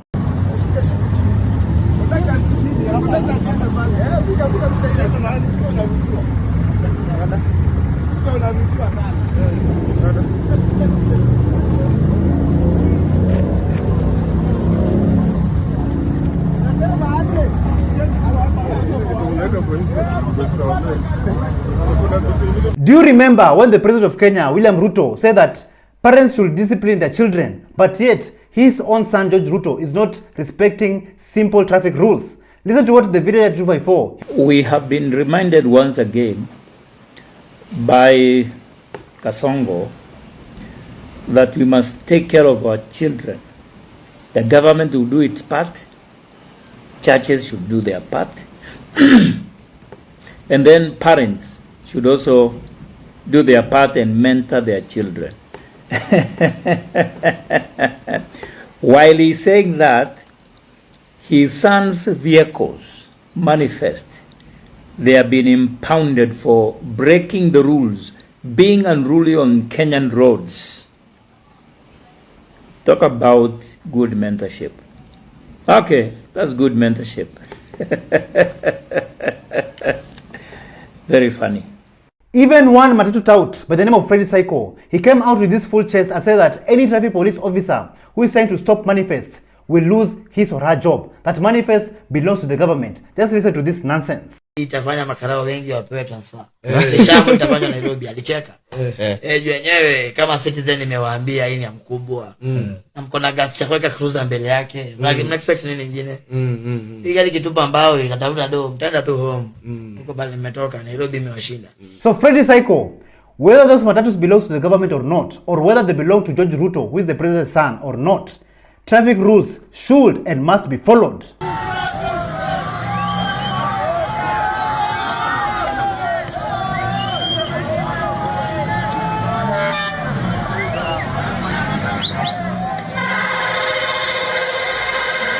Recently, a female chief in Nairobi decided to unite Kenyans after she recorded herself playing with her forbidden fruit. Like, instead of her respecting the uniform and working for the people, she's busy entertaining Kenyans online.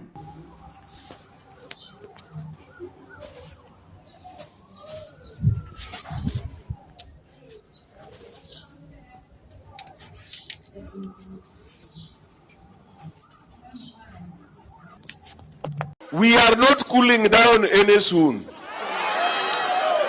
In fact, it might get hotter. Wewe bana oi, weka supu. Weka supu hapo. Weka supu bana oi. Weka supu, weka supu. Weka nyama hapa juu. Weka nyama. Hapa nje hivi. Acha baba atoke juu.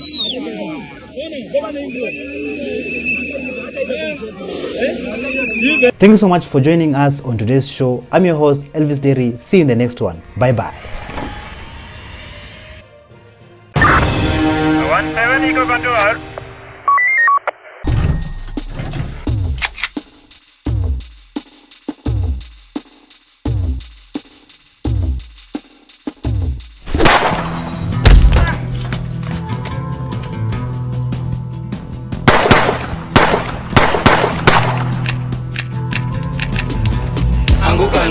They're coming for you.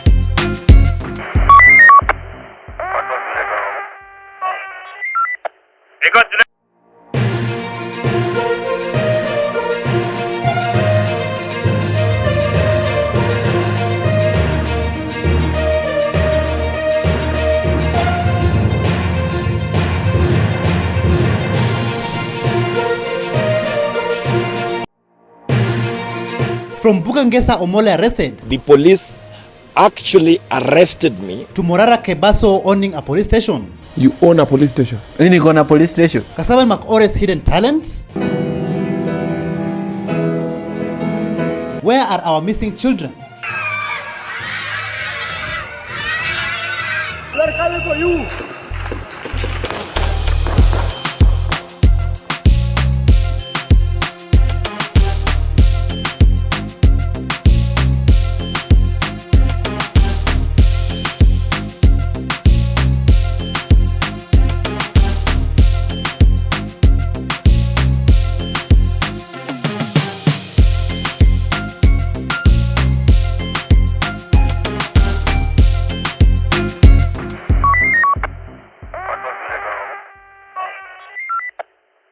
Hello, how are you? Welcome to ShowNewTrend. I'm your host of today and my name is Elvis Day. Recently, the world has witnessed quite a number of fire cases in Kenyan schools. Some of the children lost their lives while some of them went missing. Our Kenyan brother here has decided to demand for answers. Listen to this. Wakenya, the biggest mistake tutafanya ni history ikikunywa maji kama tumekanyangia hivyo. Manze tupige nduru. Let's demand for answers from left, right and center. Hadi wa producer watoto, whether dead or alive. Man, sisi wote tuko na watoto shuleni bana. Hapana. Guys, pigeni makelele. Post on your status za WhatsApp, za Facebook, za TikTok. Ask. Ulizeni watoto wako wapi man. Guys, ask for these children. Tupewe watoto wetu. Musikanyangi story, please. That is the biggest mistake tutafanya. After all these fire incidents in schools, Ugandans decided to teach and train their children by conducting fire drills in their schools. Take a look at this.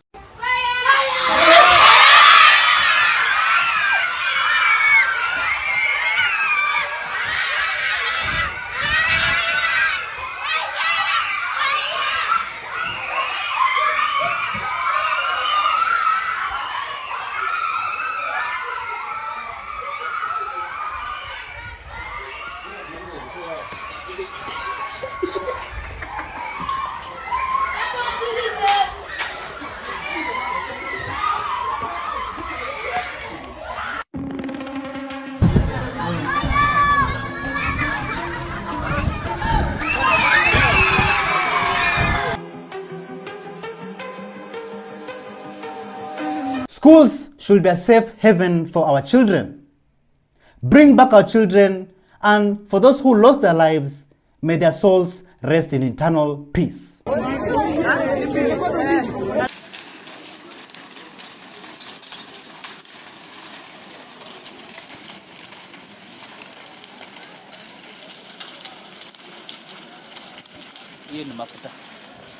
Youths are being frustrated day in, day out. I want us to go all the way to Isiolo, where our young Kenyan brother wants to sell one of his kidneys so that he can fund long overdue repairs of his local mortuary. Mimi nitadonate kidney yangu moja iuzwe iende mortuary itengenezwe. Mimi nimeweza kuhuzunika hapo jana. Nilipofika pale hospitalini niliweza kupata mtu ameweza kufariki na akaweza kuwekwa kwa probox kama gunia ya viazi ndio apelekwe mochari Meru. Kwa sababu gani? Kwa sababu mochari ya Isiolo haifanyi kazi. Na hiyo si kesi peke yake, tumekuwa sana tukivumilia sana. Makesi wengine wanapeleka watoto Meru, wengine wanapeleka mochari za mbali kwa sababu tuko na mochari yetu na haifanyi kazi. Na isipokuwa hospitali yetu inasemekana itakuja kuwa level 5. Itakuja kuwa level 5 waje na tunaweza kupata kwa hospitali aina mochari. Pia nikizungumzia kuna wanafunzi wanasoma hapo KMTC. Au wanafunzi kuna wenye wanataka kusoma mortician. Watakuwa nasoma kuenda kusoma kaunti nyingine mambo ya mochari. Yetu tuko na mochari yetu hapa kaunti ya Isiolo na haifanyi kazi. Serikali imejificha sana. Governor ametulia sana. 10.5 million imetengewa mochari. Na hiyo pesa hakuna mwenye amejitokeza ama contractor yote tumeweza kuona kazi ikifanywa pale. Yeah, so guys, as you can see, this area right here is called the cold room, and this is now where the bodies are kept inside here. After embalming, the bodies are kept here so that they can be preserved, you know, where the families come to see the bodies. So I think let me show you how one fridge looks like inside. There's one empty fridge inside. As you can see, like this is now the fridge inside here. So after embalming, the body is put here so that it can be cold and preserved and well. Moving on to the next video. Gen Zs are injecting left, right and center. I want to show you guys of this video of a young Kenyan brother, a young Kenyan Gen Z who has decided enough is enough. Listen to what he has to say. How can 70 students disappear from a school enye wamelala ndani ya dorm, then Gachagua kona guts za kukuja on live television unaambia wazazi and the school community ati watoe students penye wako? Tuache kupimana manze, watu si wajinga bwana. We can't put a blind eye kwa kila kitu. Si kila kitu ni Githurai. Penye Safaricom mlituanulia stima, watu wakiuliwa Githurai. Hadi video lipostiwa TikTok, mse unasikia gunshots ndo hizi. But Wakenya ni nani? Blind eye. Kwani mteka blind eye hadi fike lini? Minerals zenyu zinaibiwa, blind eye. Watoto wanauliwa, blind eye. Gen Zs ndo wanakuwa abducted, blind eye. Alafu unataka kuniambia nini? Hata imenibo. Have you ever seen those institutions, organizations or even companies where they just use interns but they don't give people jobs, they don't employ people, neither do they pay people?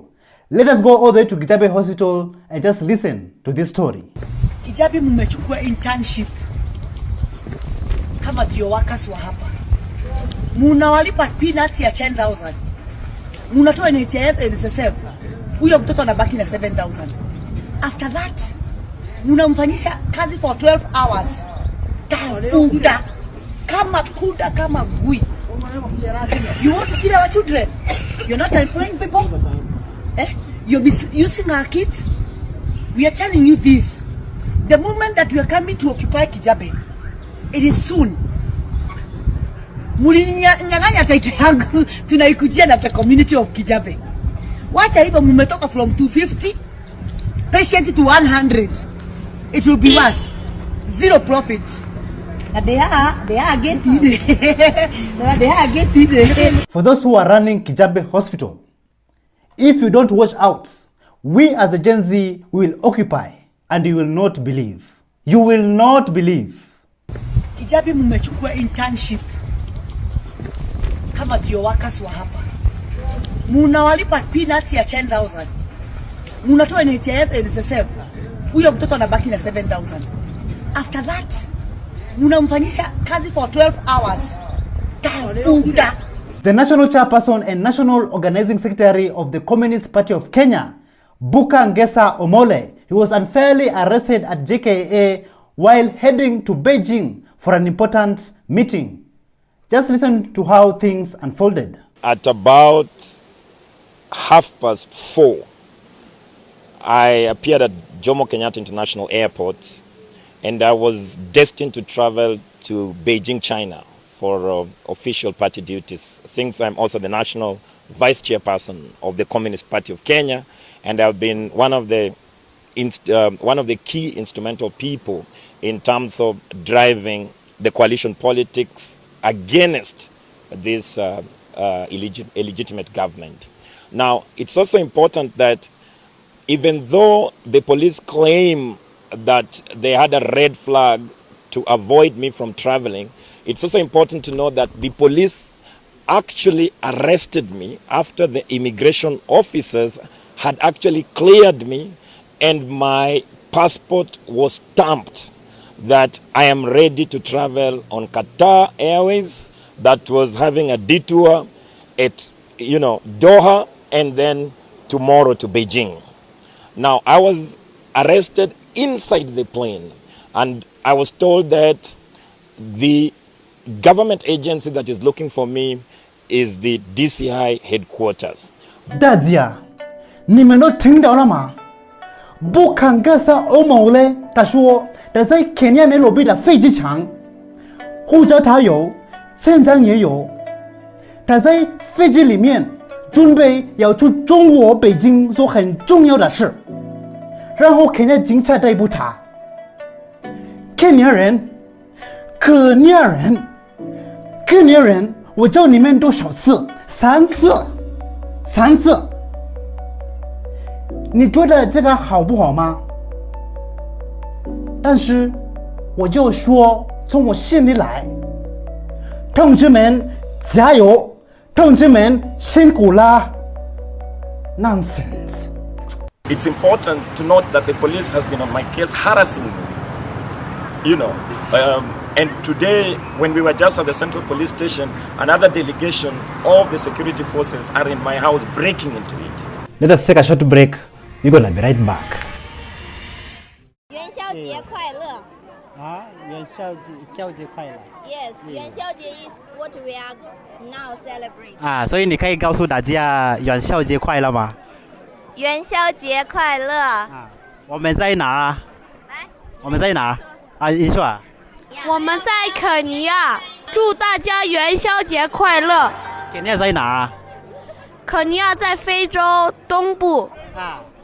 好的，欢迎谢谢。大家，我们今天有一个中国的美女，所以我要你祝大家元宵节快乐。祝大家元宵节快乐。I'm Hillary from China. Yeah. 从什么城市来？浙江温州。Yeah. 欢迎。对，然后很高兴在肯尼亚遇到这位会说中文的朋友，然后一起共度元宵节，祝大家元宵快乐。Amazing, thank you. Thank you. 我想吃煎饺。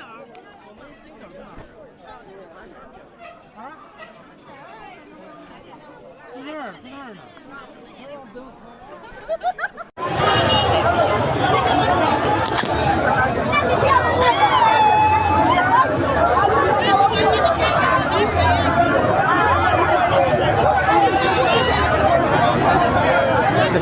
This man is awesome. Oh my god. Let's welcome Brusky Albistelli.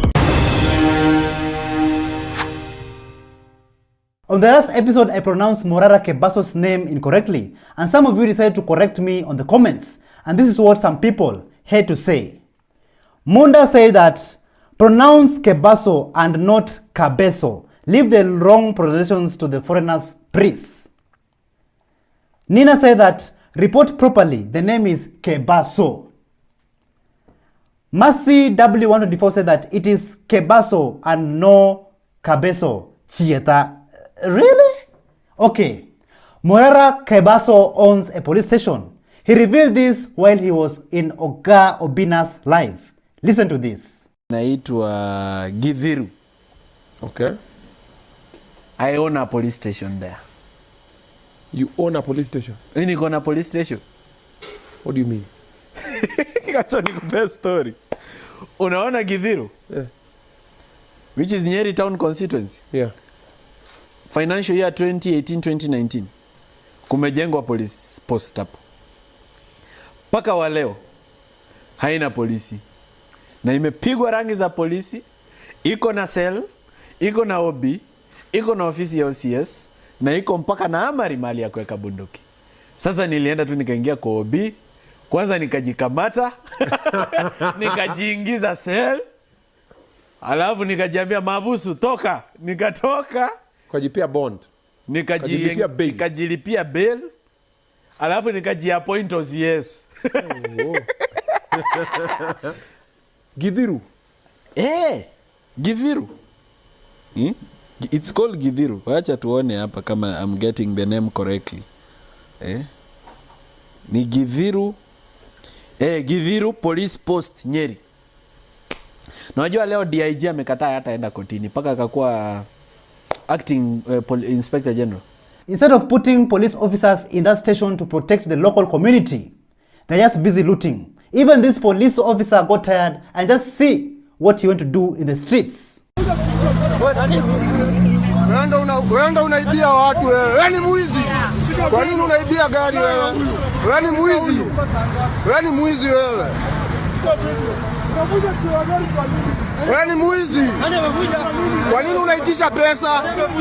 Unaitisha pesa kwa nini? Unavunja kioo kwa nini? Unanipa gari umbwa wewe. Unavunja kioo cha nini? Unavunja kioo cha nini bro? Msare. Achana Tumia buda. Unavunja kioo cha gari cha nini? Unavunja kioo cha nini? Ndio gari kalipa. Unavunja kioo cha nini? Unavunja kioo cha nini? Unavunja kioo cha nini? Buda. Unavunja kioo cha gari cha nini? Unavunja kioo cha nini? Is the Kenyan education system messed up? I'll show you this video of Big Bad Ogre who decided to inject. Ana vitu watoto wanafundishwa China in case of fire.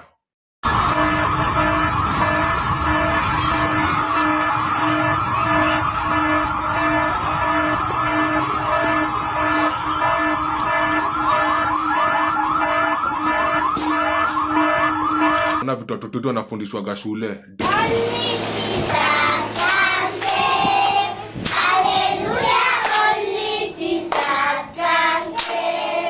Daily tunafunzwa tu maombi ni kama maombi is the answer. Nisikie, while sisi tuko busy tunaomba, the white man alikuja akachukua resources zote na sasa anatukopesha pesa na zile resources zetu alitumia. It's about time to education, si kujua sijui thorax na abdomen na the longest river in Africa. It's about time to educate vitu zinasaidia, and it's about time to stand for the right things za kufunzwa shule. Sisi upuzi zote tunafunzwa shule bro.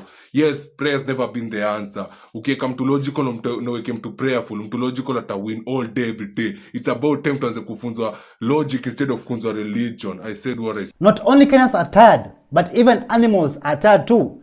This donkey was spotted somewhere just ripping off and taking down Ruto's campaign posters. Many politicians who have been in power since Kenya gained independence in 1963, they always come together when trouble knocks at their doorsteps. I want to show you of this church where our brother here decided to inject. Listen to this. Personally, as a prophet of God and as a servant of God, I don't support him. One, because Ruto William killed so many Kenyans in Kondele, killed so many Kenyans in Nairobi. So many Kenyans died. After this death, now Ruto and Raila sit down. Then they say work together. They are working together on top of the graves of Kenyans. They are dancing on top of the graves of Kenyans. If Raila was so serious about his patriotism for the Kenyan people, he shouldn't have joined hand with Ruto, who is a killer, a murderer, a vampire. He wouldn't have done so. And for that reason, I 70% doubt whether he will make it. If he make it, okay. But I, Apostle Michael Band, I don't support. I know many people will say you don't care. You don't care. My heart is not your heart. It is your heart that does not care. Praise the Lord. You can say whatever you want. You have your mouth. I've said my own. Everybody in his office. There's office of the fool. There's office of the wise. There's office of the ignorant. I don't know which your office is. Mine is a prophet. That's what I've said. I am against it. There's no way government, politicians can always be uniting for their own selfish gains. This is not the first time that you're hearing about fire cases in schools. It has happened before and is currently happening now and is still happening. I'll show you of this video of our Kenyan brother who decided to inject and also open and enlighten Kenyans. Listen to what he had to say.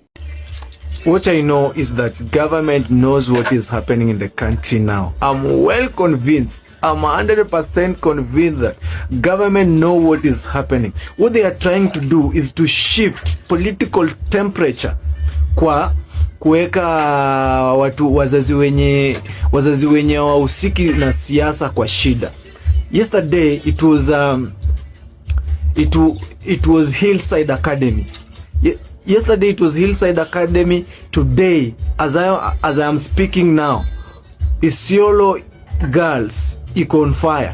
So, do you want to say that government haijui kitu yoyote? Kwa nini mashule zinachomeka? Ama mnataka kusema that kuna msemo mwenye anatoa sacrifice? Hakuna sacrifice inatolewa. What the government is trying to do is to shift political temperature kwa kitu ingine, so that watu sasa waanze kuongelea mambo na shule kuchemuka. And you can remember there is a year pia washaifanya kitu kama hii. We all know a brother by the name of Samuel Macoure who has been injecting since day one. Ruto ni mwizi, ni wazimu wa ukweli. Ruto ni mwizi, ni wazimu wa ukweli. Ni wazimu wa ukweli. Ni wazimu wa ukweli. Ruto ni wazimu wa ukweli. Ni wazimu wa ukweli. And apart from him having a talent in singing, he also has a talent in playing instruments.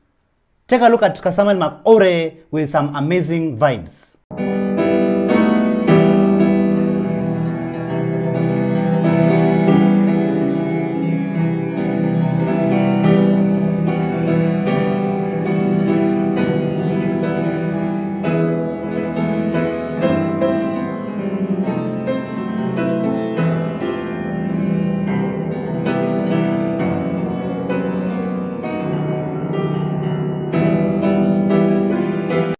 I'm passing across somewhere here and I'm seeing a flat is written.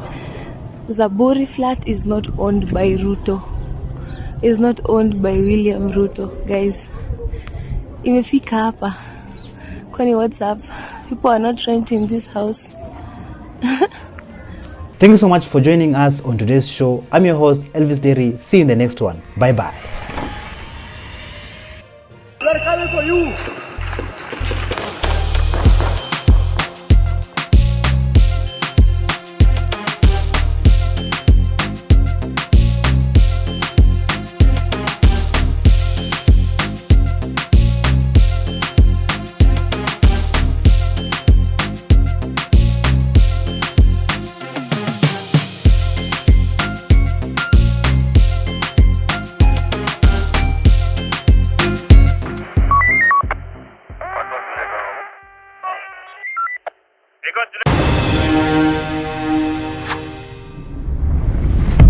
Elvis Derry.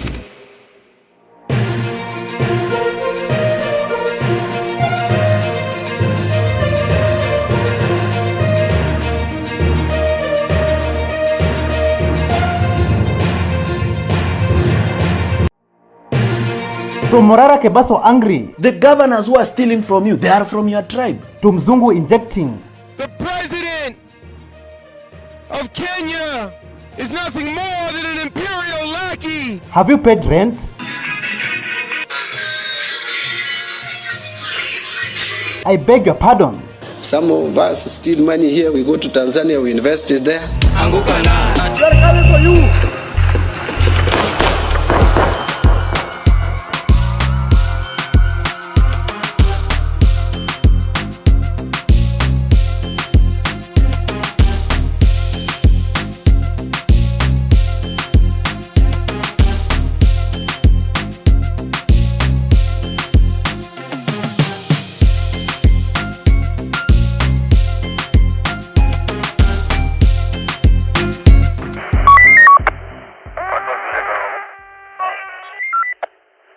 Hello, how are you?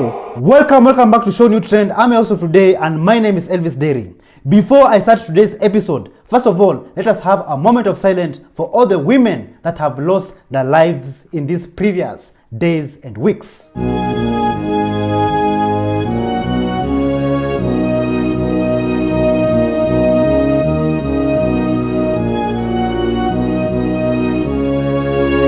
Femicide, the new cancer in town. When will these killings of our women stop? Because we cannot be losing our girls, our beautiful girls every day. Our women are being buried every day. Broken communities and broken families. People are crying out there. When will this murder stop? Just take a look.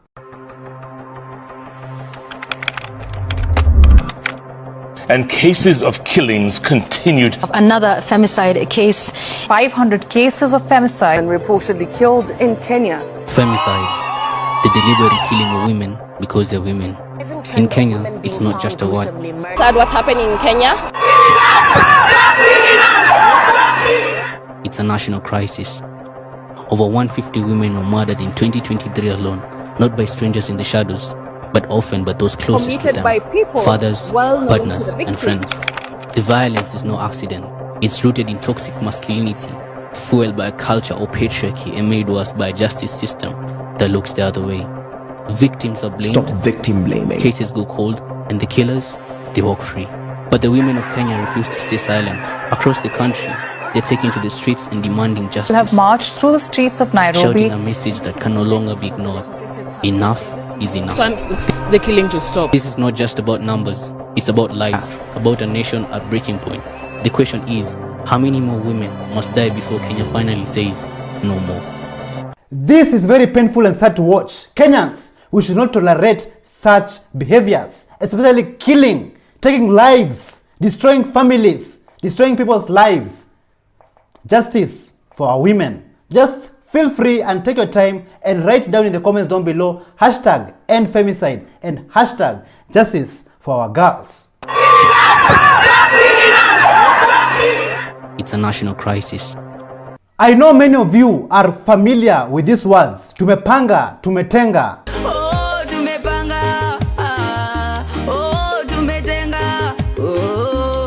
The governor of Nairobi, Governor Sakaja, and William Ruto, they were passing by Kayole.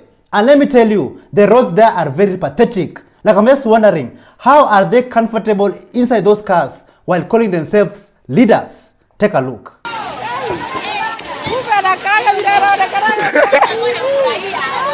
Ruto! Andika Ruto kikuja sowe. Ruto! Yeah.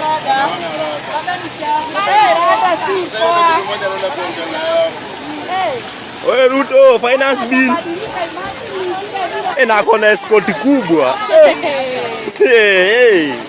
Today's question is, will Senator Okiya Omtata run for presidency in the next elections? This was confirmed by his wife, a former nominated senator, Emma Mbora Omtata. She said that her husband will be running for presidency in the coming year 2027. Listen to this. Ama nitumie title, I'm Honorable Emma Mbora Omtata. Yeah, I'm a former senator, Mombasa County. So nimekuja hapa sitakaa. Mimi niko na spinal injury, nilipata accident miezi iliyokwisha. Na nimekuaga Khan Hospital for 1 month and 2 weeks. Hata hapa niko na mashini nimevaa, so siwezi simama muda mrefu. Lakini mume wangu ambaye ni senator amenipatia ujumbe wenu nilete hapa, na akasema mumuie radhi, mumsamehe. Angependa kuja kwa na nyinyi leo, lakini kwa sababu ya harakati zake za kutaka kugombea urais 2027 ameshikika kwa mikutano mingi ya watu kutoka nje na Wakatoliki ambao wanamuunga mkono. Leo ana mkutano na watu kadhaa ambao wanamuunga mkono, kwa hivyo wasingeweza kuja. Kenyans, did you know that the national government has already released funds for counties? That means that your governor, your politicians right now, they have monies on their hands. And I just want to see, and we have, I want to see how these people are going to spend this money. Will they be paying the government workers? Will they put that money in development? Or will they put it in their bank accounts? Listen to this. So, incompetent governor ya Bomet County anaitwa Hilary Barcho. Umeona leo national government wamerelease funds ya counties ama namna gani? Pesa imetoka. Kagitia chepkondok inyechor saa. Sasa iba kabisa. Secondly, ile watu huko umelipa medical staff. I am told kuna medical staff ambao walikuwa kwa contract tomgelipan saa hii for almost 1 year. Kindly Bwana Barcho, pay those medical staff ama namna gani? Enforcement officers, nilisikia mpaka kuna wenye walikupeleka mpaka kotini agi-ignore not court orders. Pay the people. Pesa imetoka, usiseme tena hakuna pesa. Kuna wengine ECD ECD teachers. I also received information that wengi hawajalipwa, and also kakile at some point walikuongelesha kakile igure ngosengengishek. Pay them because the money is out now. Kakobwa rabinik matkota ko ngalagin iblembechwanon mi obisi en county legolenjogin pesa haijatoka. Nyerians are injecting. In Nyeri town, the residents have decided to collect signatures to recall their MP, Duncan Madenge, just after a few days where the people, the residents of Madira, decided and started a process to recall their MP, who is Eric Wamumbi. Just take a look at how Nyerians are injecting.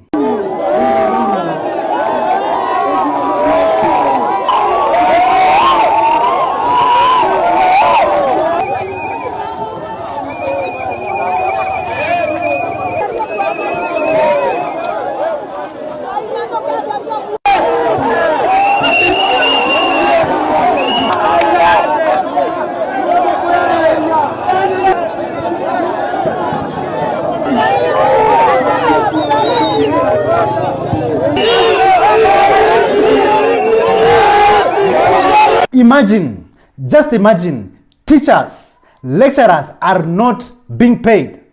In a public university, lecturers went on to demonstrate and protest the government's failure to implement pay rise, among other demands. Just take a look at how things unfolded.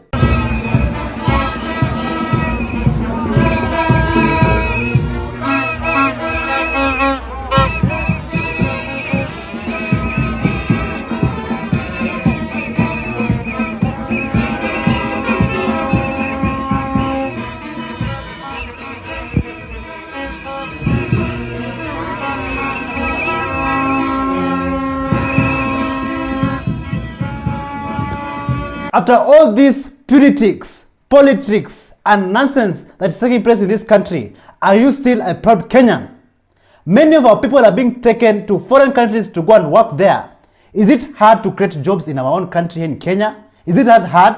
Many of Kenyans who are working in foreign countries, some of them, they come back home in caskets.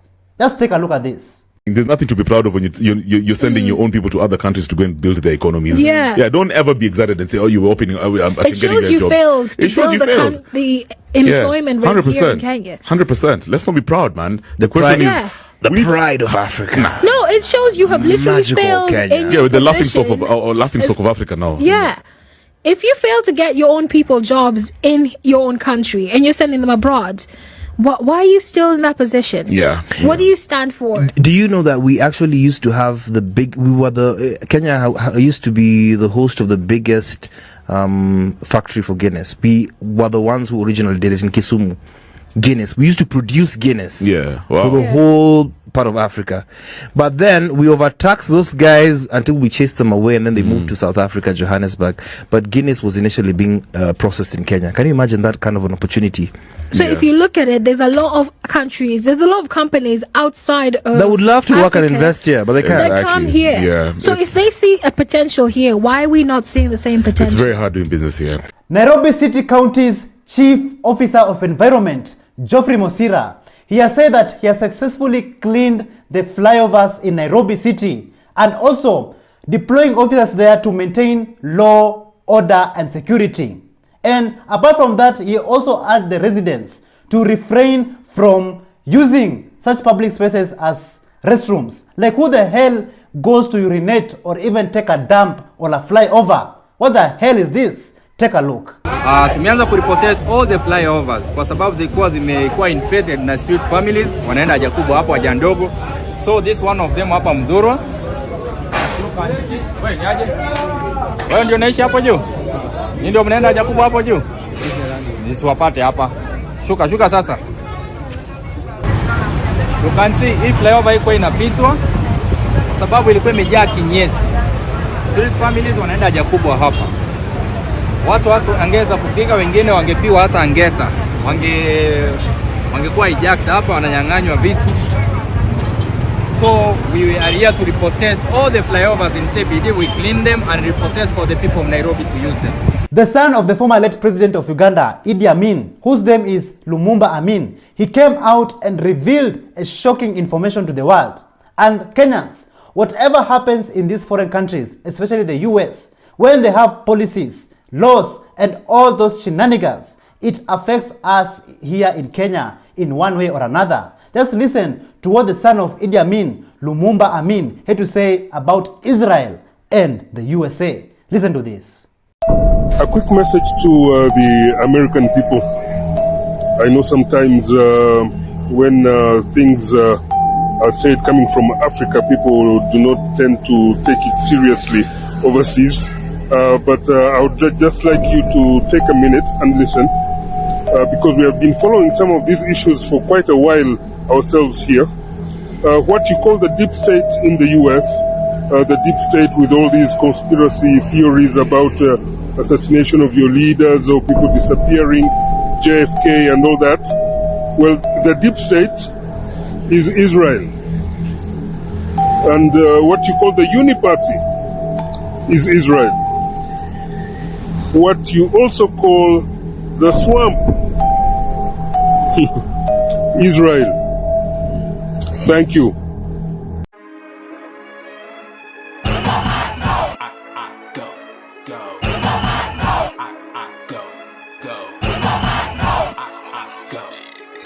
Tumechoka na huyu fala MUSTGO go. Sisi tumechoka uongozi bila mashindikana MUSTGO go. Hisi uongozi ni hesabu ya minus cradle to grave. Masha fragile extinguish the flame. Wili zetu lazwa ndani ya gravel. Ametupema na babble, couple the trigger kwa battles like zikipenya vifua hua.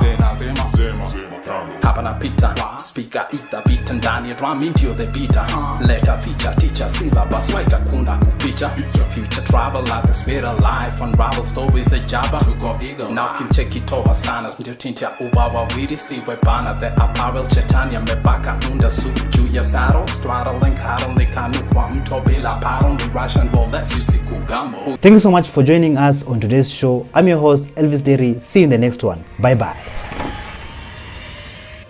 170 go control.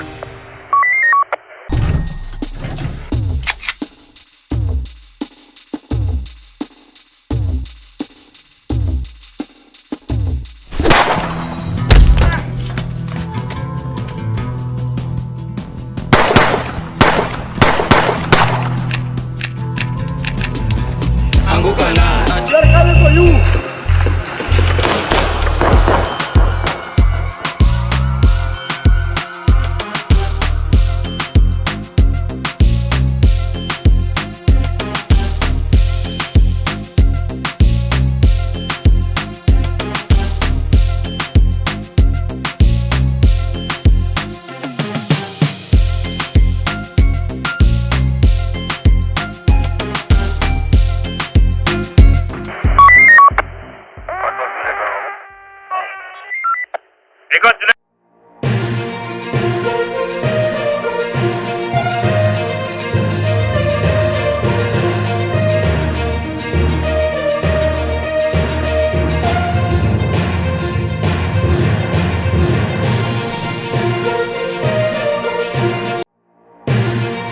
From Marvin Mabonga alias County Sonko visit Bungoma County. Ndio nimefika Bungoma. I'm trying to do my ground mobilization for Friday. To bodaboda riders complain of pathetic roads. Hapa Romima tunateseka kwa sababu ya njia ya Sangalo kwenda mpaka Kakamega. Where is 25 million for Bungoma beautification? So jamaa hizi maua za 25 million Bungoma County. Naonyesha tu ni kwa ndugu yangu hapo kule. Ground mobilization ahead of civic education. Hii mkutano tunaanza saa 8 na tungeomba vijana wote wenye mko Bungoma County na mnaweza fika Lechante Kimilili saa hizi. Anguka na. They're coming for you.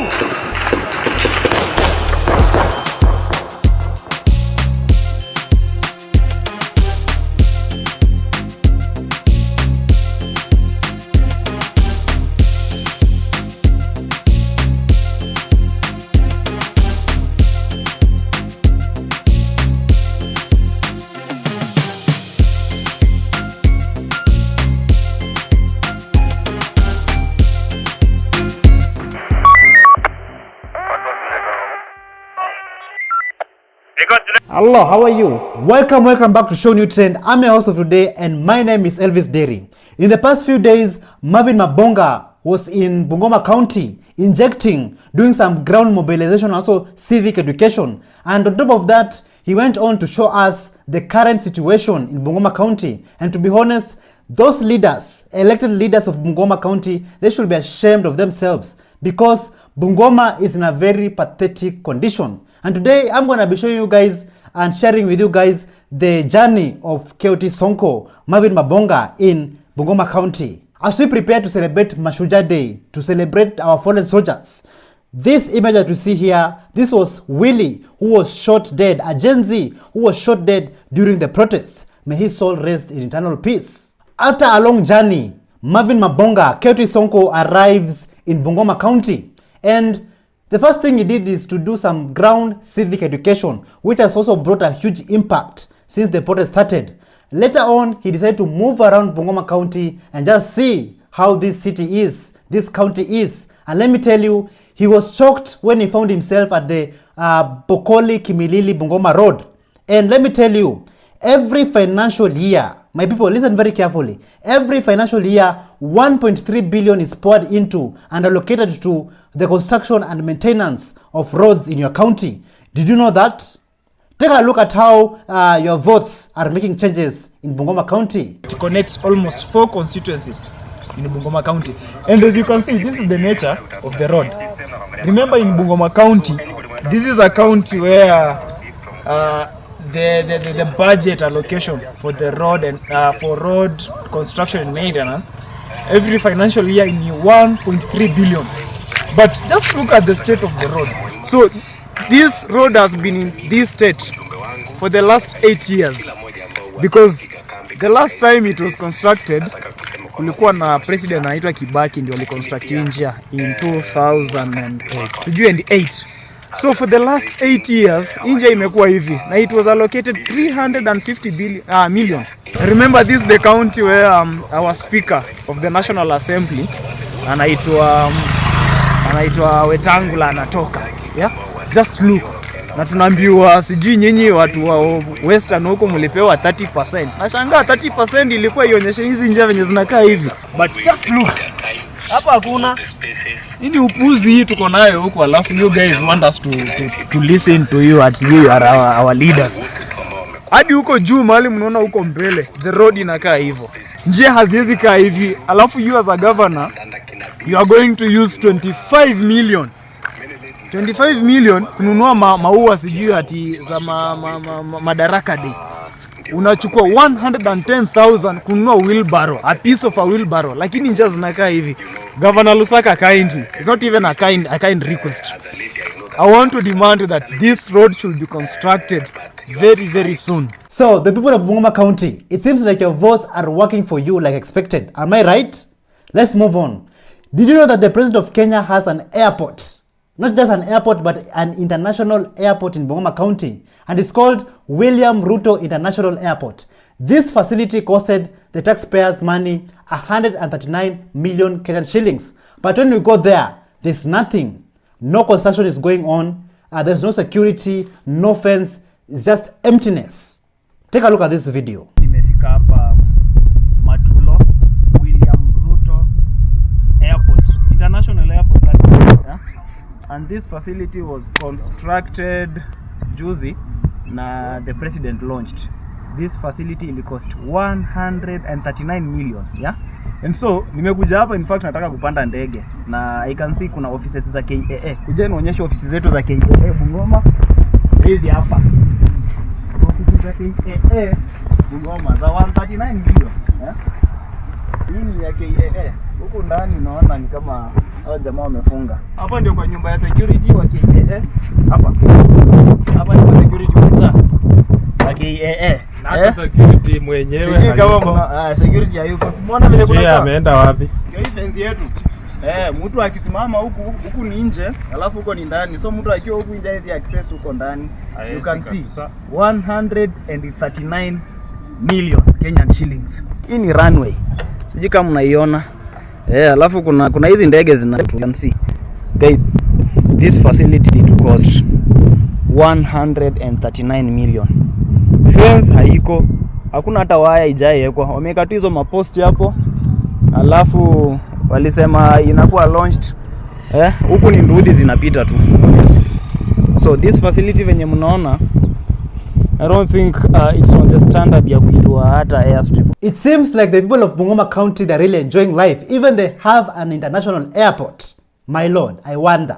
Like, tell us in the comments down below if you're coming from Bungoma County, where you'll be flying to in your next vacation, just like our president who flies all the time.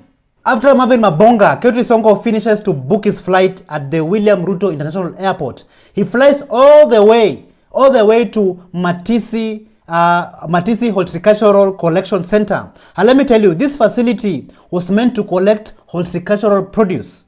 So the people of Bungoma, if you voted for the right people, for the right leaders, this facility will have created so many job opportunities for you guys. Take a look at this video, man. This is so sad. I'm here at Matisi Horticulture Collection Center. Hii ni center yenye agricultural produce zinakuwa collected hapa. Ndio zipelekwe pale airport. I hope umeona airport nimeonyesha, zipelekwe pale airport Matulo. Alafu wazipeleke zikuwe exported. So nataka nionyeshe venye hii facility inakaa. And twende, niko na friend wangu hapa. Anatoka hii place. Sijui unaweza tuambia ukielezea venye huko tunakaa hapa na before tuingie huko ndani. Huku ndio wameona hii kitu ilitengenezwa enzi ya Lusaka vile alikuwa first governor akiingia kwa kiti. Na kuna pesa zikawekwa hapa, wakaambia wananchi waanze kutengeneza mambo ya agriculture, wapande viazi, wapande mioko, itakuwa inaletwa hapa. Kuna baadhi ya watu walipanda, lakini hizo vitu hazikuwahi ingia hapa, zikaharibika hivyo. na hata kuna shamba lingine lilinunuliwa kule Mahanga kwa wodi ya Bokoli. Kuna ile ilifaa ifanyiwa agriculture, mpaka wa leo hatujaona hii miradi ikiendelea. Huku ni Matisi.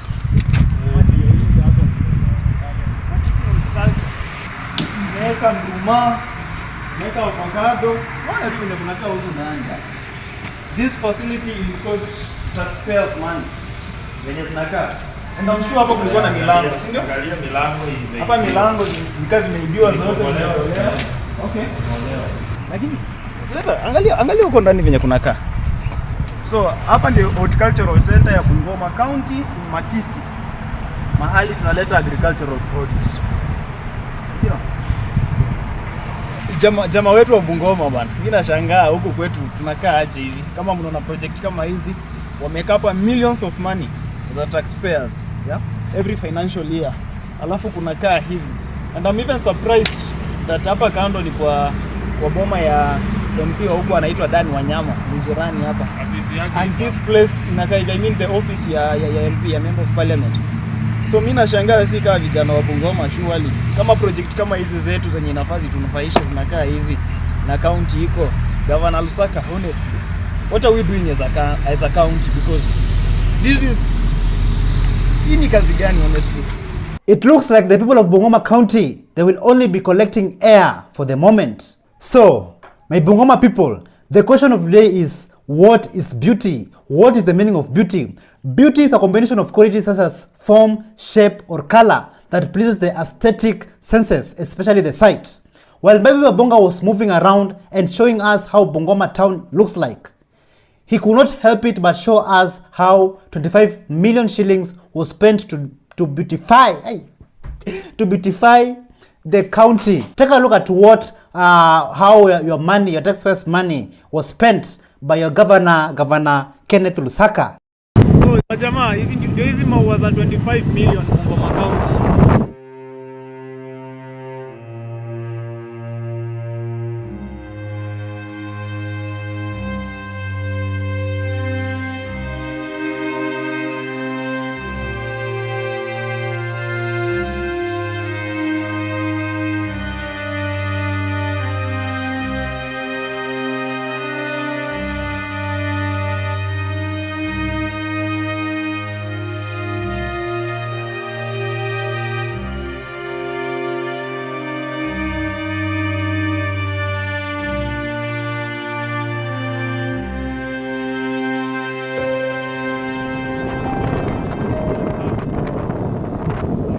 It seems like the 25 million really did a good job, really did wonders in Bungoma town. So if the Bungoma people consider this and see this as beauty, then it is high time to visit an ophthalmologist, a doctor who is specialized and knows all about the eyes. While Ketri Sonko, Marvin Abonga, was moving around Bungoma County, he suddenly got a headache because of the development disappointments that he was seeing all over.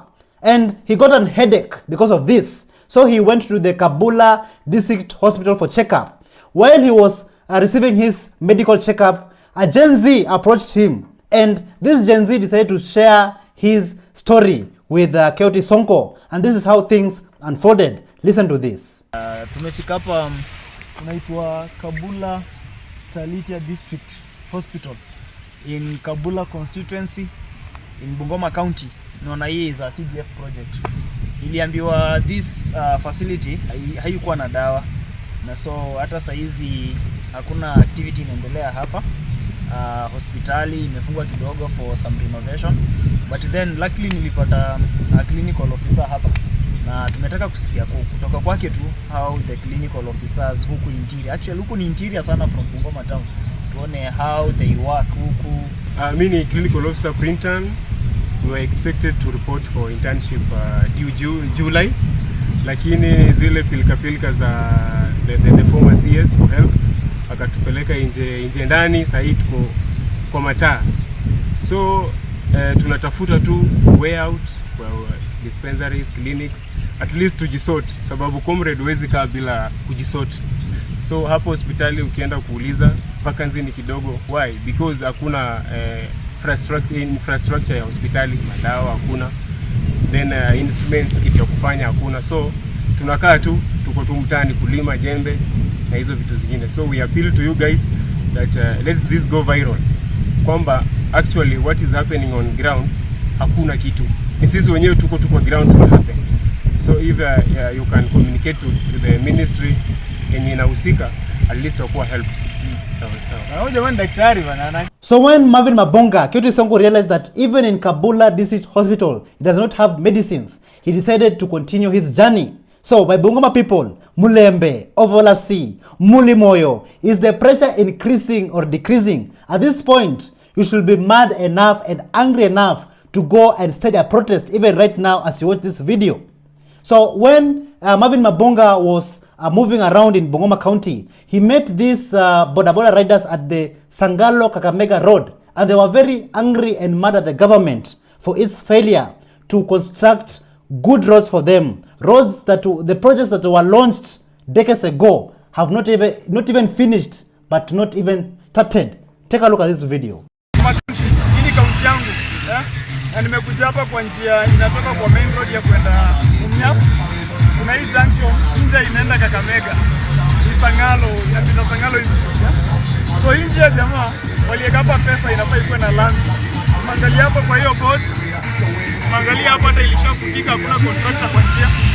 But now tukapa, najua kuna kelele huko nyuma. Tukapa na wazee wa boda hapa kwa stage.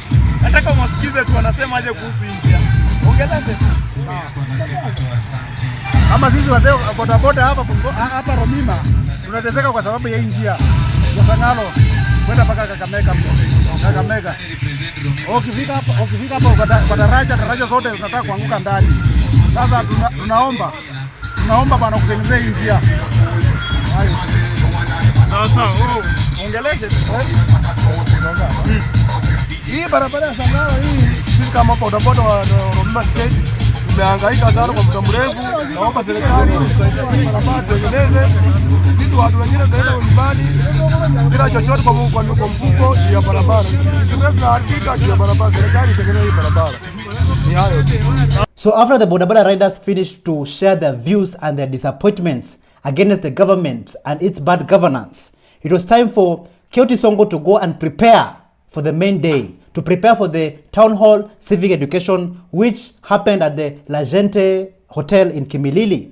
And this is what Marvin Mabonga had to say. Listen to this. So this is our venue that we have planned. Tomorrow we'll be having a town hall civic education, and you can see that the hall is already set. Ni bado tu system iletwe, najua tutaiweka hapo, then we see how we are going to educate ourselves on matters good governance, on matters corruption. We encourage our fellow youth to ensure that they have their national IDs and they take their voting cards. So kama uko Kimilili and the environs, kama unatoka Mount Elgon, kama unatoka Chwele, Bungoma town, this Bungoma county, kuja. Tuko set, viti zimewekwa, inakaa viti za president bwana. So the hall is too big actually. Viti zingine bado zinapangwa. So we are ready for tomorrow for civic education town hall in Bungoma County. While Kyoto Sonko and his team were still preparing for the main day, there was still some ground mobilization and also ground civic education. And also there was still ongoing preparation at the La Gente Hotel in Kimilili. Even sound systems were being installed by these young and strong men. After everything was set at the La Gente Hotel in Kimilili, Bungoma, now that day, the day that everybody has been waiting for, finally arrived. And this is what a serious, dedicated and fearless Gen Z, Marvin Mabonga, had to say. So leo tuko hapa Lechante kwa mkutano ya vijana ya civic education Bungoma County. Na tayari tushaanza kuona vijana wameanza kuingia. Tuko na vijana kutoka Mount Elgon, tuko na vijana kutoka Tongaren, tuko na vijana wametoka Webuye West, wengine wametoka huko Chwele, ya? Na bado hapa wakimilili pia wanaanza kuingia mmoja polepole. Sasa hii mkutano tunaanza saa 8 na tungeomba vijana wote, ya, wenye mko Bungoma County na mnaweza fika Lechante Kimilili saa hizi, mkiweze kuja tujumuike pamoja, tukiweze kuzungumza mambo kuhusu vijana. Okay, mimi naitwa Albert, ni mkaji hapa Kimilili. Pia nimejiunga pamoja na vijana ambao wamekuja hapa sababu masuala ambayo yanaenda kusungumuzwa ni masuala ambayo ni ya muhimu ambayo wengi hawayajui, lakini wakati tumekuja wote hapa hivi, wengine tutapata mwanga kutokana na mafundisho ambayo tunaenda kupata. Kwa majina naitwa John Poka Kichana, na mimi mwito wangu kuja hapa hivi nimekuja kujifunza kitu moja, na hiyo kitu ni kutuhusu sisi vijana wadogo. Najua kuna vijana wengi hawaelewi hii maneno yenye yanaendelea hapa ni maneno gani. Sisi tunawakaribisha mkuje muelewe hii maneno hika hapa hivi. Ni mafunzo mzuri sana vijana. Wapi? Kazi kwako. Twende. Acha tusukume bwana. Wewe mabosi wote tuingie. Let me tell you, ladies and gentlemen, the town hall civic education that happened and took place at the Kimilili Lajante Hotel, it was a success. Very, very successful. So many young people came out, the people of Bungoma came out and they spoke up. They raised their voices and they had very, very good points. Like people were seriously injecting. This shows you that the young people and the people of Kenya, they have a vision, mission, and the future for this country. But the only thing that is taking our people behind is the bad governance and the corrupt leaders. They say this and they do that. They promise you this, but they do that. I personally was there. I listened to the town hall civic education through the KOT Sonko Twitter space, and let me tell you, people are injecting. Na ili hali kuna vijana wetu wanatumiwa vibaya na wanasiasa. Sisi kwa barabara, tuko kwa barabara tunafanya maandamano yetu in peace. Vijana wanatokea huko wanaharibu vitu za watu. Wanakaribia sisi kama Gen Z jina. Umeona? Lakini nataka kuambia vijana wenzetu, tunataka tusimame kidete, tuwe kitu kimoja. Kitu yote kifanyika, wacha tuwe kitu kimoja, tutoke nje, tuwe kitu kimoja na tupige kelele kama vijana. Umeona? Msiona kimkobe amesimama huko nje, msichana kama mimi peke yangu niko kwa barabara na beba sufuria. Sijui nani aliona hiyo clip ya sufuria. I was the one. Wacha tuseme tu Bungoma County. Nilikuwa mimi mwanamke peke yake kwa barabara na sufuria. Umeona? Ikakuja paka ya finance bill. Nika act the same but tuliwin. After the town hall civic education finished, Marvin Mabonga decided to continue injecting, and he went all the way to Tongaren constituency, where during the town hall civic education, one of the residents revealed that there was no electricity and also the roads were in very, very bad conditions. Take a look. So guys, hii ndio barabara ya kuenda kwa MP wa Tongaren. Anajiita John Chikati. Na mnaona huku, I hope mnaona stima imejaa huku. Hata saa hizi lights ziko kwa wingi. So guys, honestly huku hakuna stima. Angalia barabara. Huku ni Bungoma County. Angalia barabara venye inakaa. Inaenda kwa mheshimiwa barabara John Chikati. Yeah. So leo in that town hall for Bungoma County Civic Education, kuna jamaa alisema inafaa tukuje huku kwao tuone barabara venye inakaa. And because we want to come back to Nairobi and attend that Mashujaa Day at Uhuru Park, tulisema ni must tufike huku kwa mheshimiwa tuone. The guy told us huku hakuna stima na huku barabara ni mbovu. And honestly barabara hii ndio main road ya kuingia kwa John Chikati, the MP wa Tongaren. So wacha tuende tu pole pole, alafu tuone kwake kwa boma stima kama iko ama hakuna. Because mimi sijaona any electric post huko hakuna honestly. Ndio hii njia tu ya kwenda kwa mheshimiwa. Look at the road. Anajiita mheshimiwa John Chikati. Ndio hii njia. Look at the road. Ndio hii njia. Yes. Tunaenda pole pole tu alafu tukuonyesha hadi kwa. Haya, angalia fence venye imejengwa. Okay, hapa ndio kwa John Chikati. Angalia nyumba ilijengwa within a month. So, hapa ni kwa John Chikati. No, I hope mnaona fence vizuri. Ndio hii fence yake. Hapa ni main gate ndio. Ama kuna main gate nyingine? Main gate. Hii ndio main gate. Yeah. So Marvin Mabonga and his team decided to go to that area's MP, who is called John Chikati. And mind you that John Chikati's brother, that MP's brother, is also the MCA, and his name is Tim Chikati. Like you Bungoma people, you are only electing family members. And just, this is the outcome. This is the outcome. Take a look at how things unfolded. So guys, I hope mmeona mali tuko. Hapa ni kwa jamaa anaitwa John Chikati, the MP wa Tongaren. Na huko hakuna stima honestly. Hata mnaona tuna struggle sana kutumia torch ndio tuone. Hii ndio main gate kwake. Yenye kunakaa njia ni mbovu, hakuna stima, lakini jamaa wanakaa Nairobi kule Karen wakicheka huko wakifanya vituko zao, wanaingia parliament kukula pesa yetu tu ya bure. Tuko na Tongaren hapa bwana tuambie.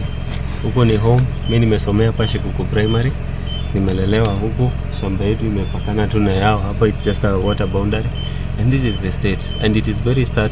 It is very sad kwa sababu like 10 years later bado we are still living like tuko Stone Age. Tafadhali hii message ifikie relevant authorities. That is why we are trying to educate people that all sovereign power belongs to the people and it should be exercised accordingly. Yes. That is our message, na tuendelee kusukuma hiyo ujumbe. Watoto ngareni bwana, hebu mdemand pesa zenu mnalipa tax, huko kuwekwe stima, barabara iundo, because this is a very bad picture to your constituency. Nyinyi mnaamka mapema kwenda kupiga kura, alafu kunakaa hivi. Angalieni kwa mheshimiwa wenu wenye kunakaa, sijui kama unaweza onyesha huko. Nothing. There is nothing. Huko hakuna stima. Hata hatuoni, si ndio? Hatuwezi ona sawa. After all that, the next day came and it was time for Marvin Mabonga and his team to pack their bags and continue with their mission. On their way, they passed by the governor's home, the Bungoma County Governor, Governor Lusaka, and they were shocked to see that the governor's mother was being laid to rest. And she was being transported, the body was being transported using very expensive convoy. But the road they were using, it was poorly managed and poorly constructed. Take a look.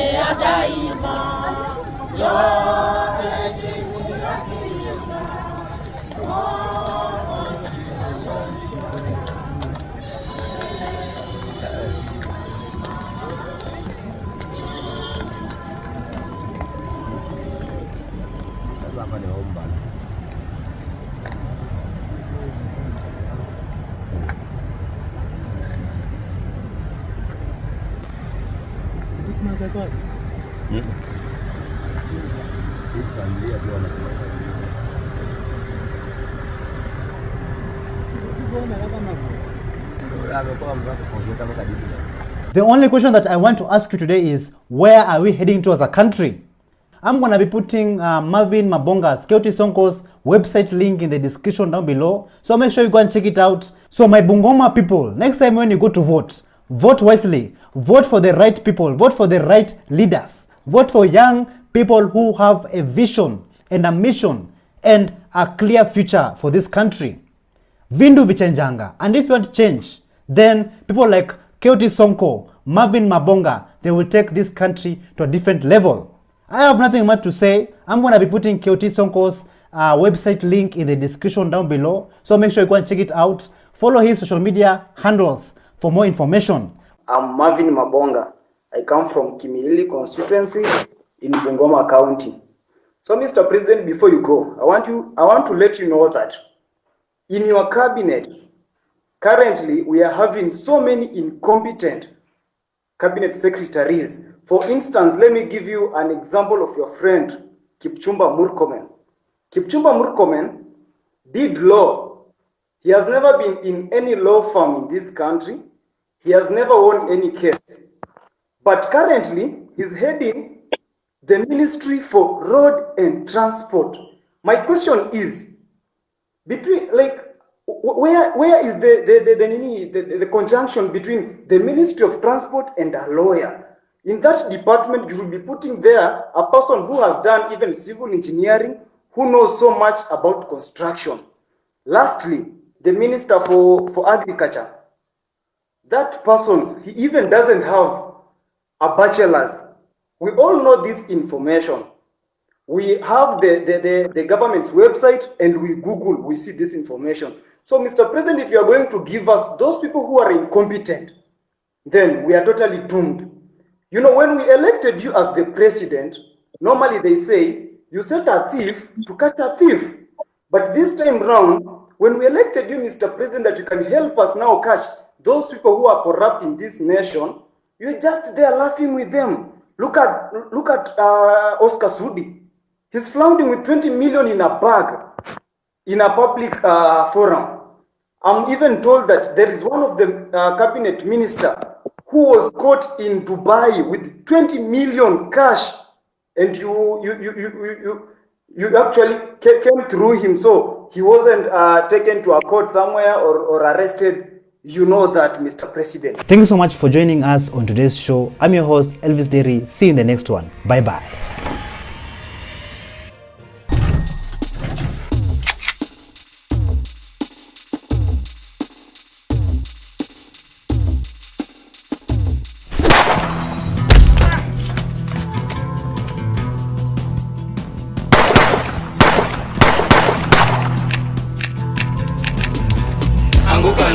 We are coming for you.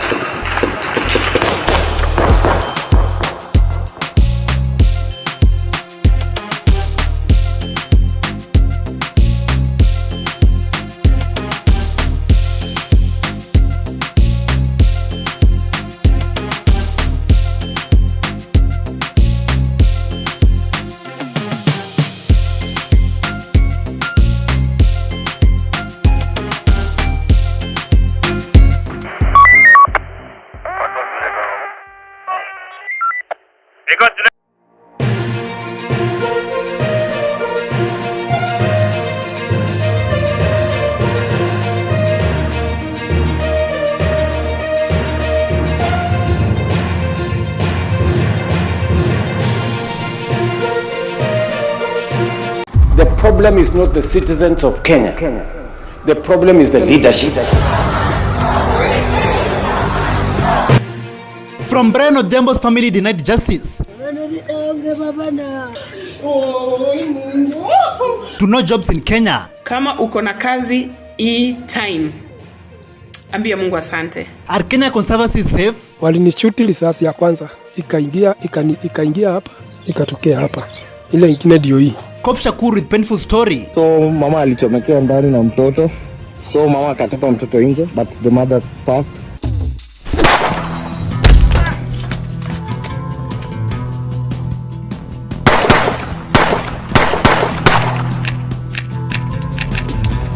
Anguka na.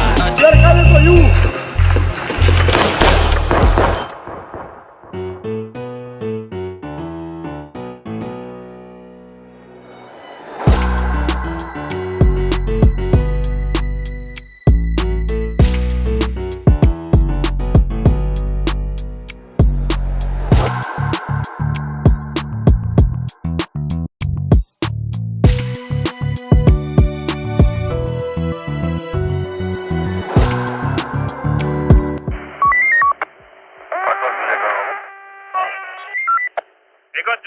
Authoritarians began by arresting and charging anybody that criticizes them. Hello, how are you? Welcome back to ShowNewTrend. I'm today and my name is Elvis Derry. Kenyans, if I asked today to describe the current regime, to describe the current government, the Kenya Kwanza government, how would you describe it? Just in 3 words. Listen to how Mumias East Member of Parliament Peter Selassie answered this question. In three words, how can you describe the KK government? KK government? Yeah. How can I describe? In 3 words. Ara siwaelewi. Siwaelewi. Ni moja. Ana hawaeleweki. Na wataki kueleweka. Na wataki kueleweka.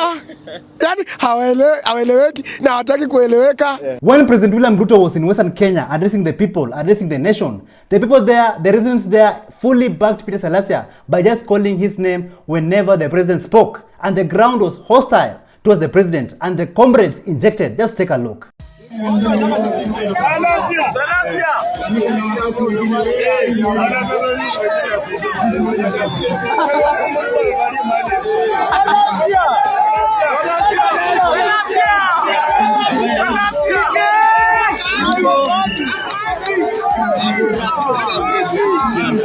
Currently, so many Kenyans and graduates are looking for jobs every day. But it seems like there's job scarcity, which has led so many people, so many graduates into depression, stress, and even worse, some of them are unaliving themselves. So are you a job seeker out there? Are you looking for a job? Just listen to this. Kama uko na kazi time. Ambia Mungu asante. Kama uko tu na mali unaenda unaingia asubuhi na unarudi jioni boss, ambia Mungu asante. Watu wanatafuta kazi. Watu wanatafuta kazi. Mimi nakwambia watu wanakuja kwa shop, mtu anakuambia nimemaliza college, unaweza nisaidia na kazi. Na muuliza gani? Yoyote, hata ya nyumba. Na huyu ni mtu amefika a very wonderful course. Anakuuliza hata kazi ya nyumba. Mimi wacheni niwaambie, Kenya hizi jobs ziko wapi? Si gava ina providing jobs. Si gava wasaidia watoto wetu wakitoka college wapate kitu. Do you know many of our kids have graduated but they don't have jobs? They are still back to their parents' house to stay with them as they wait for these jobs in quotes. Zitapatikana wapi? Unajua mtafanya watoto wagope kusoma. Watoto wanagopa kusoma. Juu mwingine I remember there's a video nikasema nimemaliza degree, nimemaliza masters, nikamaliza PhD, ninauza kwa duka. My friend, nilikuja kurealize watu wamesoma hawana job. Yes. Usione mtu anachoma mahindi pale umdharau. Huyo mtu ako na masters. Kuna mtu anasukuma maji na mkokoteni ako na degree. Imagine, alafu waambie mtoto anaingia uni this year. Ati unaona ule anasukuma maji ako na degree. Unaona ule anachoma mahindi ako na masters. Unataka kuambia mtoto nini? What I know about Kenyans is that Kenyans are the most educated, the most learned people, the most intelligent, smart people, and the most hardworking people from Africa. As the saying goes, cut your coat according to your size. But it seems like the government has forced graduates who have master's degrees, diplomas, PhDs, you name it, to go and work jobs, to do jobs that are not their size.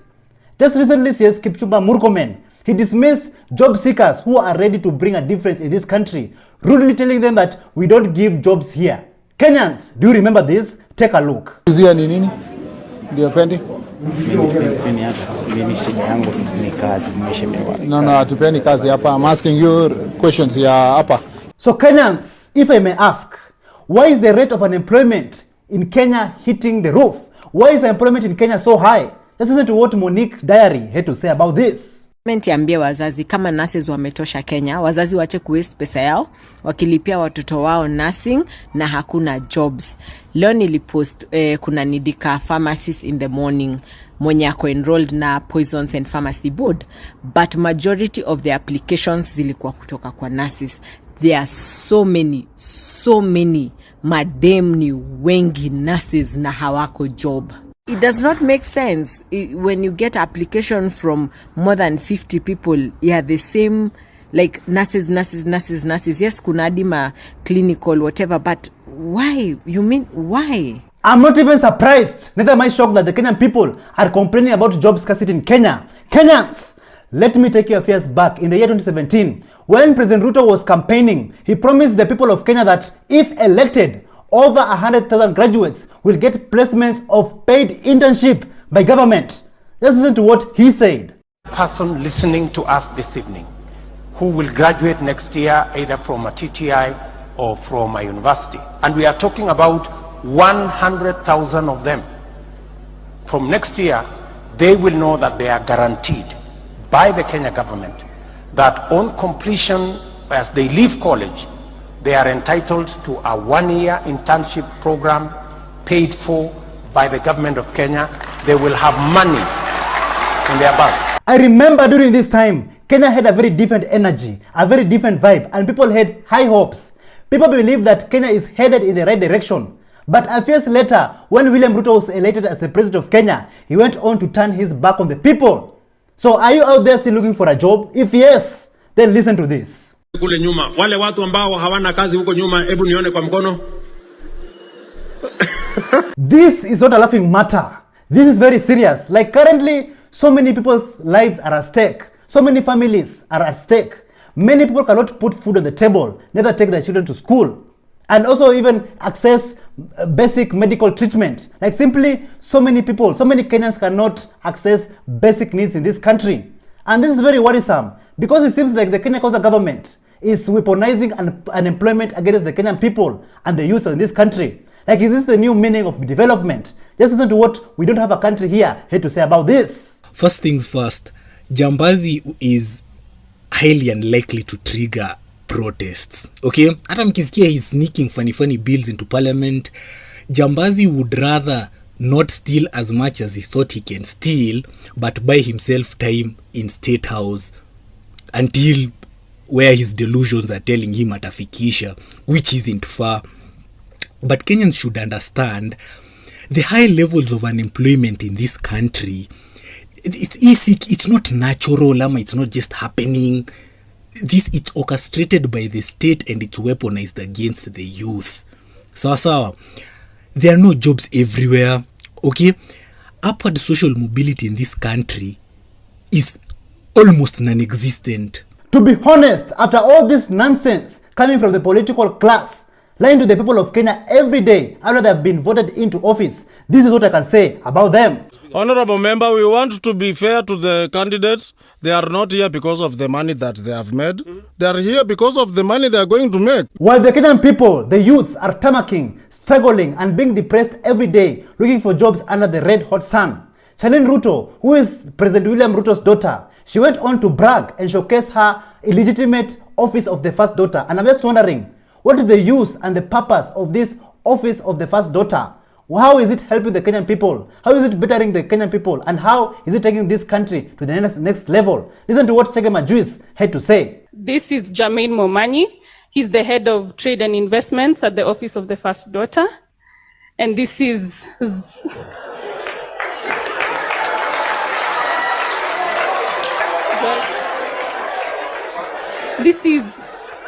I don't get what's funny.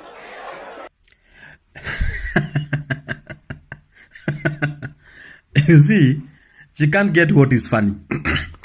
The funny part is, Kenya, the department of the first daughter, we have the head of trade and investment in the office of the first daughter.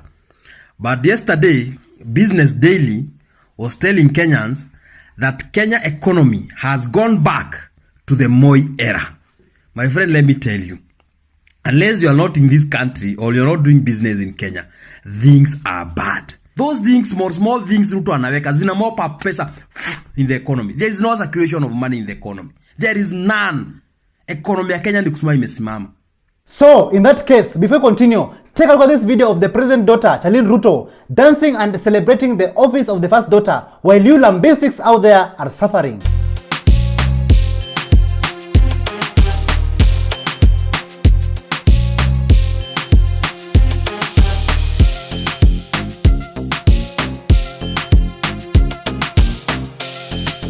In Nakuru County, Kenya Wildlife Services injured and abducted Brian Odhiambo, who is yet to be found. Brian Odhiambo's family were in pain after the Nakuru locals ruled in favor of the Kenya Wildlife Services, stating that there is no evidence. And I'm just wondering, is this what we call justice? Take a look at some of these things, what happened after the unfair ruling outside Nakuru locals.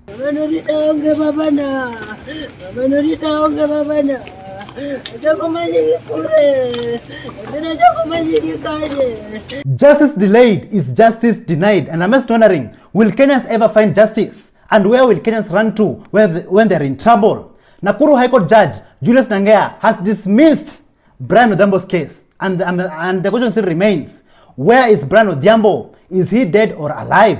What a sad time to be a Kenyan. Oh, Mungu. Yona turumaki. Yona turumaki.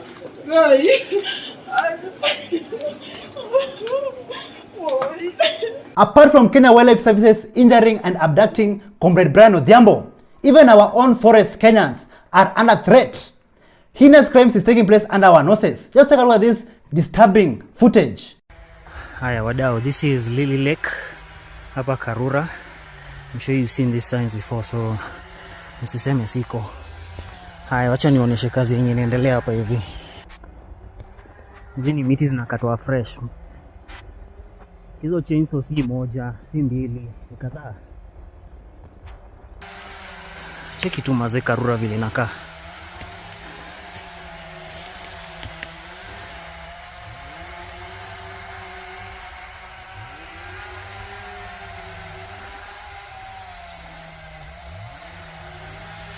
Kenyans will remember conservationist by the name of Wangari Maathai, the leader of Green Belt movement.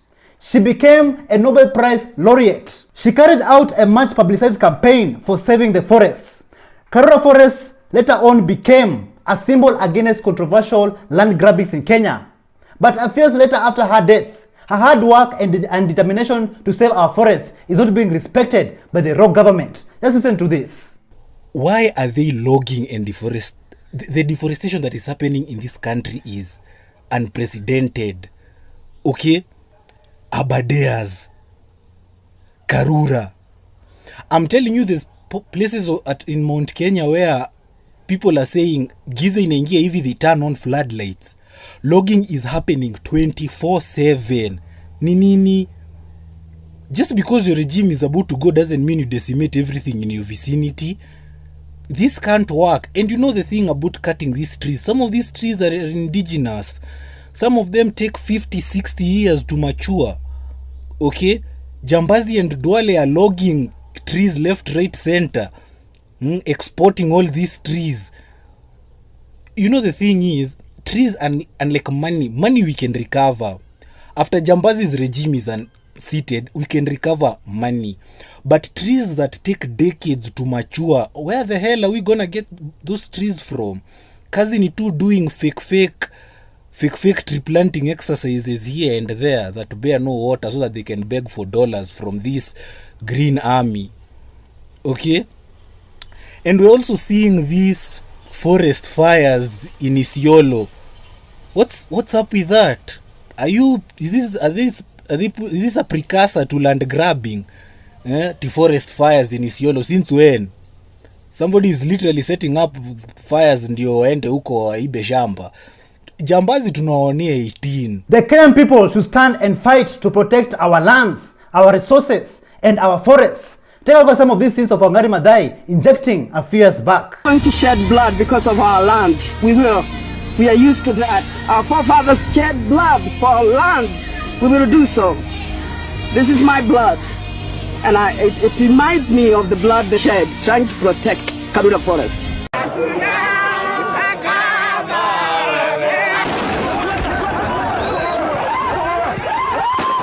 Our conservancy is a crime in Kenyans. In Isiolo, the court ruled that the Northern Rangeland Trust's community conservancies are illegal, citing violation of constitutional rights and also exploitation of our local communities. The court found that the Northern Rangeland Trust restricted access to essential grazing land and water, depriving pastoralists of vital resources. Just listen to this, Kenya. A landmark court ruling was issued today in northern Kenya, supporting local communities who said wildlife conservancies established on their land violated their constitutional rights. Judges have ruled in favor of the local herders. DW's Daniel Plafka has more from the courthouse in Isiolo. This ruling has been more than 3 years in the making and has major implications on how proceeds from the sale of natural resources on community lands might be distributed going forward. The court has ruled that the activities of armed rangers under the management of the Northern Rangelands Trust, which operates Africa's largest soil carbon offset scheme, are illegal and unconstitutional. It's not the first time that community members have sued the organization, but it is the first time that a case of this kind has gone to judgment. This ruling follows a documentary exposing the Northern Rangeland Trust's controversial carbon offsetting project, which critics claim that it lacks environmental benefits, undermining local land rights. Even activists have come forward and accused the Northern Rangeland Trust for human rights abuses, and also forceful displacement of communities. In the name of what, Kenyans? In the name of conservation. So they're committing all these atrocities on our land. In the name of what? In the name of conservation. But just take a look at how people injected, fighting for what rightfully belongs to them.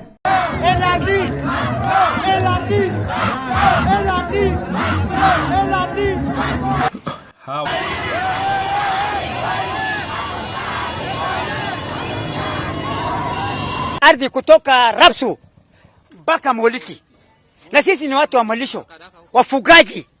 Ikishikwa area hii hakuna mahali ambapo tutafuga. Mali yetu tunasomesha na watoto, hospitali ndio hiyo, chakula ndio hiyo. Tukikosa malisho hakuna kusomesha watoto, hakuna hospitali. NRT na hakuna faida tunapata kutoka kwao, hakuna watoto wetu wanapata elimu kutoka kwao, na sasa wanataka kutunyang'anya ardhi yetu, waweke mpaka katikati yetu. Kwa hivyo sisi kama watu ya kina hatutaki watu wanaitwa NRT. Despite these allegations, the Northern Rangeland Trust continues to receive funding from major international donors. and selling carbon credits to corporations like Meta and Netflix. The court upheld community land ownership rights and gave the Northern Regional Trust 14 days to appeal. The locals have hailed the decision as a victory for their ancestral lands and also for their livelihoods. Wanapenda watu watano ambayo wanajiita wanasikizana na governor ndio wanatutisha hapa. Na sisi tumejenga governor, kama ni kujenga yeye sisi yenyewe tumejenga. Na wamedivide watu, wanatafuta vita baina ya wakaaji hapa yenyewe. Hiyo watu hata governor apate habari ya kwamba jina yake ndio inatumika. Wanasema sisi tuko na governor na hakuna mtu anaweza kataa NRT na wanatulazimisha kwa njia hiyo.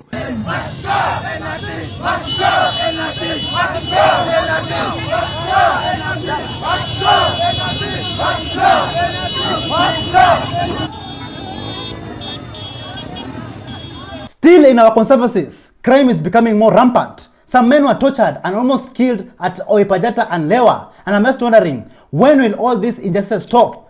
Human rights violations that are around these conservancies is becoming a daily occurrence. Just listen to this story. Wakaniuliza uko na familia? Ndio niko na familia. Na hiyo familia unaipenda? Ndio ninapenda familia yangu. Kama ile kitu tutakwambia hautakubali, leo ndio itakuwa siku yako ya mwisho. Sasa walikuwa wanataka nipiduke. Ndio niwaangalishe nini mgogo. Ndio wanipia risasi ati nikitoroka nilikuwa natoroka. So nani anakuambia hii ndio siku yako ya mwisho? Ni Batian Kiring na ananiambia mbele yao. Kumulika nikapata ni KPR wa Rupejata. Na nikaona walikuwa watano. Walinishuti risasi ya kwanza, ikaingia hapa, ikatokea hapa. Ile nyingine ndio hii. Wakanishuti ya pili. Kunishuti ya pili nikaamuka, sasa wakanigonga ingine ya mguu. KPR wa Rupejata wakasema sio wao walinishuti, ni KWS. Nao KWS wakauliza wao walinishuti wakiwa wapi? Wakasema wao hawakukua kwa kazi, wao ni kuitwa waliitwa. Oh, so sasa Olpejeta wanataka uwekelee KWS. Niwekelee KWS. Sema hata upewa buduki. Mnyama atokea kigafura. Upige yeye ni shida. Kwa hivyo afadhali ukufe, mnyama abaki. Hiyo ndio sheria yao. Mercenaries operating in these conservancies. Some of those people who are killing our people are not KWS soldiers or game rangers. They are told first suspect anyone as a poacher. And don't arrest, shoot. We have to bring dignity to our people. Kenya is no longer a colony. You know, our people are being treated the way they used to be treated before independence. Oipajata Conservancy has blocked Kenyans from grazing their animals, even during dry seasons. But a South African billionaire is allegedly grazing his cows in the same conservancy. Just take a look.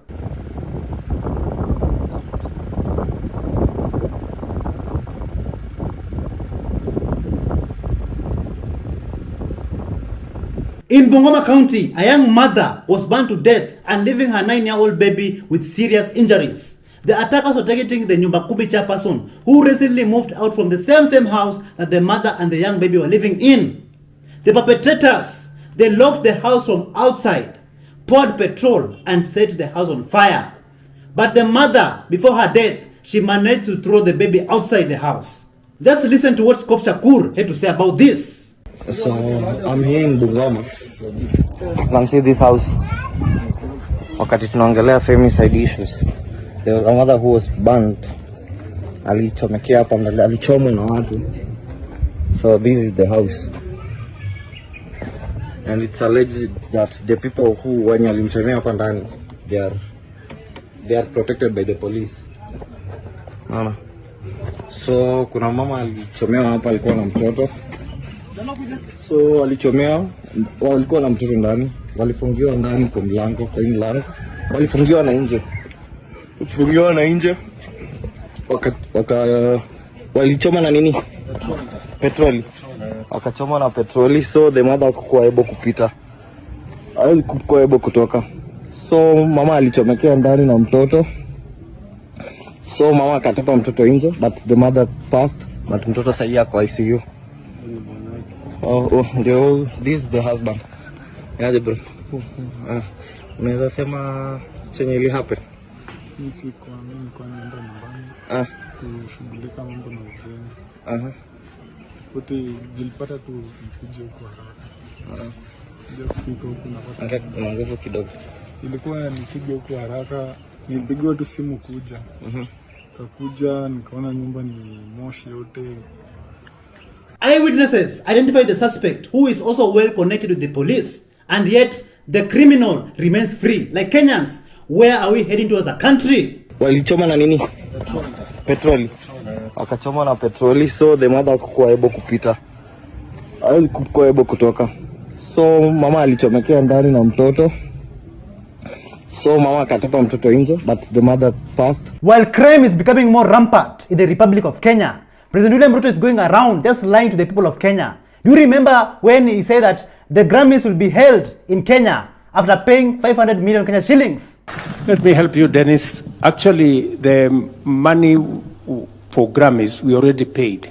We are not about to pay. We already paid 500 million shillings towards that, and I'm sure the gentleman from Grammys can confirm that that is the direction we are going. It is quite clear that Kenyans got played, you got played, and the Grammys were not held in Kenya, but were held in the US, in California. Take a look at this video of how Wizkid injected at the Grammys.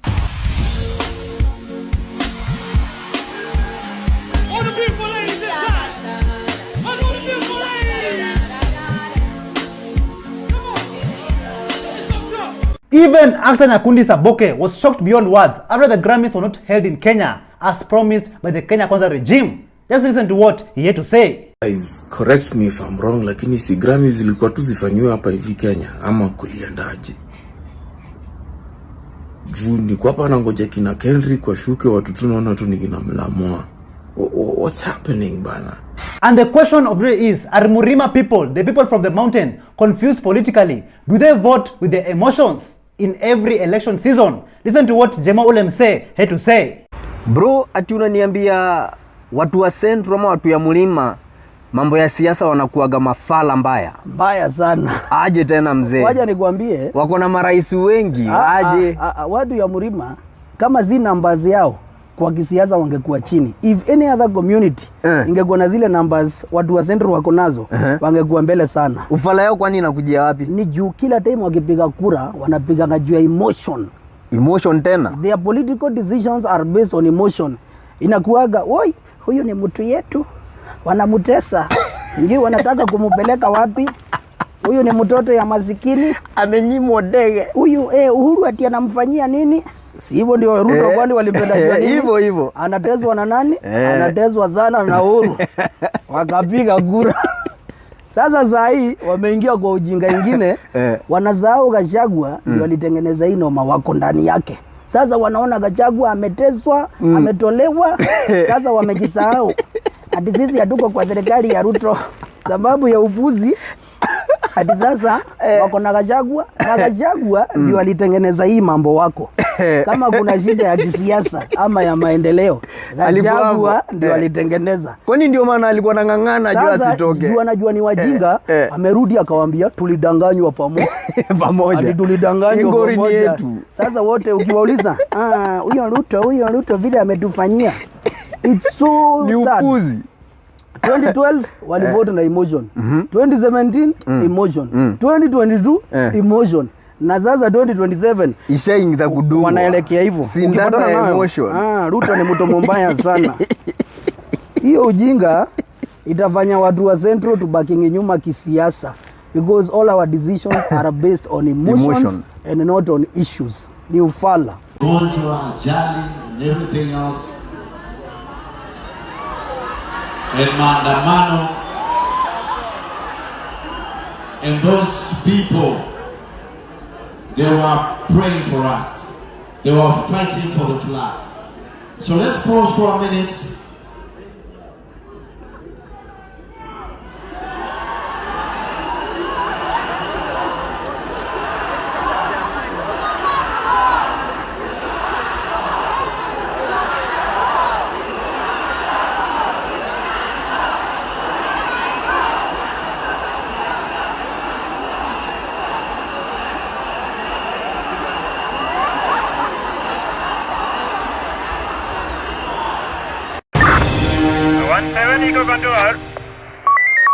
Thank you so much for joining us on today's show. I'm your host, Elvis Derry. See you in the next one. Bye-bye. Authoritarians begin by arresting and charging anybody that criticizes them.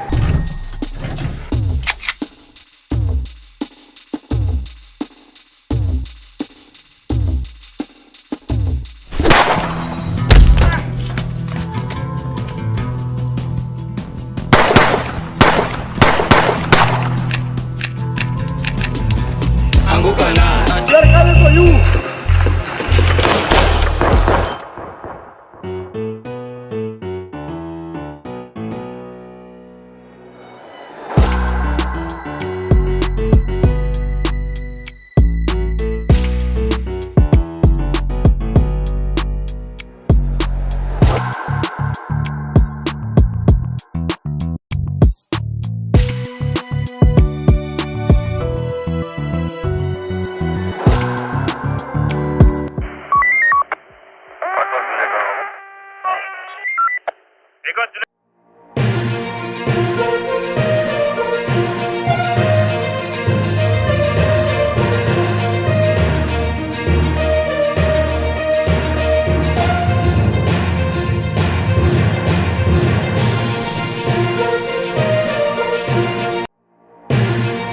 From Kibet Bull comeback. Kwa majina naitwa Gideon Kibet, kwa Twitter najulikana kama Yoko or Kibet Bull. To Billy Mwangi's ex account hacked. I'm not in Twitter. Yangu ilikuwa hacked na simu walichukua. Who is working with the goons? Watu walitokea nyuma kwa mlango wa the hall. Freedom of expression in Kenya. There is no law that exists that says you cannot insult a leader.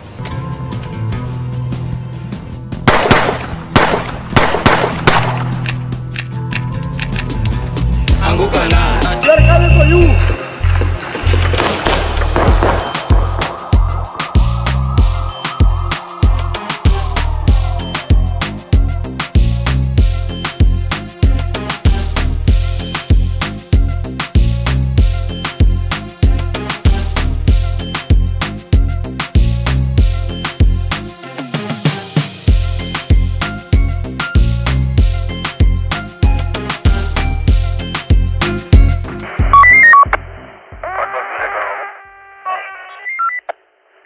Hello, how are you? Welcome back to ShowNewTrend. I'm your of day and my name is Elvis Derry. Kibet Bull, a comrade who has been very vocal on social media, challenging the government and fighting for better governance in this country. He was abducted and later on released. After his release, he came out and thanked all those Kenyans who stood by him and pushed for his release. Let's listen to what Kibet Bull had to say. Kwa majina naitwa Gideon Kibet, kwa Twitter najulikana kama Yoko or Kibet Bull.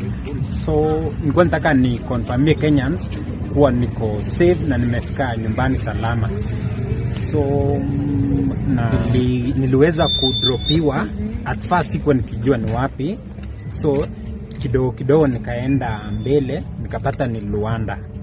Hapo Luanda nikatafuta mahali pa kukaa for safety mpaka ifika asubuhi ili nisafiri nyumbani.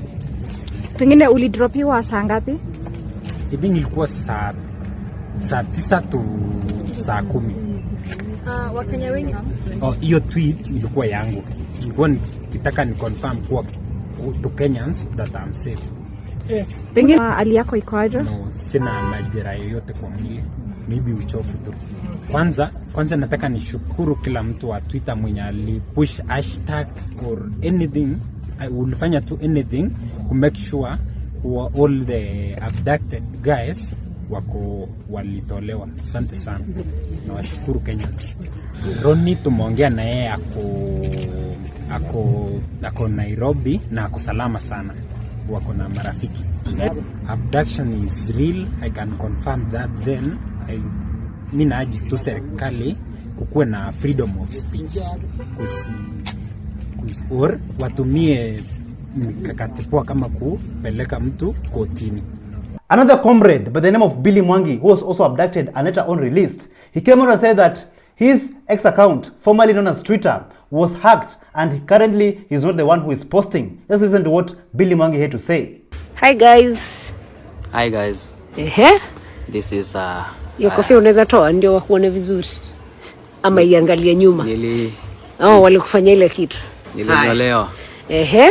So this is Billy Mwangi the abducted guy, Psycho Sins, and those guys who are using my Twitter accounts, huko parodies, they are not me. I'm not in Twitter.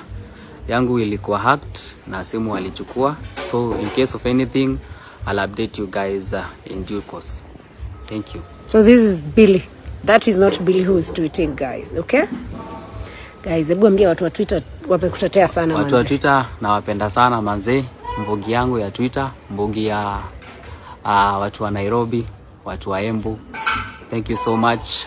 Hata kama walinifanya ile kitu kwa kichwa, I'm back, I'm healthy, na pona kidogo, though mentally bado niko na shida, but I'll be fine. Thank you so much. Great, good to see you, Billy. Thank you so much. After all these unconstitutional abductions in Kenya, the tourism fund boss, Silas Ochim, he came out and said that Senator Okiya Omtata was hiding Kibet bull in a hotel. Is this true? Listen to what he had to say.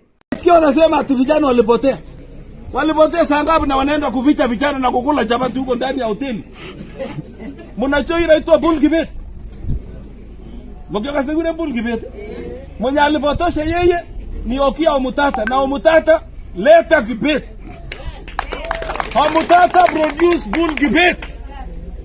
Kwa nini? Siku Kibet alipotea, alienda kwa ofisi ya Omtata. Si alienda kwa ofisi ya Omtata? Wakaongea. Alafu Omtata baadaye akasema tulikuwa na Kibet. Watu askari wakapiga simu kwamba kuna watu. Kama Omtata alijua kuna watu wanangoja Kibet huko nje, kwa nini Omtata hakumchunga Kibet na kuweka gari yake? While Billy Mwangi and Kibet Bull are back home safe and sound, a mother from Vihiga, she is still in tears looking for her son who was abducted by unknown people on November 29th, 2024. Just listen to how she narrates her story.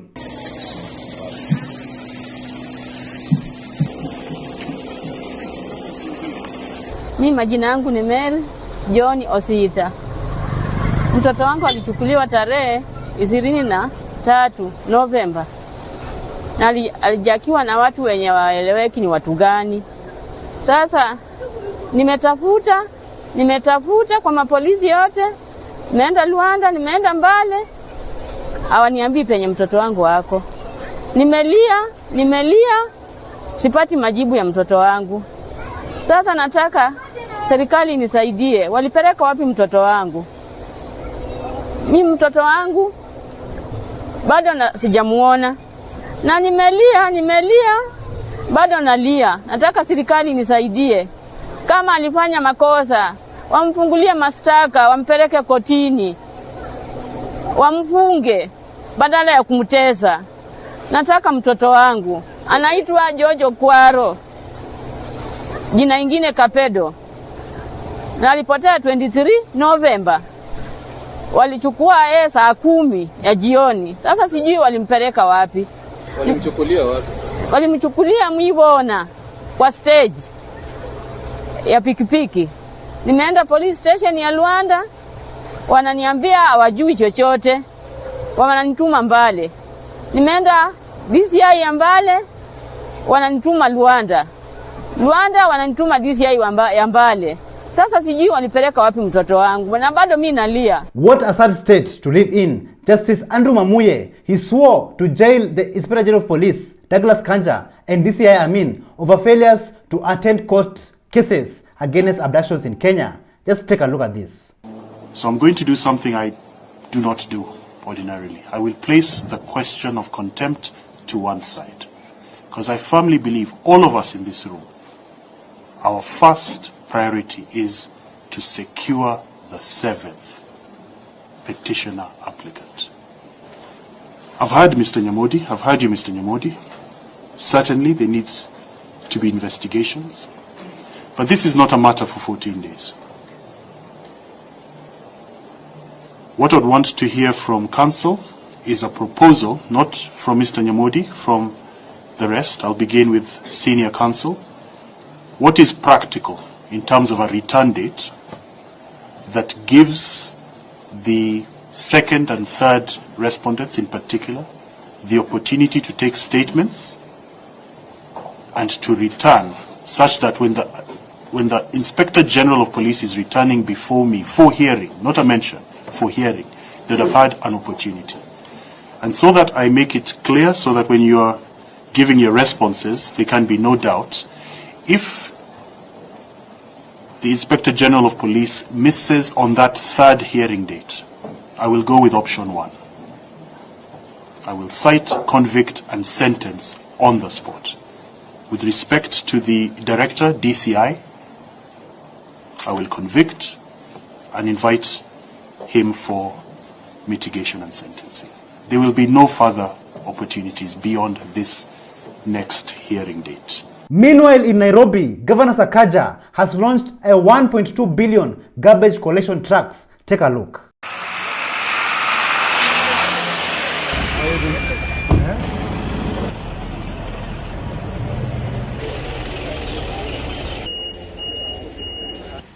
Wangapi walikuwa Green Army mbeleni na saizi ni madereva? Hiyo transition mnaonaje, ni mzuri? Mzuri sana. Sana. Mungu ni mso. Pisa. I have a lot of faith in you. Niko na imani kubwa sana kwenu. But I want you to take your work seriously. Please take your work seriously. Hii machine yenye unatumia ama unaendesha ni jasho ya watu wa Nairobi. It is the sweat of taxpayers. Ndio umetuwezesha kununua hizi magari. Tafadhali chunga gari yako. Please take care of your vehicle. You will be responsible for it. If there's any issue, you know how you're supposed to report here. Sindio? How many promise mtachunga magari? Na wale wengine ambao mko kwa crew, simko in a team of how many 3? Mchungane. Na madereva mfunze wengine pia kazi. Because I'm going to buy more and more of this. Tanua zingine hata 50. Ndio hiyo. Because we want to clean our city. Nairobi lazima ing'are. Na hii ni mwaka ya usafi. But it seems like not all Kenyans are in support of Governor Sakaja. Ambia hii chokora. Ambia hii chokora. Hatutaki maji yako. Chokora. Hatutaki maji yako. Chokora. Chokora. Hatutaki maji yako. Chokora. Umbwa. Taka ghasia. Hatutaki kura zako, peleka ushoga nyumbani. Takataka ghasia, peleka ushoga nyumbani. Nimekwambia nikujie, peleka ushoga nyumbani. Wewe ni shoga, una na Zakayo. Kuja unishike blood funda wewe. Criticizing the government and holding politicians accountable is not disrespect, but it is exercising your constitutional rights as a Kenyan. One content creator by the name of Peace Lewis, she came out and drew parallels between politicians' entitlement and generation boomers' constant demand for respect. Listen to what she had to say. Why are we shocked that the politicians are asking us and demanding that we respect them? This is typical behavior of our parents, boomers. Boomers, our parents, how they beat us, they abuse us, they mistreat us, they treat us like we're not even their children. And then once you start lashing back, once you start reacting to the abuse, they are there demanding and saying, do you know I'm your parent? Nilikuza. You should be respecting me. I'm your parent. I give birth to you. I am educating you. You have a roof over your head because of me. Boomers are what is wrong with this country. So Kenyans, if you ask yourselves, what is the meaning of freedom of expression? This is the power or right to express one's opinion without censorship, restraint, or legal penalty. So if you ask yourselves, why are Jesus being abducted but not arrested? They are being abducted because there is no law they can be charged under. Listen to what a Kenyan member of the Senate, Edwin Sifuna, had to say about this. The reason why they are abducting these young people is because there is no law that exists that says you cannot insult a leader. There is no law that says that you cannot insult the president. In fact, our High Court has already said that the freedom of expression extends to insults. The freedom of expression does not mean I have to be nice to you. It doesn't mean that I am forced to say things that you want to hear. Freedom of expression means I have to speak the way I see things. And instead of them addressing, why are Kenyans so angry? How did we get here? Because after the president was elected in 2022, by all accounts, William Ruto was one of the most popular politicians in the country. What did he do in the intervening period to lead to a place where he's being insulted left, right, and center? Instead of addressing those questions, the cause, they are addressing the symptoms. In that case, fellow Gen Zs, continue exercising your freedom of expression in your own country. Instead of the government creating job opportunities in Kenya, they're busy selling our own people in foreign countries. And some of them are living in very inhumane conditions. Like Rose, who her boss liked to beat her, but thankfully she was rescued. Let's take a look at how her life was in the Gulf.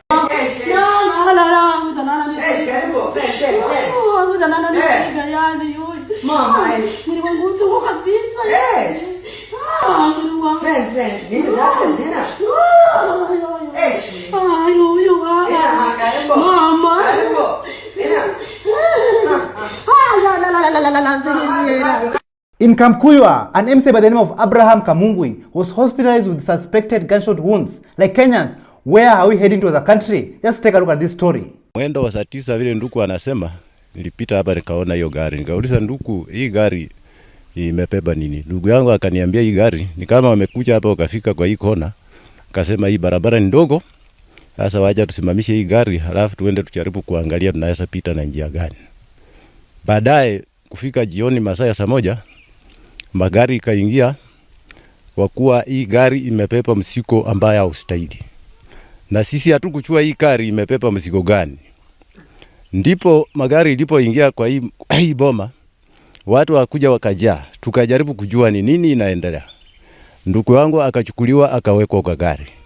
Akakaa hapo kwa Land Rover karibu masaa 3-4.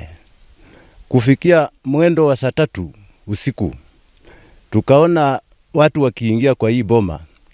Tukaanza kujiuliza ni nani hawa? Tukajulikana kuwa ni Obama amekuja kuona hii gari yake.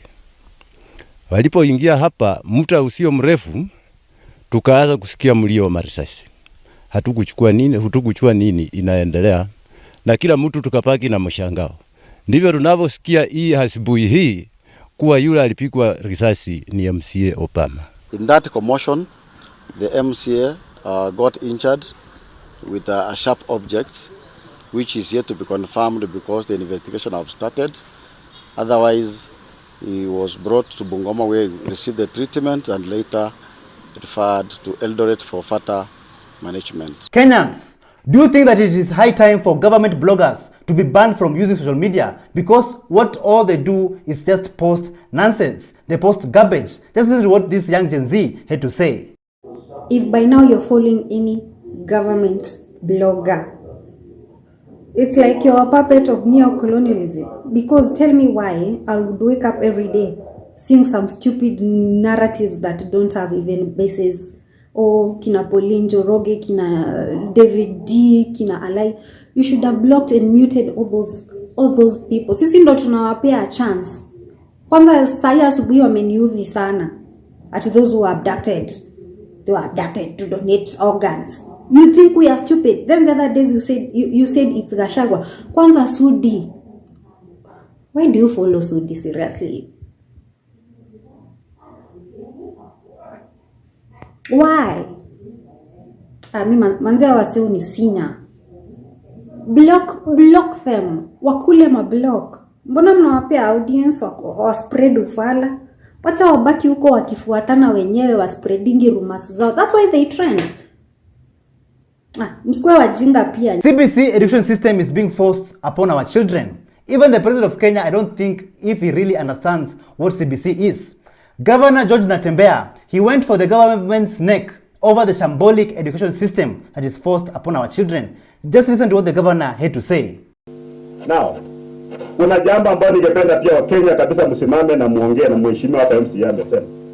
Maneno ya elimu ya Kenya size basic education. Hii mambo ya CBC. Ukiangalia CBC mimi mwenyewe sielewi CBC. I don't know. Na nimeuliza walimu hawaelewi CBC. Mzazi haelewi CBC. Ministry haelewi CBC. Hata ukiona president haelewi, maana ameweka task force waangalie mambo ya CBC. We are wasting the future of our children. Na hii nakani watu walikaa mahali wakapanga njama. Maana elimu ndiyo inaequalize mambo. Mimi bila elimu singekuwa nimesimama hapa. Ni elimu inakuinua mtoto maskini, mtoto tajiri mnakuja kukutana mahali kwa sababu ya nini? Elimu. Utakuwaje na education system ambayo haijulikani mahali popote? Hata si wengine walifanya mtihani, results zikatolewa, hata kuna mtu anajua kama zilikuwa release. Ilikuwa class 6 ama class gani? Ilitolewa, hakuna mtu anajua. Atunaambia tu below expectation, exceeding expectation. Sijua bate. Sasa kila mtu amepita, hakuna mwenye ameanguka. Sasa watoto wanaenda shule kwenda kucheza tu, maana hakuna mtihani, hakuna nini. Hii kitu inafanyika wapi dunia hii? Watu hawache mchezo. We need to get very serious. Hata wakati wanasema basic education is free, at elimu ya msingi kuanzia class 1 mpaka form 4 wanasema ni free. Mpaka saa hizi hakuna capitation. Hakuna pesa imekuja kwa shule. Watoto wa day school wako nyumbani hawajalipia 22,000 na haijalipwa. Moi Hospital, which is in Voi, Taita Taveta County, is a crime scene. Like, I was just shocked to hear what is really happening behind those walls. Just listen to what this man of God had to say. Juzi tumeenda huko Moi Hospital, tukasikitika sana. Nikauliza County Assembly, mnafanya nini wakati watu wanaumia namna hii? Mikono yenu inafanya nini wakati watu wanapata tabu namna hii? Watu wameenda hospitali, hakuna bed sheets. Yani uje na bed sheet yako kutoka nyumbani. Yani hospitali imekuwa namna gani? Mikono ya county imekuwa wapi? Wagonjwa wanalala bila net. Kama uleti net yako, basi utaumia. Tuna mikono ya serikali ambayo mikono hiyo inajinufaisha, inajifurahisha, na wanasahau mikono hiyo ni ya kujitolea kwa ajili ya watu. While the man of God was injecting and revealing the truth to Kenyans about Moi Hospital in Voi, Taita Taveta County, another Kenyan man was shocked to find 12 churches in his village. Just take a look. How do you know a town is dead? By the number of churches it has. Here is the first church, the PCA Kagumo, and then boom, the second church. This is a Marwa Baptism Church. There is our that church, right there. 10 meters away there is another church. What's special about this church? They don't wear shoes inside the church. Fifth church is literally a walking distance away. It's 40 meters from this church over here. Sixth church. The seventh church. Number 8 is close to church number 9. Right here. This church is literally 10 meters away from the Voice of Salvation Church. Church number 11. 3 meters from church number 12. In Bungoma County, young vibrant leaders are being attacked by goons anytime they host the events. Thankfully sponsored by some politicians, some crooked and corrupt politicians in Kenya. And why are these young vibrant leaders being attacked? Let's listen to how they narrate their story. Comrades, power. Power. I'm very disappointed today. I'm the outgoing chairperson of the East Tertiary Student Association, abbreviated as WETSA. Leo tumekuwa na meeting successful sana. Tumekuwa tumefanya mambo yote yameisha, lakini as soon as tulikuwa tumemaliza elections, tukadeclare the winner ambaye yuko kando yangu, Brian British, pamoja na vice wake Shelly Nekesa. Watu walitokea nyuma kwa mlango wa the halls ambao wametumwa na member of parliament, kwa sababu we have an evidence and I want to tell the public and I'm clear. We have a screenshot of one Terence Itati ambaye alisema kwamba tuone kama huo mkutano utafanyika kesho, and if even the police wants an evidence I will give them. Alipost pia kwa group yetu. Now we have that evidence. Kwa hivyo our member of parliament should come out clearly. We elected you to serve us. Hatukuelect kuja kutua na kutudunga visi. As we are talking right now, watu wako hospitali, they are injured, wametungwa visu, and I want to ask the Tajoni leaders, tafadhali, the Tajoni elders, tafadhali, you must condemn this. And this member of parliament anafaa kuwa punished even from this community. He is not even a member of our community. I'm calling out Bwana Lichuma, I'm calling out Sewekesa, please, this is not our person. Atoke arudi na baholo. Power. When President William Ruto was campaigning, he portrayed himself to the world as a pan-Africanist. But it seems like he got lost along the way. When he went to Ghana for the inauguration ceremony of President John Mahama, Captain Ibrahim Traoré from Burkina Faso, that is the president of the transition of Burkina Faso, called him out. Just listen to this. So, okay, I don't know if you guys have seen that video of Ibrahim Traoré calling out Jambazi. I think he's actually my favorite current world leader. Okay, he was basically saying, you're saying we are not a democratic country, and the democratic countries I'm seeing are abducting and killing innocent protesters. Straight fucking facts. Okay, Burkina Faso, and let's even if we focus on Burkina Faso for a bit, ever since they had their coup and Traore became their leader, they have paid, I think I was seeing figures like 4-5 billion USD in debt. I mean, that's insane. You know, people like cocksuckers were WEF and UN, like Akina Jambazi, when they say they are cutting ties with the West, they are told sanctions. They panic. Dollars, those green papers we won't give big.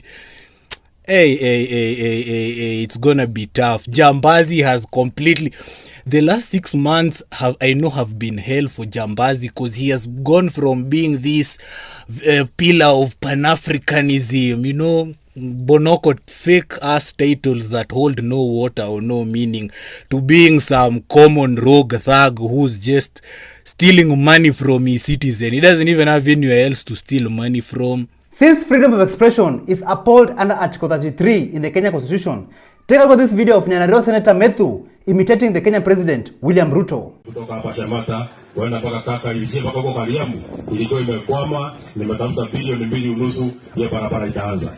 Iko barabara yetu ya kuanza hapa Sharp Road, ikuja mpaka Gieterero, ikuja hapa Kashisi, kama tunaelewana watu ya Shamata. Watu ya Shamata siku nyingi wameteseka, iko shida ya maji imekuwa hapa, kuna demu yetu inaitwa Pesi, ilikuwa imekwama pale kwa Ministry ya Finance. Tangia nilipoenda huko wilaya, nimetafuta pesa shilingi bilioni 2, na hiyo damu yenu itaanza, na ikifikia mwezi ujao mtaona hiyo damu ikiendelea. Iko maji yetu ya kutoka sijui kama tunaelewana watu ya Shamata. Iko maji yetu ya mahali panaitwa Kilima, ilikuwa imekwama, ilikuwa shida kidogo, imekwama kidogo, nimetafuta shilingi milioni 600, na hiyo maji yenu ya Kilima itaanza. Watu ya hapa Nyandarua, nimesikiza maneno yenu, nyinyi ni wakulima. Iko shida yenu, mnauza maziwa pesa kidogo. Nimeongea na gavana badilisha huyu, wakiwa na Senator Medo huyu. Iko kura zinakuja ndani ya wiki 2. Iko kura 30 nitakuwa nimeleta hapa Nyandarua. Sisi kama tunaelewana watu ya Nyandarua. Watu ya hapa Shamata, siku nyingi mimi najua mmekuwa mkiteseka kwa sababu ya nyumba. Mmekuwa mkiishi nje, na kuanzia mwaka ujao nimetafuta pesa ya affordable housing. Nyinyi wote mtakuwa mnalala ndani, hamtakuwa mnalala msituni kama wanyama. Sisi kama tunaelewana watu ya Shamata. Kenyans, if elections were held today, who do you think will win? Tom Ojeda was live on Citizen TV and he claimed that William Ruto will win the elections if it was held today by 100%. Listen to what he had to say. If elections were held today, Trevor, President Ruto would get a second term. And both of them know that even as they speak, and he says that President Ruto should not run, President Ruto is the foremost candidate and will win a second term in this country. He is the leader to beat, he's the kind to beat. While Tom Ojeda was making unusual claims on live TV, in Kajiado North, the ground was speaking a different language. Take a look. Hapana, wacheni hiyo. Ati amtaki Ruto akuje? Asikuje Kwale? Amtaki Ruto? Amtaki Ruto? Nilete Gachagua? Wangapi wanasema nilete Gachagua? Ngojeni kidogo. Hiyo kura itapigwa vizuri. Wangapi wanasema nilete Ruto? Hebu wainue mkono tu. Ati amtaki? Hebu fanya hivi kama hutaki. Amtaki kabisa?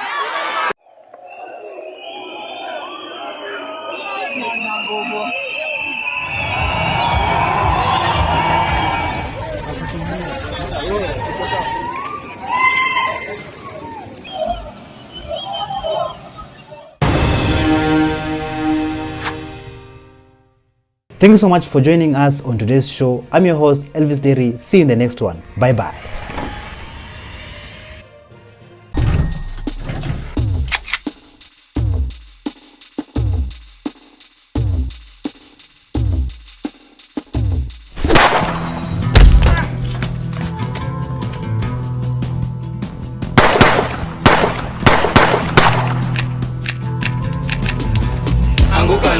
They're coming for you.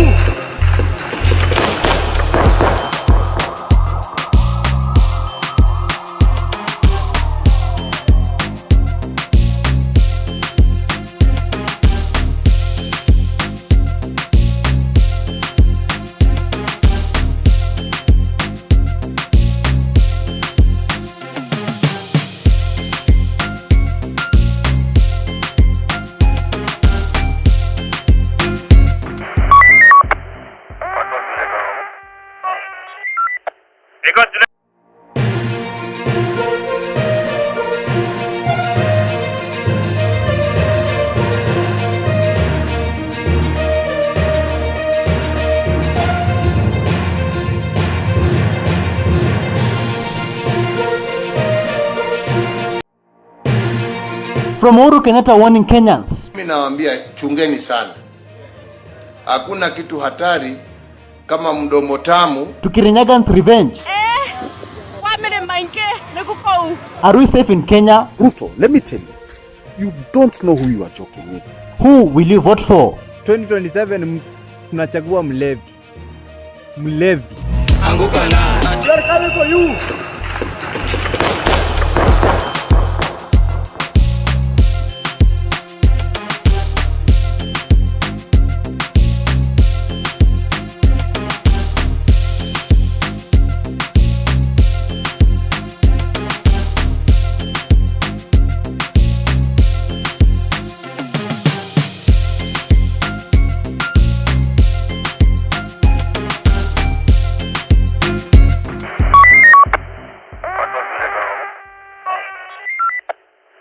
Hello, how are you? Welcome back to ShowNewTrend. I'm your host of today and my name is Elvis Derry.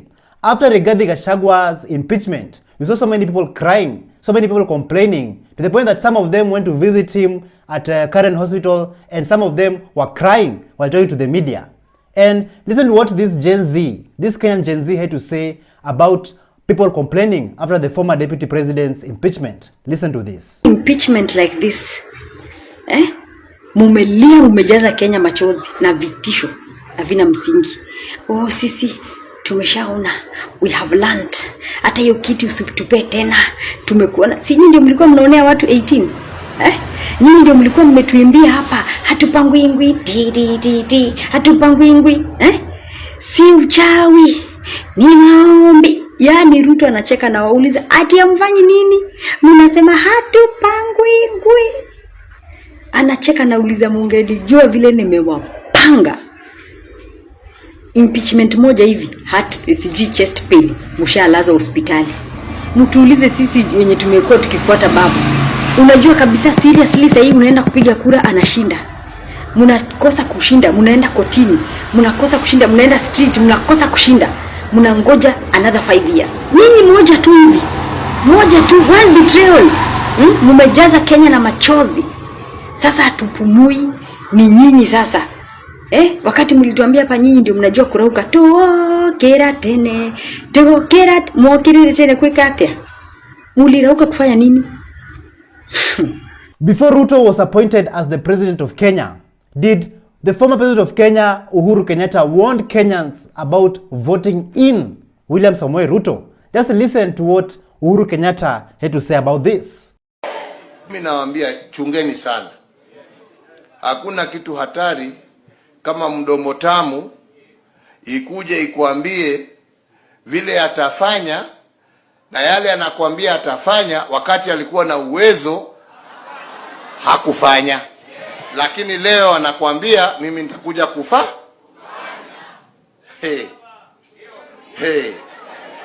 Tunaelewana? Tunaelewana? Na ndipo nasema wenzangu wa Bungoma.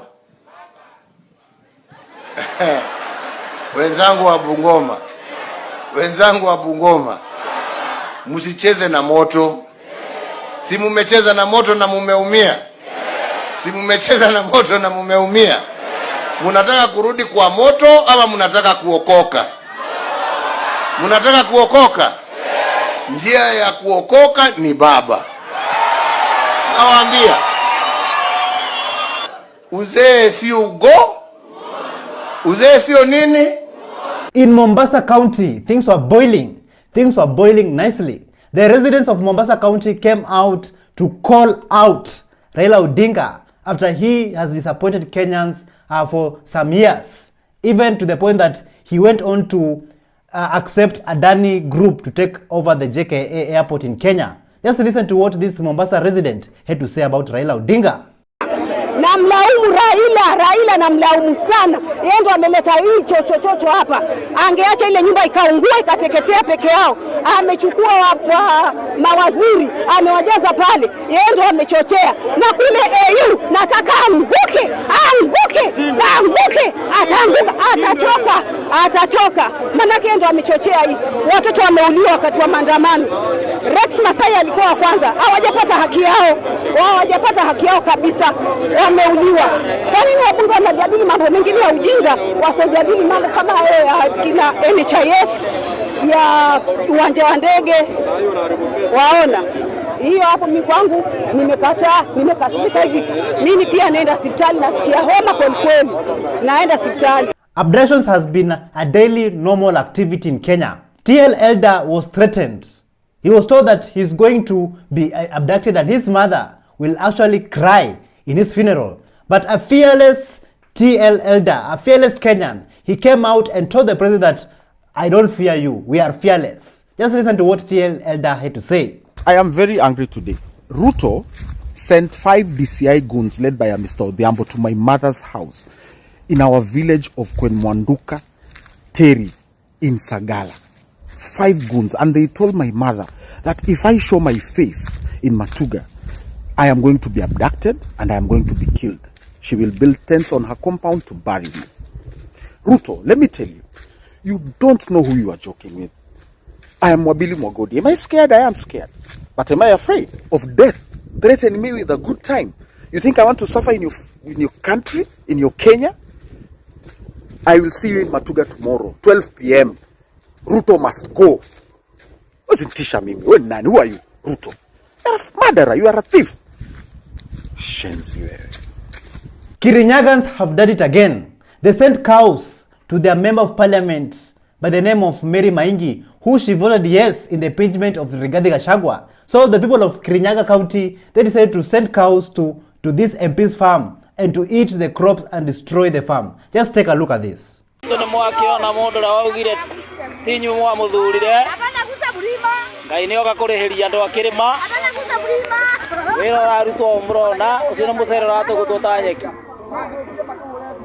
Oko ni kwa MP wa Moya tutekumugweta ritwo ni mumuwi uri urari wa kuvuti. Yes, Gachagua inuke. No murakiona ni kukou family maingi ni kukou kou andu makirinya ni meriviria ni undu wa kuingata Gachagua onei nombei mugunda family maingi. The late politician of Kenya, Kalembe Ndile, he's still injecting in his grave. Just listen to what he had to say about the current regime and about the president of Kenya, William Samoei Ruto. Ni ofisi ya ufisadi. Unakumbuka Makindu Motors walifisadiwa pale, wakakoniwa 300 million pale kwa ofisi ya Ruto. Ule Kemei katika hiyo golden deal ya Ekesa. Pia Kemei akakufia pale. Kwa hivyo watu wanataka wareflect waangalie vile Ruto alikuwa na nguvu. In fact, saa nyingine najiulizanga Uhuru wakati anaenda ngambo kama president wa Kenya, ile swali kwanza aulizwi Kenya umewacha ikiwa namna gani? Anaulizwa, Mr. President, how do you handle corruption in your country? And your deputy president is the chief priest of corruption. Hiyo ndio kitu anaulizwa. How are you going to do about it? How are you going to go about it? Because your deputy is the main actor in terms of corruption. Kwa sababu Ruto alikuwa amenyakua shamba ya Mukesh, Ruto alikuwa amenyakua Langata Primary School. Hiyo ndio nataka kukumbusha Ruto mahali mambo yake ilianza. Kwa sababu wakati uko na power, angekuwa ni mwizi wa zamani na aache wizi. Vile Songo alikuwa atatuambia yeye aliiba zamani na ameacha wizi. Lakini Ruto bado aliendelea na kutaka kuiba, na kwa maoni yangu vile nasema ni lazima president awe ameulizwa hiyo maswali ya deputy wake. Lazima akienda kila mahali anaulizwa, how are you going to deal with your deputy who is corrupt in Kenya? The people of Kenya have been seeing a mysterious white truck, a white lorry, being escorted by police officers, and people are asking themselves, like, what are they carrying inside this truck? What is the agenda, or what is the project? Take a look.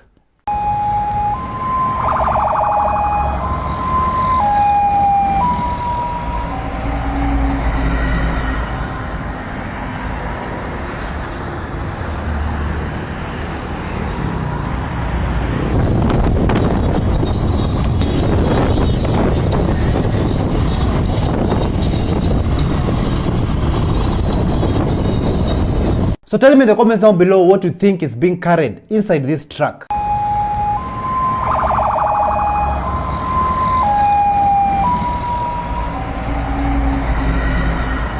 People of Kenya have been comparing the former president of Kenya, Uhuru Kenyatta, and the current president of Kenya, William Samoei Ruto. And people are asking themselves, would you rather vote for a drunkard or vote for a born-again Christian? Take a look at what our brother had to say about this. Guys, mimi nimeokoka. Lakini 2027 mtu yote atakuja na Bwana asifiwe, huyo siwezi kumwamini. Mtu yote atakuja kuniambia mwadhani ya gosho, huyo siwezi amini hata kidogo. 2027 tunachagua mlevi. Hatutachagua mtu wa kanisa tena. Kama watu wa kanisa hata hawezi sameana, fadhali mlevi. Mlevi at least wangekuwa unachapa chupa mbili, mnasahau mambo ingine. Tu wa kanisa bure. Churches have been a playing field for politicians for so many years. And many of these politicians, they put millions of shillings into those churches. The pastors accept them. The men of God accept those millions. But yet when you look around those counties, those places, those areas, there's no single development. God's projects are in high numbers. Just listen to this. Siku ile alikuwa anakuja kwa hizo kanisa zenyu, anawatolea mchango. Mbona siku hiyo mko mnakataa hiyo pesa, mnasema imeibiwa? Saa hii ndio mmejua imeibiwa, saa hii majenzi wameenda kwa barabara ndio mmejua hiyo pesa mlipewa imeibiwa. Si mchukue hiyo pesa mrudishe State House basi. Kama mmekasirika sana na mnaona for sure alikosea juu mnatoa statements kama mmekunja mpaka mmeleta hizi nyama huku mbele ni vile mmekasirika. Si basi mkasirike kabisa mrudishe hizo pesa State House. Na muite TV tuone mkirudisha. Sincerely speaking, when young people are looking at us, and especially for us, men and women of the cloth, so we are called, the clergy, munakula na mtu, anakuita kwake, munakula, munakunywa, na munaomba pamoja. Alafu munasimama huku nje, munatoa statements, na ni mtu mlikuwa munakula na yeye. As in for sure, mimi yenyewe, ningekuwa prezi, pia mimi ningefika mwisho. Ningeshangaa mazeni, ulikuwa nakula na nani hawa? Ulikuwa nakula na manyoka, si watu. Mtu mnakula na yeye, mnaomba na yeye, mnakunywa na yeye, alafu anarudi na kutolea ma statement. Na sasa hiyo umemdunga mpaka ya macho. Sincerely speaking, wacheni tuokoke. Kama for sure umesimama na mtu, simama na yeye. A brother loves at all times. Yeah. And a brother is born for the days of adversity. And yes, iron sharpens iron. So you challenge each other behind the scenes. But usikuje kuanika mtu mmekula na yeye, mmekunywa na yeye na mkaomba na yeye mbele za Mungu na mtu aseme nimemuita nyoka. In fact, tuache maneno turudi kwa neno. Na ndasoma leo lugha zote mbili, ya Kizungu na Kiswahili. How easy is it for the citizens, for the people of Kenya, for the locals, for the mwananchi to recall their member of parliament, their MP or their senator? How easy is it?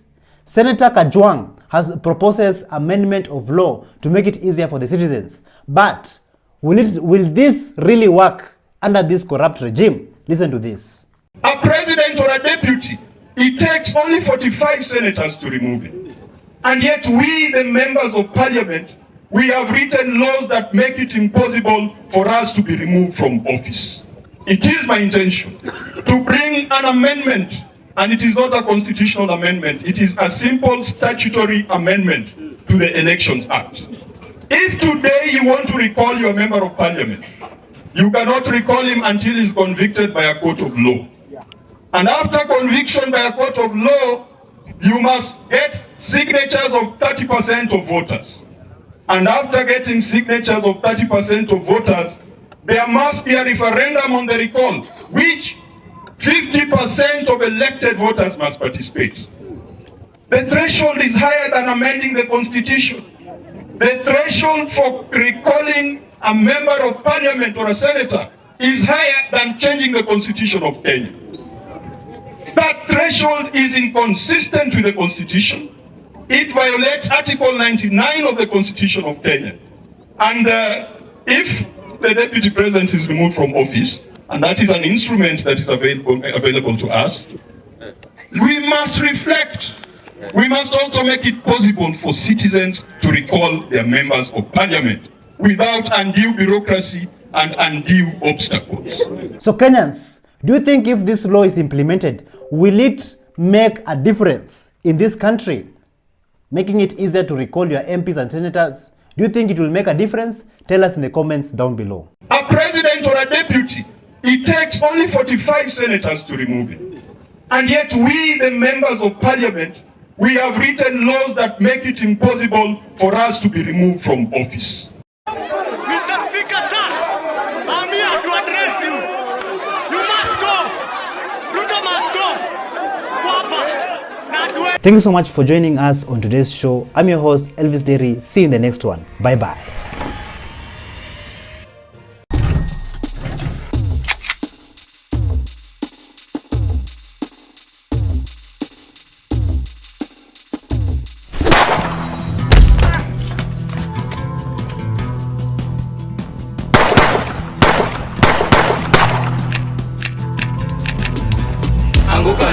We are coming for you.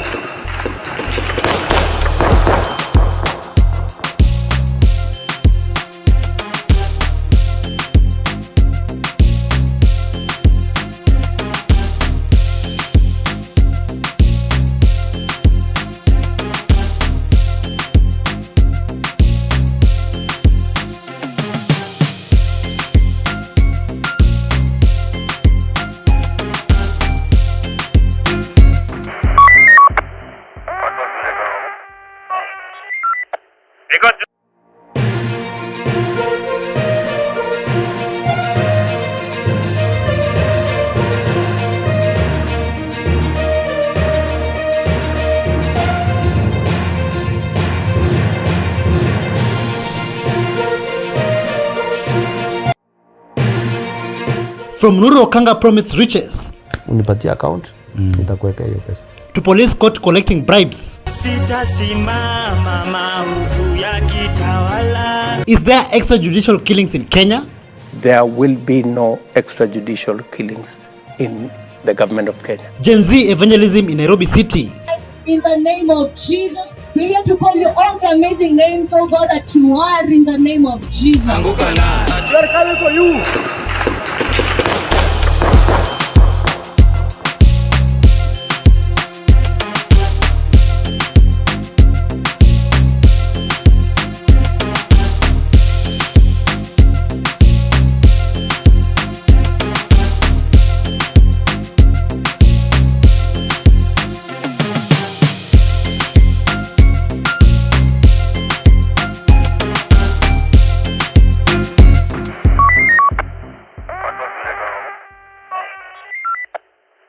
Hello, how are you? Welcome back to ShowNewTrend. I'm your host of today and my name is Elvis Derry.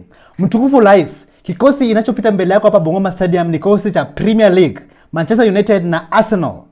A few days ago, the President of Kenya, President William Ruto, he was in Bungoma and he promised the people of Bungoma County that he is going to build and allocate millions or billions to build an international stadium. And this is what the President had to say about this. Sasa mtakuwa na international stadium hapa.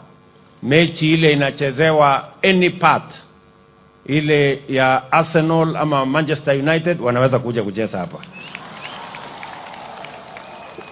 Ninasikia speaker ni fan wa Arsenal na hao wengine ni fan wa hiyo ingine. So msiniulize mimi ni wa kundi gani. Acha ni sawa sawa. So hiyo stadium tutakamilisha.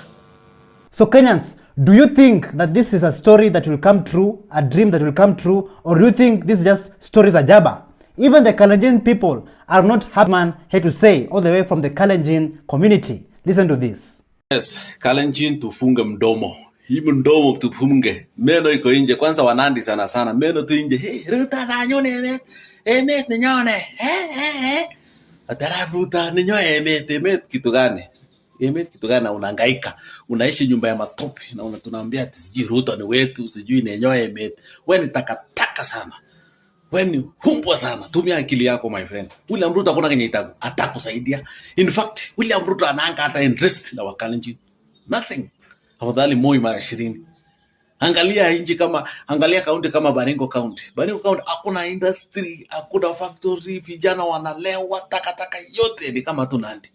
Na hapo ndipo serikali imekuwa kutoka kitambo sana. Wacha niwaambie, serikali imekuwa Baringo for 24 years. Kalenjin mnadania mtapata nini ambaye hamkupata enzi ya Moi? Hakuna kitu ambaye Kalenjin mtapata. Kama hamkupata enzi ya Moi hakuna, kwa sababu saa hizi term limit ni kidogo. Hata Ruto anaweza kutoka 2027. You never know. It is not sure bet. Wengine wanasema hakuna mwenye atatoa Ruto, sijui ataiba. Ataiba kitu gani? Hajaribu haibe. Devolution itakuwa katika Kenya hii. Tutafanya maandamano na tutachoma hii Kenya yote iishi na tuanze kujenga upya. I believe many of you know that politicians, they go to the church and give out millions and millions of shillings. But yet, have you seen the conditions of our schools? Have you seen how our children are studying? Take a look at this video of this young Kenyan, this young Gen Z who decided to inject and show us this church that was allocated 30 million, but even has not yet been finished. The money has been stolen, in short. Take a look. In a church, it's Bituka SDA church. Hii kanisa ilichangiwa over 30 million plus amount of money back in before August 2022, before the August election. So over kitu kama 30 million plus ilichangiwa hapa.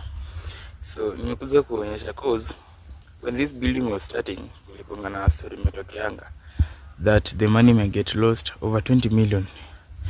Even it was not 20 million, over 29 million. So kama baki na mita moja ya kujenga nao kanisa.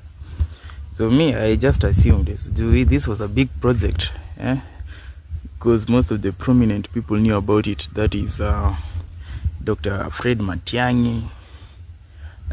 Dr. Fred Matiang'i was here with his chopper. At that time was the CS for security, internal security. Honorable Simbarati, that time was the MP for I don't know, in Nairobi. The current MP Anthony Kibagendi was here.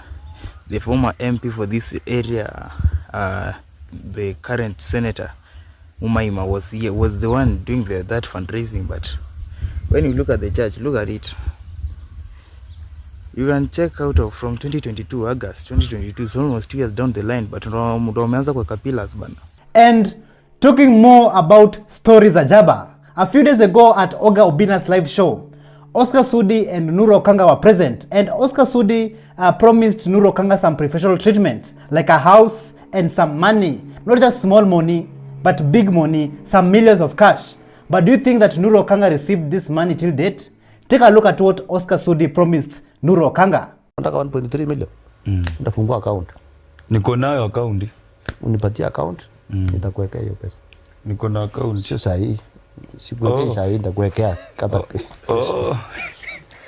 Lakini kenye nimekutafutia, fanya hivi.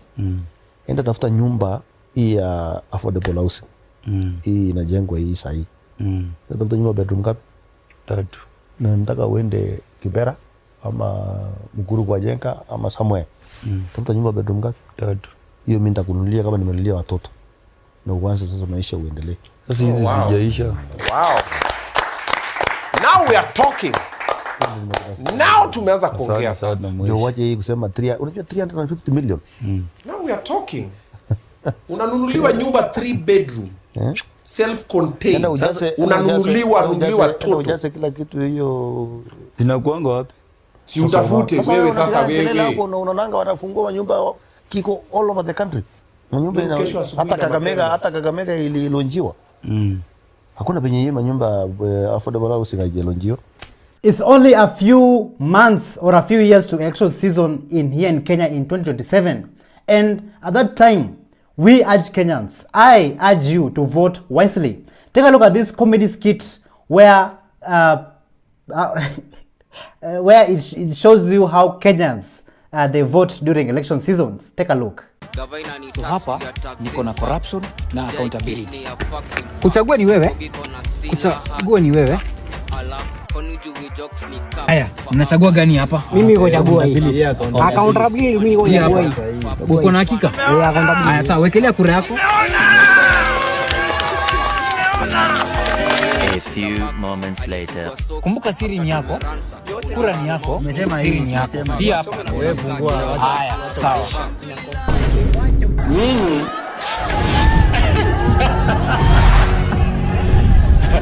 na nilikuwa nimewawarn. Let us take a short break.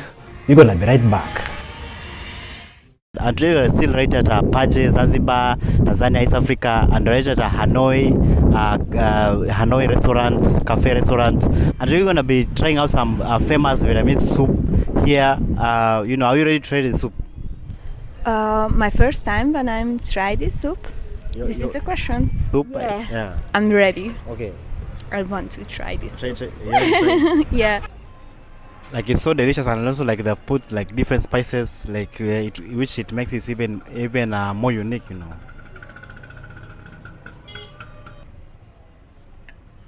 Delicious.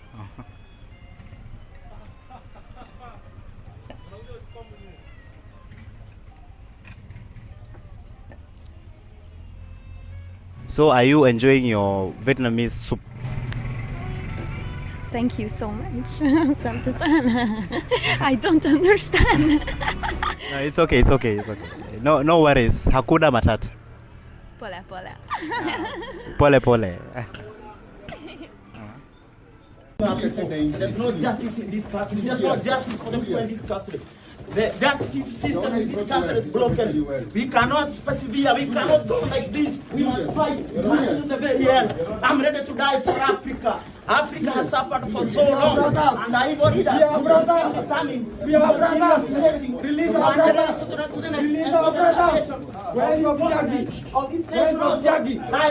This man is awesome. Oh my God. Let's welcome Broski Albis Deli. Let me repeat. For the avoidance of doubt, there will be no extrajudicial killings in my administration. That chapter we have closed. That is not my words, but the President of Kenya, President William Ruto's words. Kenyans, do you think this is true? Do you think that there are no extrajudicial killings in our land, in our country? Take a look at what the President had to say about this. Officers that you've appointed, how do you explain that? And what is the agenda of the government moving forward to ensure that there will be no such kind of activities? Let me repeat, for the avoidance of doubt, there will be no extrajudicial killings in the government of Kenya under my administration. Yeah, that is a chapter we must close and weld and bold and put it behind us. The police, I have sat down with the command of the police from the IG downwards, and we have agreed that they will operate within the law. Do you think Kenyans, our brothers and sisters, are incapable of running an international airport? Take a look at this video of Odash showing us how Kenyans are running an airport in Qatar called Hamad International Airport. So, welcome to Hamad International Airport. An airport that is operated by Kenyans and almost entirely run by Kenyans. You can't walk, I think, 2 meters in this airport without actually meeting or bumping into a Kenyan airport worker. But somehow, someone wants us to believe that Kenyans are incapable of operating an airport. Well, look, this airport even has trees. Right, this airport even has trees around it. But someone wants us to believe that Kenyans are incapable of running an airport. Right? Adani must go. Ruto and his impunity must stop. Please don't be cheated that Kenyans are not capable of running or managing great things. As you can see, Kenyans are doing a better job than the Adani group. You can see like Kenyans are maintaining the Qatar Hamad International Airport even better than the airport that is in our own country in Kenya, JKIA. Adani, bring back our airport and go home. It's simple as that. Right, this airport even has trees around it. But someone wants us to believe that Kenyans are incapable of running an airport. Right? Adani must go. A few days ago, our president, His Excellency, he launched a railway line in Ngong a few days ago, but currently when you go there, it is nowhere to be seen. It is just bare land. Mdomo tamutamu, sindio? Take a look at this video. Mdomo tamu tamu, leri imeanza, kazi imeanza. Ndio hiyo leri yenye inaelekea Nairobi. Ndio hiyo, si mnaiona? Ndio hiyo. Kazi imeanza. Kenya tunasonga mbele. Mdomo tamu. Jiwe ndio imebaki hapa. Look at this. Same story. Even the mental hospital, which is past those hills, a similar stone was left like this one. Nothing there. Actually, that one for the hospital has already been vandalized also. This is Ngong. This is the place where you are shown that the works have started, but as you can see, there is no single rail, not even a meter. So Kenyans, do you want to know, also learn how to collect bribes? I want to give you a free lesson on how to be corrupt in this country. Take a look at this video of our officers, our lovely, handsome and beautiful officers who are captured collecting bribe from the Kikuyu police station. Take a look.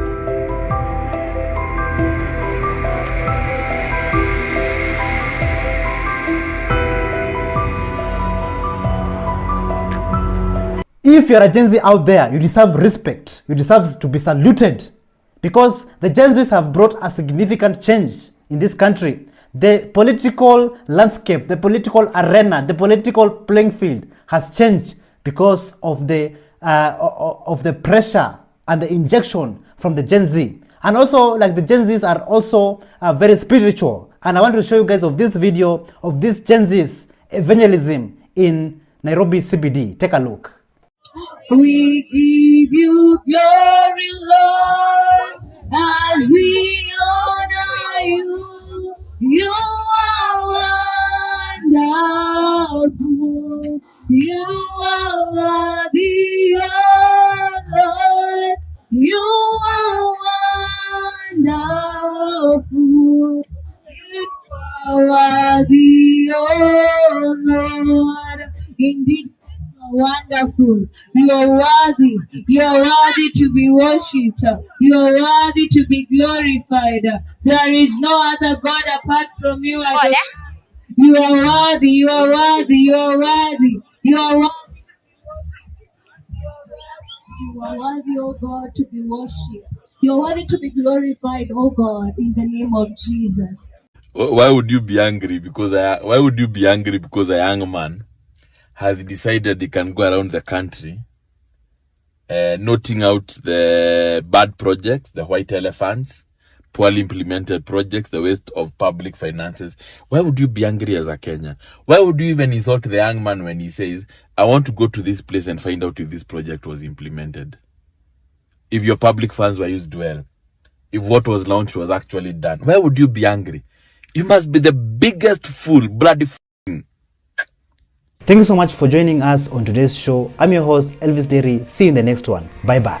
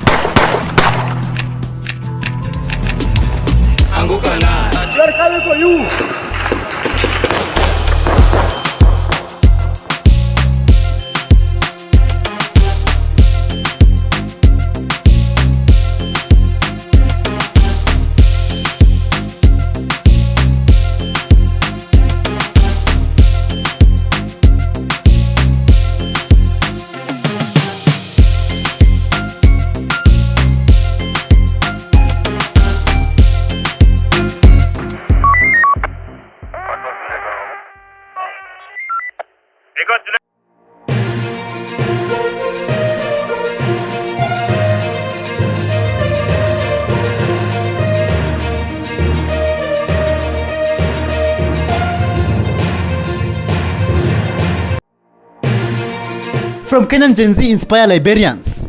Liberia's parliament house has been set on fire. To Ministry of Health scandal. You must be stupid to sign something you don't know. Is this the country you want? Sex workers protests. I'm a sex worker activist. Na sisi ma sex worker. Parliament, we are coming. We are coming for you. We are coming for you.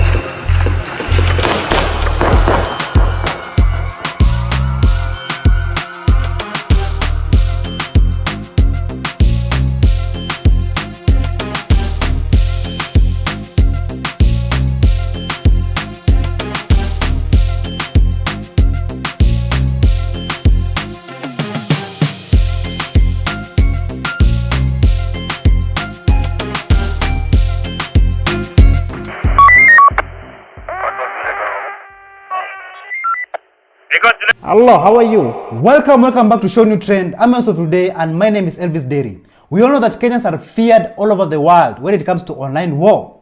And recently, the Kenyan online army, they decided to go and send greetings to African presidents. And just listen to what Dr. Mumbi Seraki had to say about this incident. This is for entertainment purposes only. So now Kenya's online army has managed to locate the numbers of every African president and wanasalimiwa wakiambiwa why they should not select Baba to be the next African Union. Wow, Kenyans imagine it too much. Oh my God. And there's this MP who came out and did an interview, I think Caleb or Misi or something like that, yeah? One of Baba's diehards, and he was saying that Rao has never ever been this unpopular. In all his handshakes, in all his betrayals, I think joining Nabi was the ultimate betrayal, and it will be hard for him to come back from that one. Kenyans are undefeated. I salute you, Kenyans. Like, Kenyans have inspired the Gen Zs all over the world, from Nigeria to Bangladesh, and now Liberia. They decided to occupy and even going ahead to burn the parliament building. Just take a look.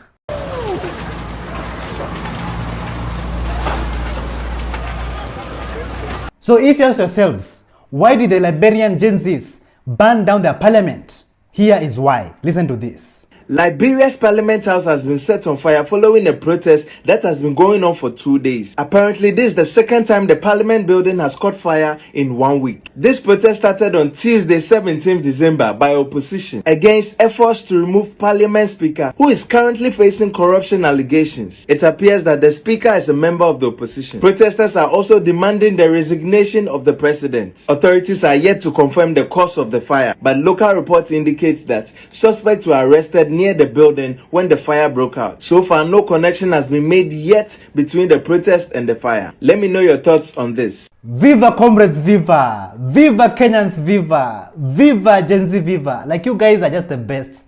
Like, you have changed the political arena, not only in Kenya, not only in Africa, but the whole world. Like, people are following Kenya's footsteps. Like, you people are just on a different level, man. Like, I salute you, Kenyans.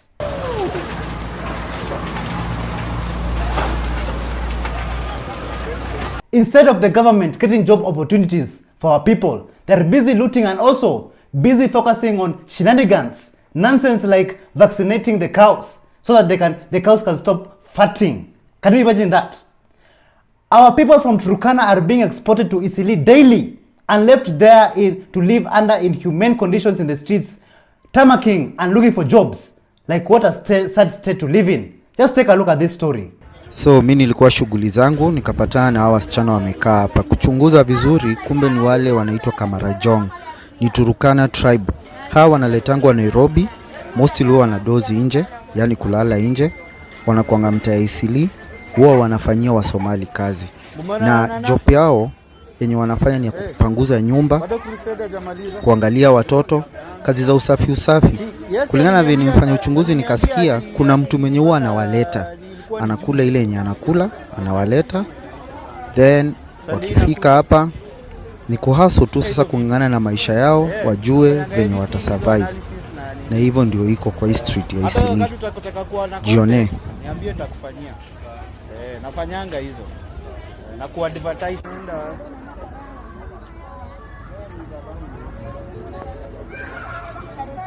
Angry Isiolo youths, Isiolo Gen Zs, they decided to inject. While the governor was busy yapping on the podium, they went on to cut the wires on the speakers, and it went silent. And the governor could not address the nation anymore.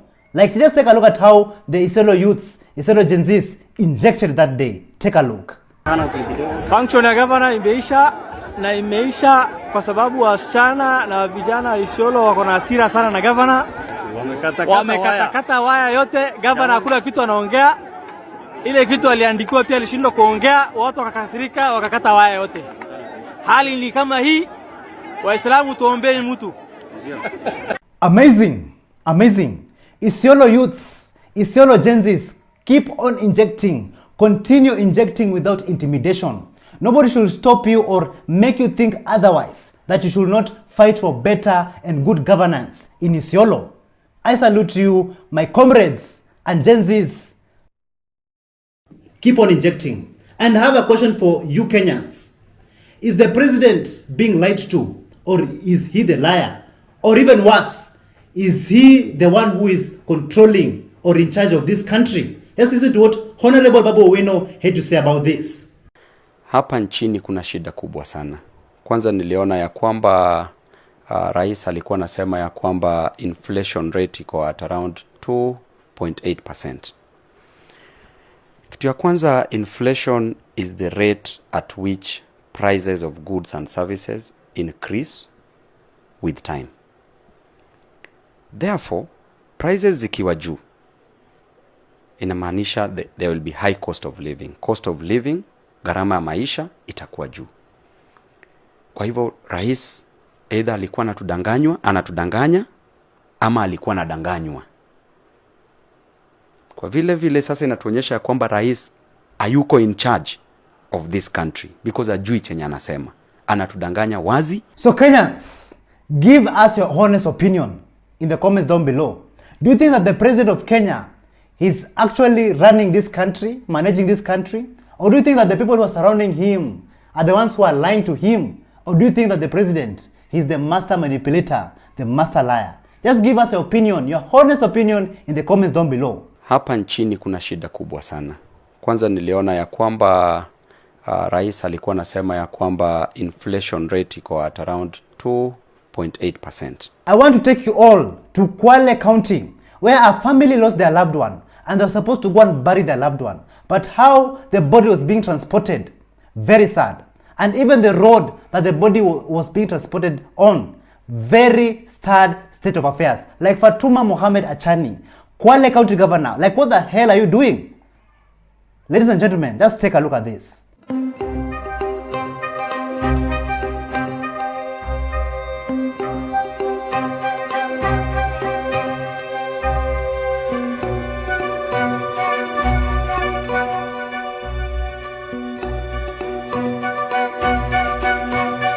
Man, this is crazy. This is crazy. This is so sad, man. Like, you might find out that millions has been allocated to build that road, but yet even a shilling, even a coin has not been used or even spent to building that road. Now look at how their loved one is being transported. What a sad state of affairs.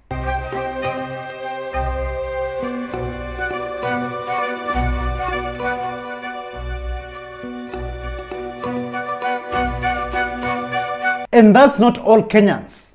Even in Nairobi County, Nairobi City, the capital city of Kenya, when you go to Ruai, Sir Henry Road was allocated 137 million shillings. But all that money was misused. And the governor of Nairobi, Governor Sakaja, has not said anything about it. K.O.T. Sonko went there in Ruai to go and show people what corruption really looks like. And just take a look at what he had to say. So good afternoon guys, today I'm here at Ruai on Dramval Sir Henry Road. So this road was commissioned by the government of Nairobi, by the governor, anaitwa Johnson Sakaja, and it was allocated 137 million.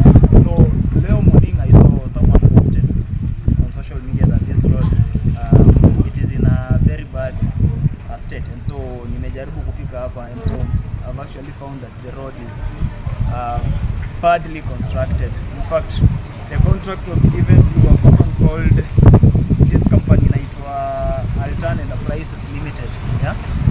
But now they were here some 5 months ago, wakijaribu hii njia, and then they left. So you can see how the road inakaa. The straight ya njia, gari zikipita. And so this road, 137 million. The contractor currently is not on the side. Inafaana venye iko hivi, and then you say Sakaja is working in Nairobi. It's making Nairobi works. This is how Nairobi works. Kenyans, so do you see where the mutu wetu mentality is taking us in this country? Taking us to nowhere. Let us all be flexible. Be a people where you can vote for any tribe. It doesn't matter which tribe they come from, as long as they're doing the right work. Because at the end of the day, if you still support your people, your own person from your tribe, and even they're not even helping you in your own counties, in your own constituencies, it is the people who will suffer. The Kenyan people will suffer. It is you and me who is going to suffer in this country. Let us stop all this tribal mindset, this mutu wetu mentality that the person who should take this seat is supposed to be on our tribe. Even if they are bad or good, even if they are going to help us or not, they are supposed to be from our tribe. Let us stop all that nonsense, Kenyans. Let us save this country. Let us come together as one people. Vote wisely.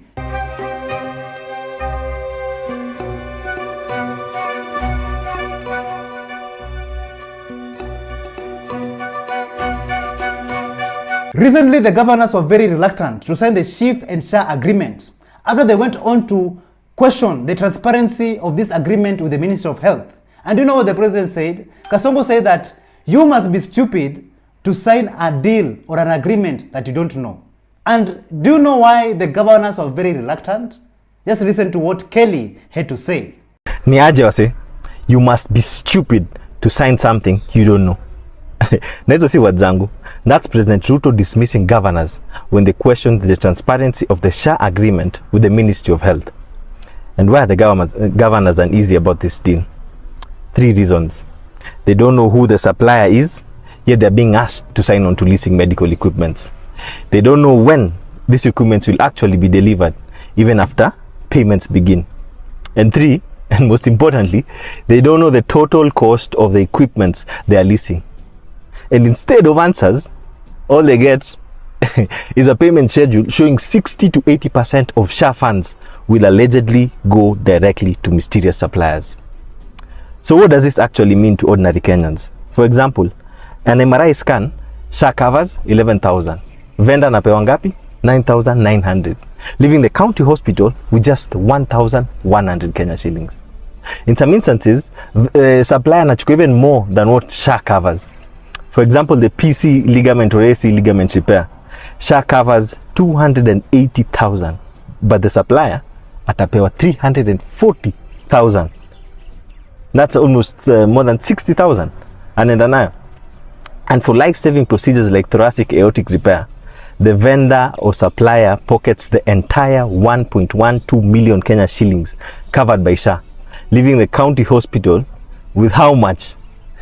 Zero sufuri nakwambia. Imagine. Nothing. So with hospitals left broke, they are forced to raise their services. Do waweze kusurvive? Na nani anaumia, if you might guess, or might ask yourself? Ordinary Kenyans, already crushed by overtaxation and inflation. So I say, we fought before and won. Tumeangusha Adani, tukaangusha finance bill, sembuse hii sijui shift angasha. Let's demand a return to the working and proven NHIF system before billions disappear into thin air.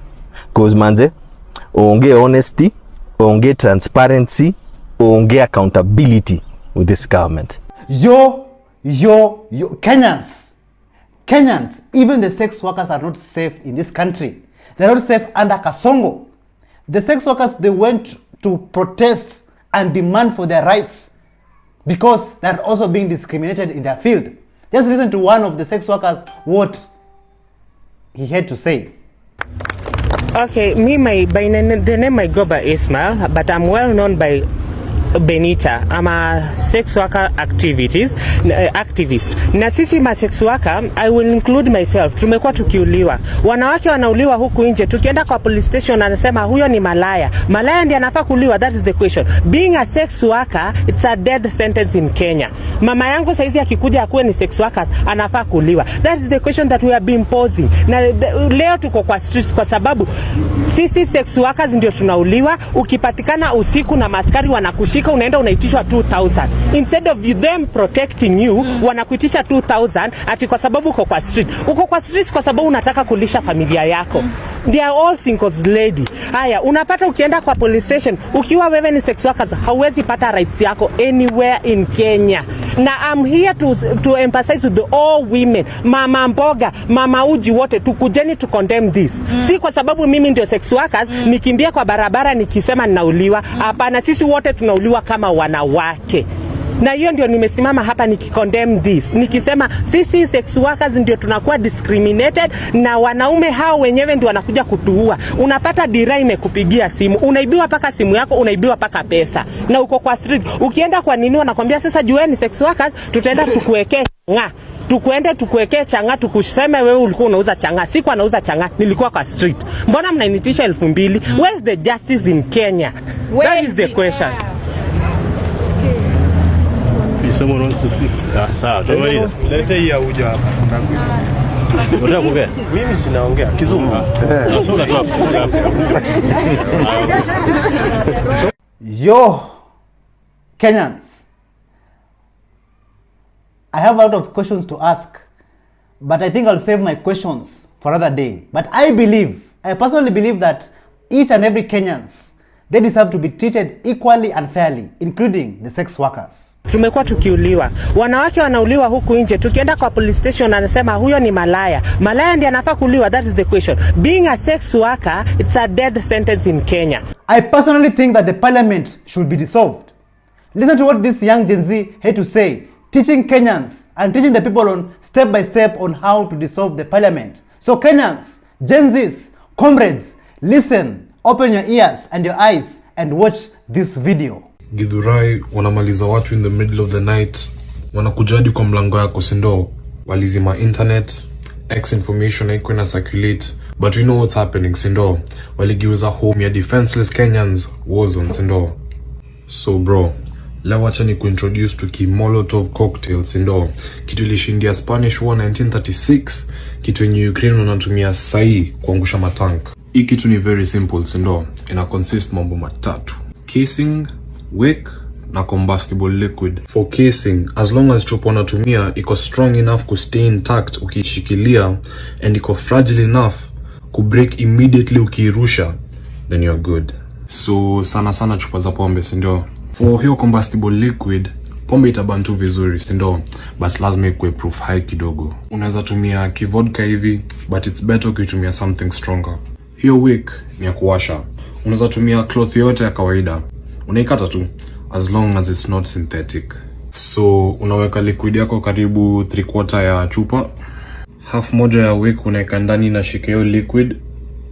Unaweza funga cloth ingine kwa neck kama weke tape, just extra safety. Hii end ya wick haifai kwa more than 5 centimeters ndo, then utai wet na hiyo liquid kidogo, uiwashe and immediately unaacha ifly. Kitu important, chupa kuvunjika ndio inafanya moto ianze, si hiyo moto kutoka hapa iende all the way hadi kwa hiyo liquid. Initial damage ya kimolotov si mob, lakini hiyo kitu waizimi, ndio maana inaangusha hadi matank sindo. All in all, tusilose focus. Huyu jamaa lazima aende and ataandika hizo bill kwa kutia seli yake sindo. Kenyans, I want to leave you guys with this one question. Do you trust your president? Do you trust that the president is working for this country? Do you trust that the president is taking this country to the next level? Do you? The InfoTrack survey says that only 1% of Kenyans trust their president. Just listen to what Dr. Mumbi Seraki had to say about this. This is for entertainment purposes only. So can you imagine? A recent survey that has just been completed has shown only 1% of Kenyans trust Nabi. First of all, who is that 1%? Who is that? Is that his family? Is that Charlene? Is that Evangelist for State House? Hey, they had said 100%, 1% still. But yo, this guy is getting sleepless nights because now internationally they know this is like a vote of no confidence. I don't think there's any president who has tried to stay in power when only 1% of his population trust him. And by the way, I was hearing he hates with a passion his latest nickname, Kasongo. They tried to even reverse psychology with guys by saying Kasongo delivers, and Kenyans went ham. But 1%. Say no to police state. Say no to police state. Say no to police state. Say no to police state. Stop it. We are not afraid. They are being used. This government will fall. This system will fall. Colonialism will end. Colonialism must end. We will not allow ourselves to be They are all the fathers of God. We are powerful. We are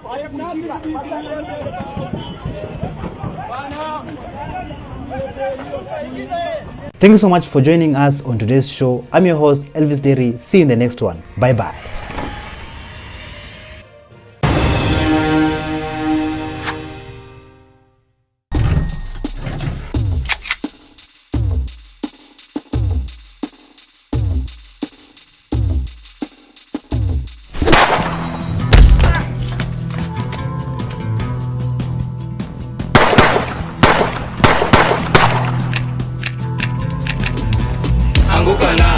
Parliament, we are coming.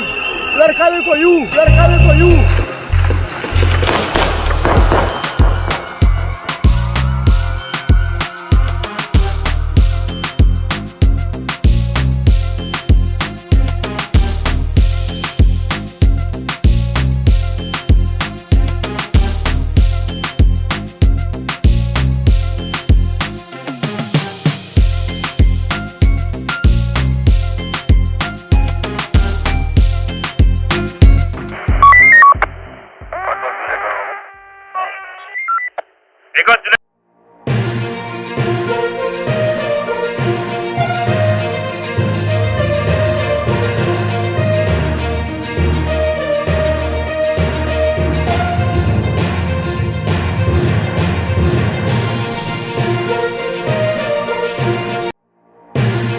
From Morara Kebaso angry, the governors who are stealing from you, they are from your tribe. to Mzungu injecting, The president of Kenya is nothing more than an imperial lackey. have you paid rent? I beg your pardon. Some of us steal money here, we go to Tanzania, we invest it there. We are coming for you.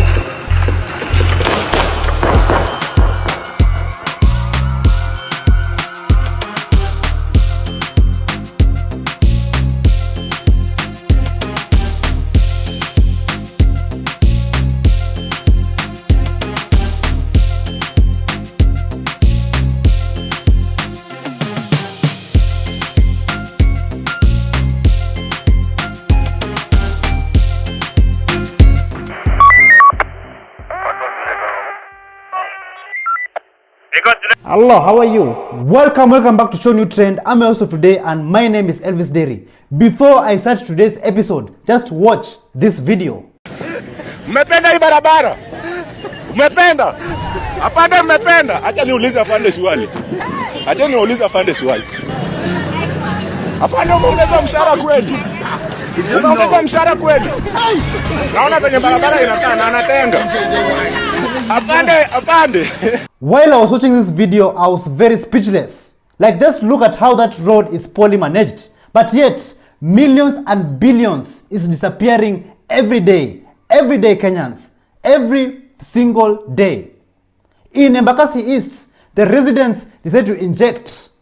William Ruto went to visit them and talk to them, but the residents couldn't want to hear anything from him. Just see and hear how the residents were injecting. Viva comrades, viva! Take a look. Anahinga yuko hapa na tumekubaliana vijana 18,000 saizi lakini tutaongeza vijana mpaka wafike vijana 1000. Ruto uongo. Hakuna. Hakuna. Hakuna. Hakuna. Hakuna. Hakuna. Haiwezekani. Haiwezekani. Haiwezekani. Haiwezekani. I almost took a wank while watching this video. Like, people are injecting everywhere. People are pushing to end bad governance in this country. Amazing. Karen Nyamu, a Kenyan politician, she was kicked out of her house after she failed to pay the rent. Just take a look.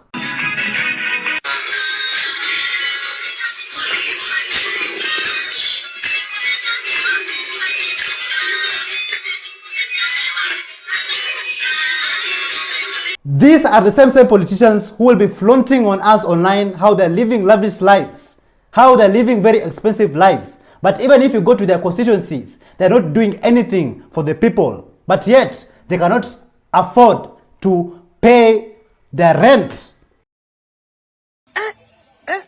My lord, I wonder. Yeah? My lord, I wonder. Yeah? Inject party leader Morara Kebaso Sr., who is also known for his Vampire Diaries episodes. But he was shocked that some people are watching his Vampire Diaries is just like another movie. And people are not actually, some people, not everybody, but some people are not taking it seriously. Like, just watch what Morara Kebaso had to say about this. Why do you watch the Vampire Diaries? Is it an entertainment joint?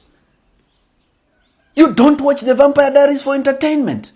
The Vampire Diaries is to provoke you to take action about your nation.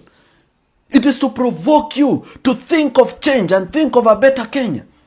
The governors who are stealing from you, they are from your tribe. Mbona hawajawaonea huruma? Kwa nini hawajasema mimi ni governor wa hii county, mimi ni Mkikuyu kama hao Wakikuyu wenye naongoza sitawaibia? Why? While billions, taxpayers' money is being stolen, disappearing every day in front of our eyes, Visoi Ward residents were also met with another rude disappointment, where the governor launched dry taps. 7 kilometers. Alafu nakuja 7 kilometers na maji. Tabaki tukapata ya shala. Hiyo nayo ikakuja kama kilomita ngapi? Kama 3 sasa ndio hapa. Sasa unafungua kwako nyumbani. Hebu tufungue na wewe.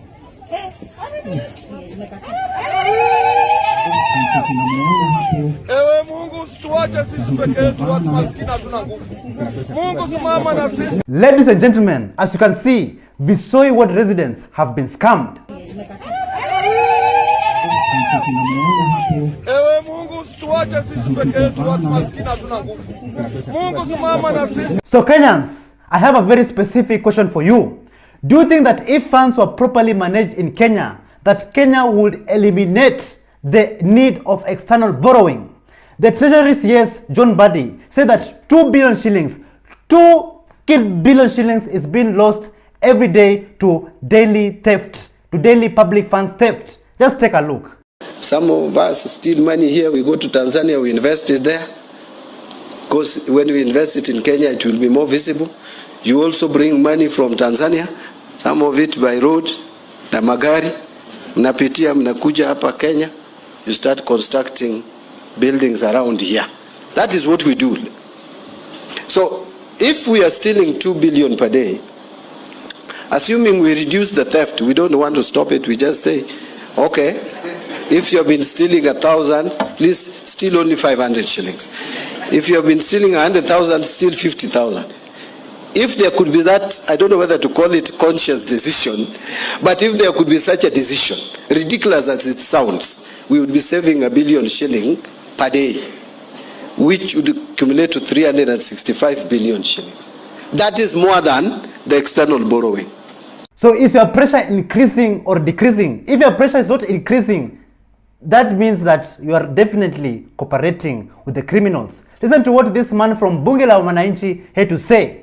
Wewe Mheshimiwa Ruto, wewe Mheshimiwa Ruto, nilikupigia kura mimi. Mimi nilikupigia kura, mimi nikiongea kutoka hapa bunge la wananchi, mimi binafsi nikajitolea muhanga mimi kupigia kampeni wewe, mimi binafsi nikijua na nikiamini mambo yako na akili zako na misimamo yako na polisi zako, lakini leo mwisho wa kuisha umetusaliti, unatuletea takataka impeachment zenye haziko kwa agenda yako. Wewe President Ruto, wewe ningetaka kuambia Gachagua mahali popote alipo asiwe na wasiwasi. Hii tunajua yote ni siasa, ni siasa. Ruto, wewe tunakujua sahi, umefanya safari 66 plus kuendelea huko juu. Umenunua Boeing 6, umepeleka tenda kwa Adani ya kuprint pesa ya Kenya, umepeleka tenda kwa Adani ya kununua airport zetu, umepeleka tenda zote za SHA huko kwa Adani. Wewe ni mwizi, ghasia, takataka hii. Even the tourists and foreigners are currently tired of the current regime. They're tired of being taken advantage of. They're tired of the corruption that is taking place in this country. Listen to what this man had to say about the nuisance that is taking place in the current government. From the streets in Nairobi to Port-au-Prince to Harlem in the USA, it's the same struggle, and it's the same imperialist enemy who lies to us, from Ukraine to Palestine to Haiti. How can these criminal imperialists claim to be broke when it comes to all of our needs in the belly of the beast, but they can send 150 billion of our taxpayer dollars? The president of Kenya is nothing more than an imperial lackey, stooge, and sellout.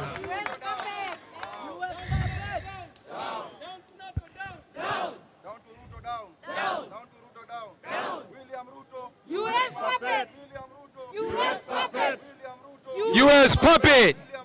U.S. puppet. In the streets of Nairobi, we tell you that you should be ashamed. Death to Zionism, death. Death to Zionism, death. Death to Zionism, death. Death to Zionism, death. A director and home security consultant at Kinside Security, Polo Kimani, he came out to address and talk to the youths of Kenya, and listen to what he had to say. My youths, na mavijana, by vijana actually I mean, it's a unisex word for both females and males. And by youth I mean anybody who's born between 1994 and 2024. I believe nyinyi mko below 30 years.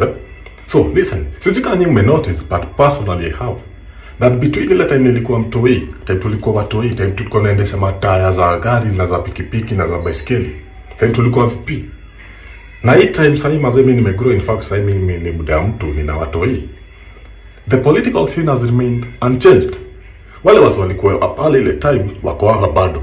I don't know what they are doing. But what they have actually been doing, waki interchange the position. Wa left anakuja right, wa right anakuja left, wakatikati anaingia chini, wa chini anaingia left, wa left anaingia huko, anaingia juu. But they have been there and they have created their own blanket of political elites. Na wakagawana Kenya.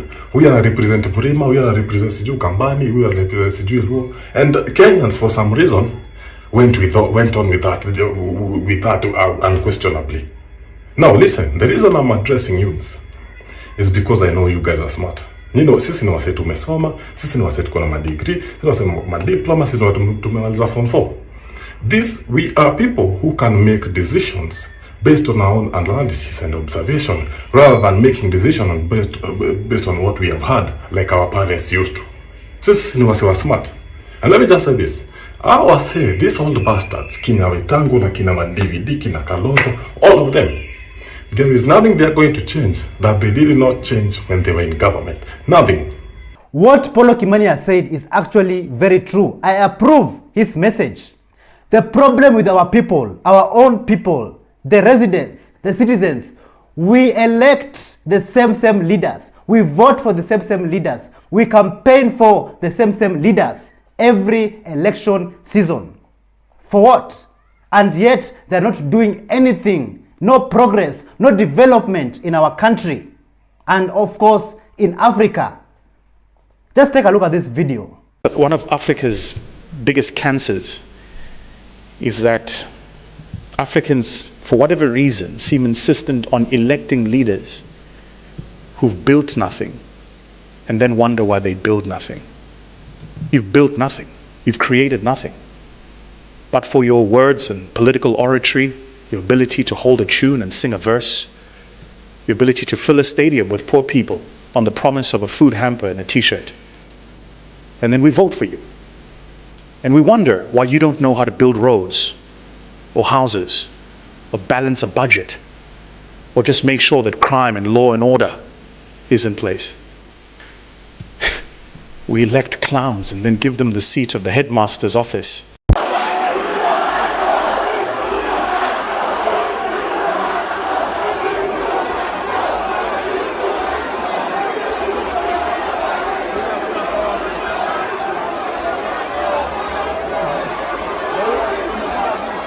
Thank you so much for joining us on today's show. I'm your host, Elvis Derry. See you in the next one. Bye-bye.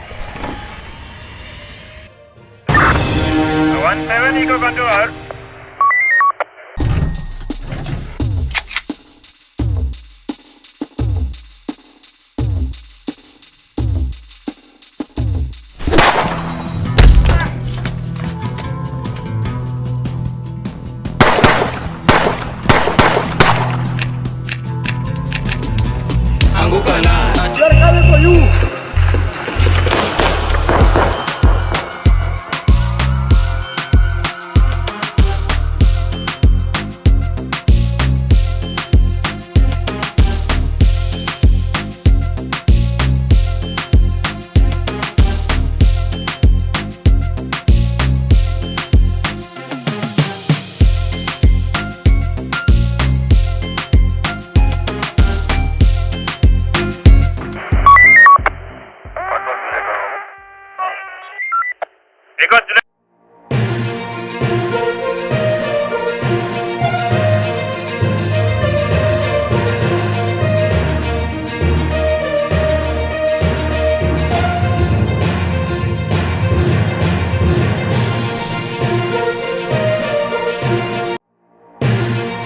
From our brother Henry joining university,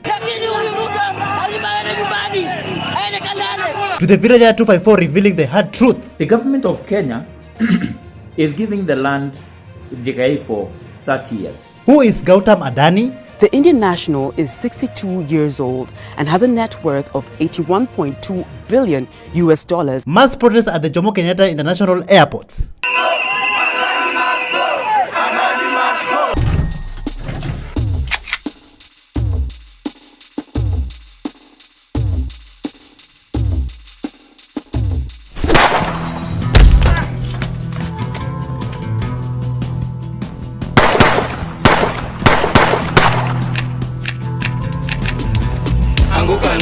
They're coming for you.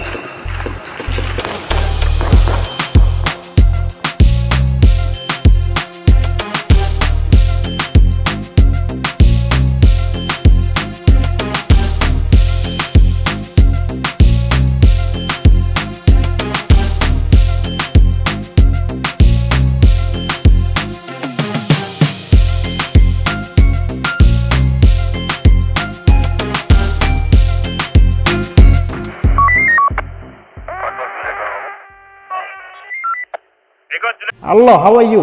Welcome back to ShowNewTrend, and I'm your host of today. My name is Elvis Derry. Many of you are familiar with the Adani Group, and before we start this episode of today, let us first know who Adani is. The Indian national is 62 years old and has a net worth of $81.2 billion US as of September 9th, 2024, according to Forbes. The figure places him among the world's 25 richest people. He is the chairperson of Adani Group, which has interests in ports, airports, power generation, and green energy. Adani Group began operations in 1988 as a commodities trading company. It thereafter expanded through acquisitions. Adani is India's biggest airport operator. He also controls India's largest port called Mundra Port in Adani's home state of Gujarat. He also owns Abbott Point, a coal mining project in Australia said to be one of the largest globally. In 2022, Adani became India's second largest cement producer after acquiring a Swiss cement manufacturer in India. Before the protest started, Henry the whistleblower took to the streets to protest against the Adani Group and against them taking over the Jomo Kenyatta International Airport. Take a look. Ameuza airport. Ameuza nani? Ameuza Muhindi. Yaani Muhindi gani? Sijui kwa Muhindi. Lakini huyu mtu lazima aende nyumbani. Aende kalale. Mmoja hajauza airport. Mwingine hajauza airport. Nani? Unajauza airport. Kwani anakwenda kuuza airport hapa? Yeye nani? So sasa tunaelekea airport. Tunaelekea airport pale. Sawa. Sasa tunaelekea airport. Anaelekea airport hapa. Journalists were heading to the airport to cover the protest that was about to start at 12 midnight, but they were not allowed to get inside the airport. So this is the situation, guys. We have been stopped at the JKIA. We can't go access to do our work to report on that. What's your name, sir?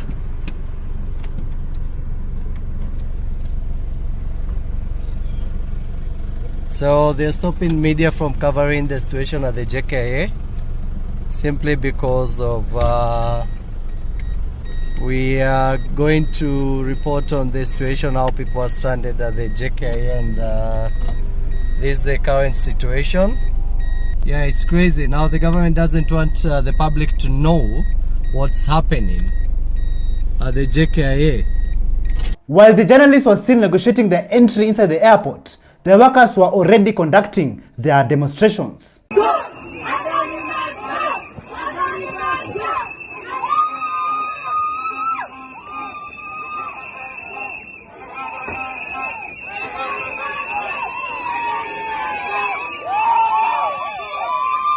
So the government decided to deploy National Youth Service to take over, but which they failed miserably.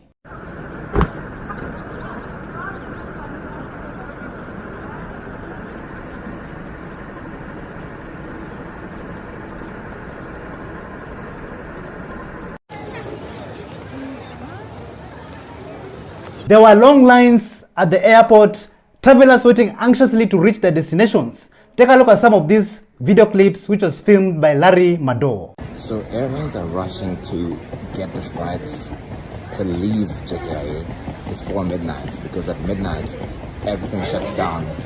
The staff say they want a total shutdown, and that means even flights cannot land and take off because members of the Kenya Aviation Workers Union includes air traffic controllers.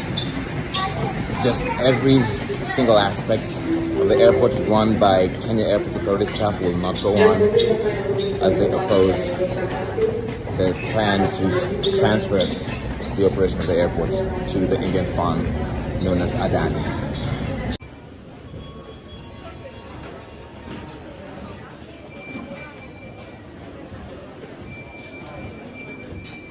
This is insane. This is mad. We? Naomba kupita tafadhali. Ati? Piti sana. Piti sana. Some travelers even gave up and they wanted to go back home, but they were locked inside the airport. Like Mary Mariga, which she tweeted on X and said that, "Can someone rescue us inside JKIA Terminal 1C? We need to go and sleep. We have been locked from outside for 1.5 hours and no one is saying anything."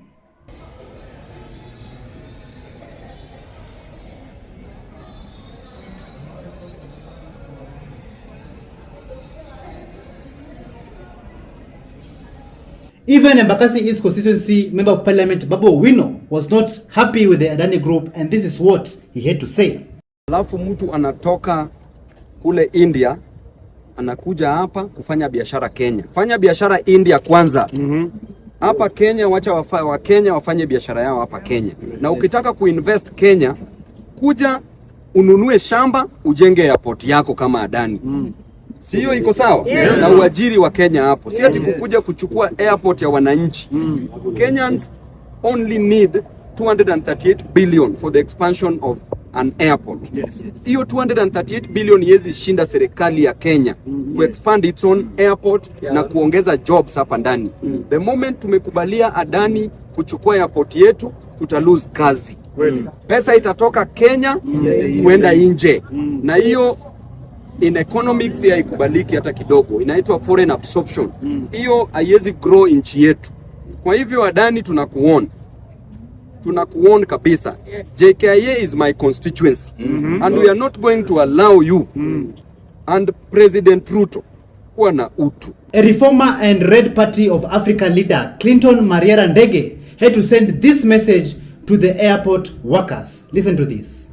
Kwa wafanyikazi wa JKIA, let me tell you the truth. You are going to be jobless soon after Adani takes over JKIA.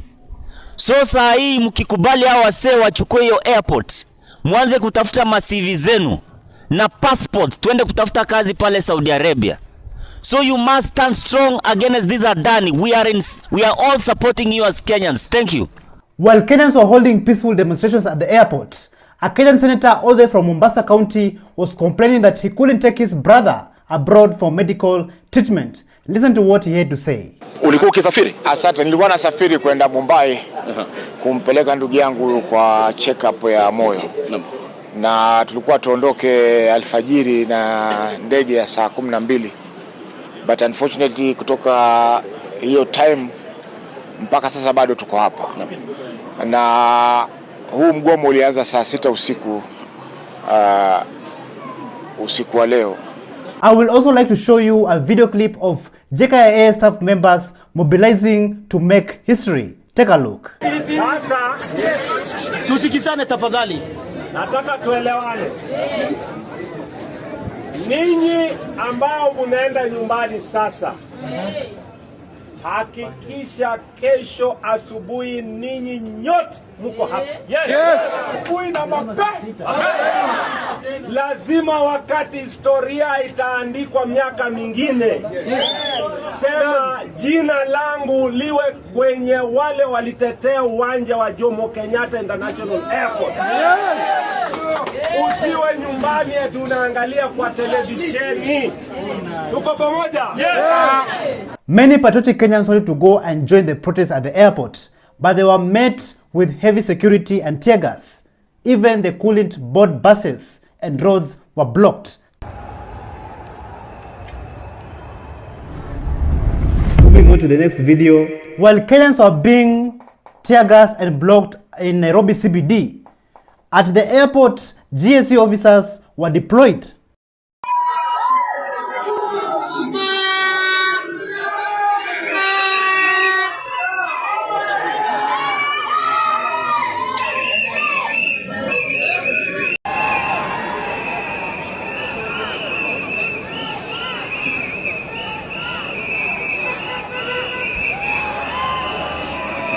Our Kenyan hero, Henry, who protested against the Adani group taking over the airport.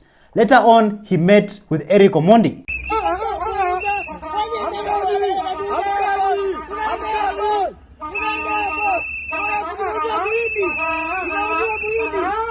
After meeting Eric Omondi and redoing the protest video, he later on got an opportunity to join Ndere Vocational Training Center.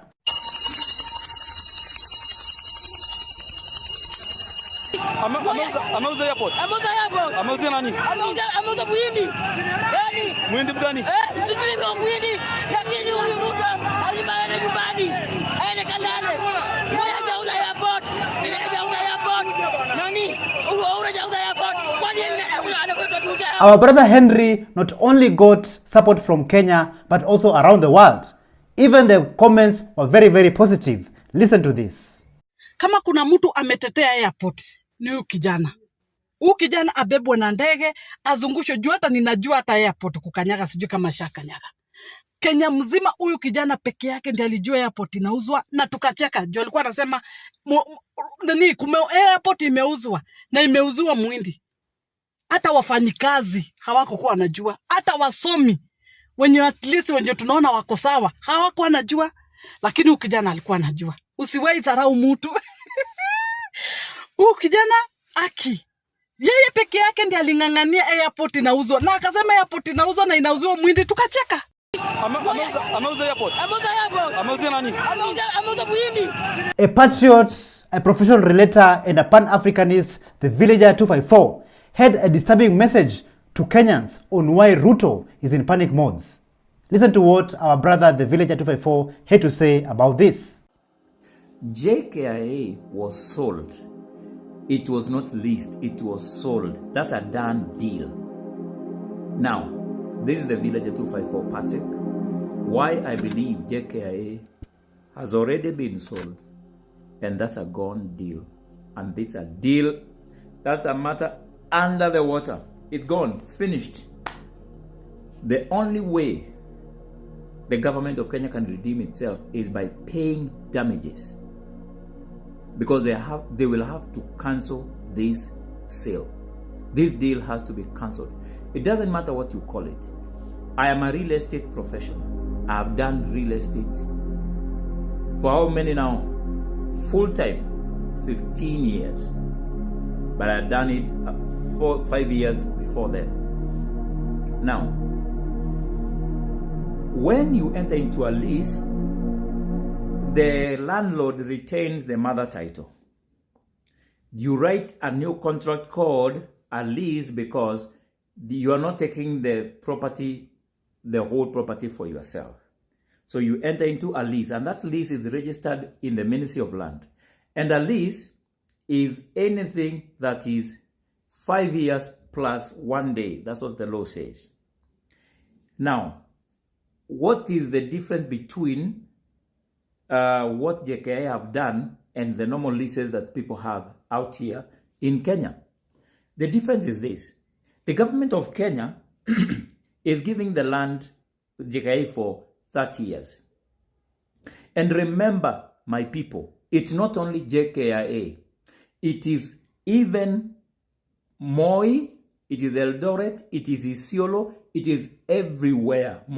Everywhere where we have airports, Adani will be running. Let me know in the comments down below what you think about this. And remember, my people, it's not only JKIA. It is even Moi, it is Eldoret, it is Isiolo, it is everywhere. Everywhere where we have airports, Adani will be running. Let us take a short break. We're gonna be right back. You're welcome.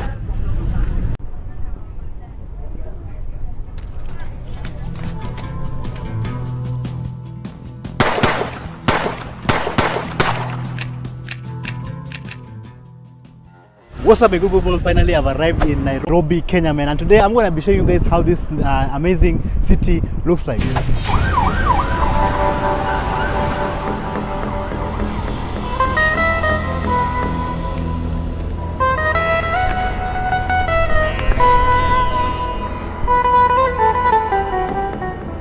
I remember you.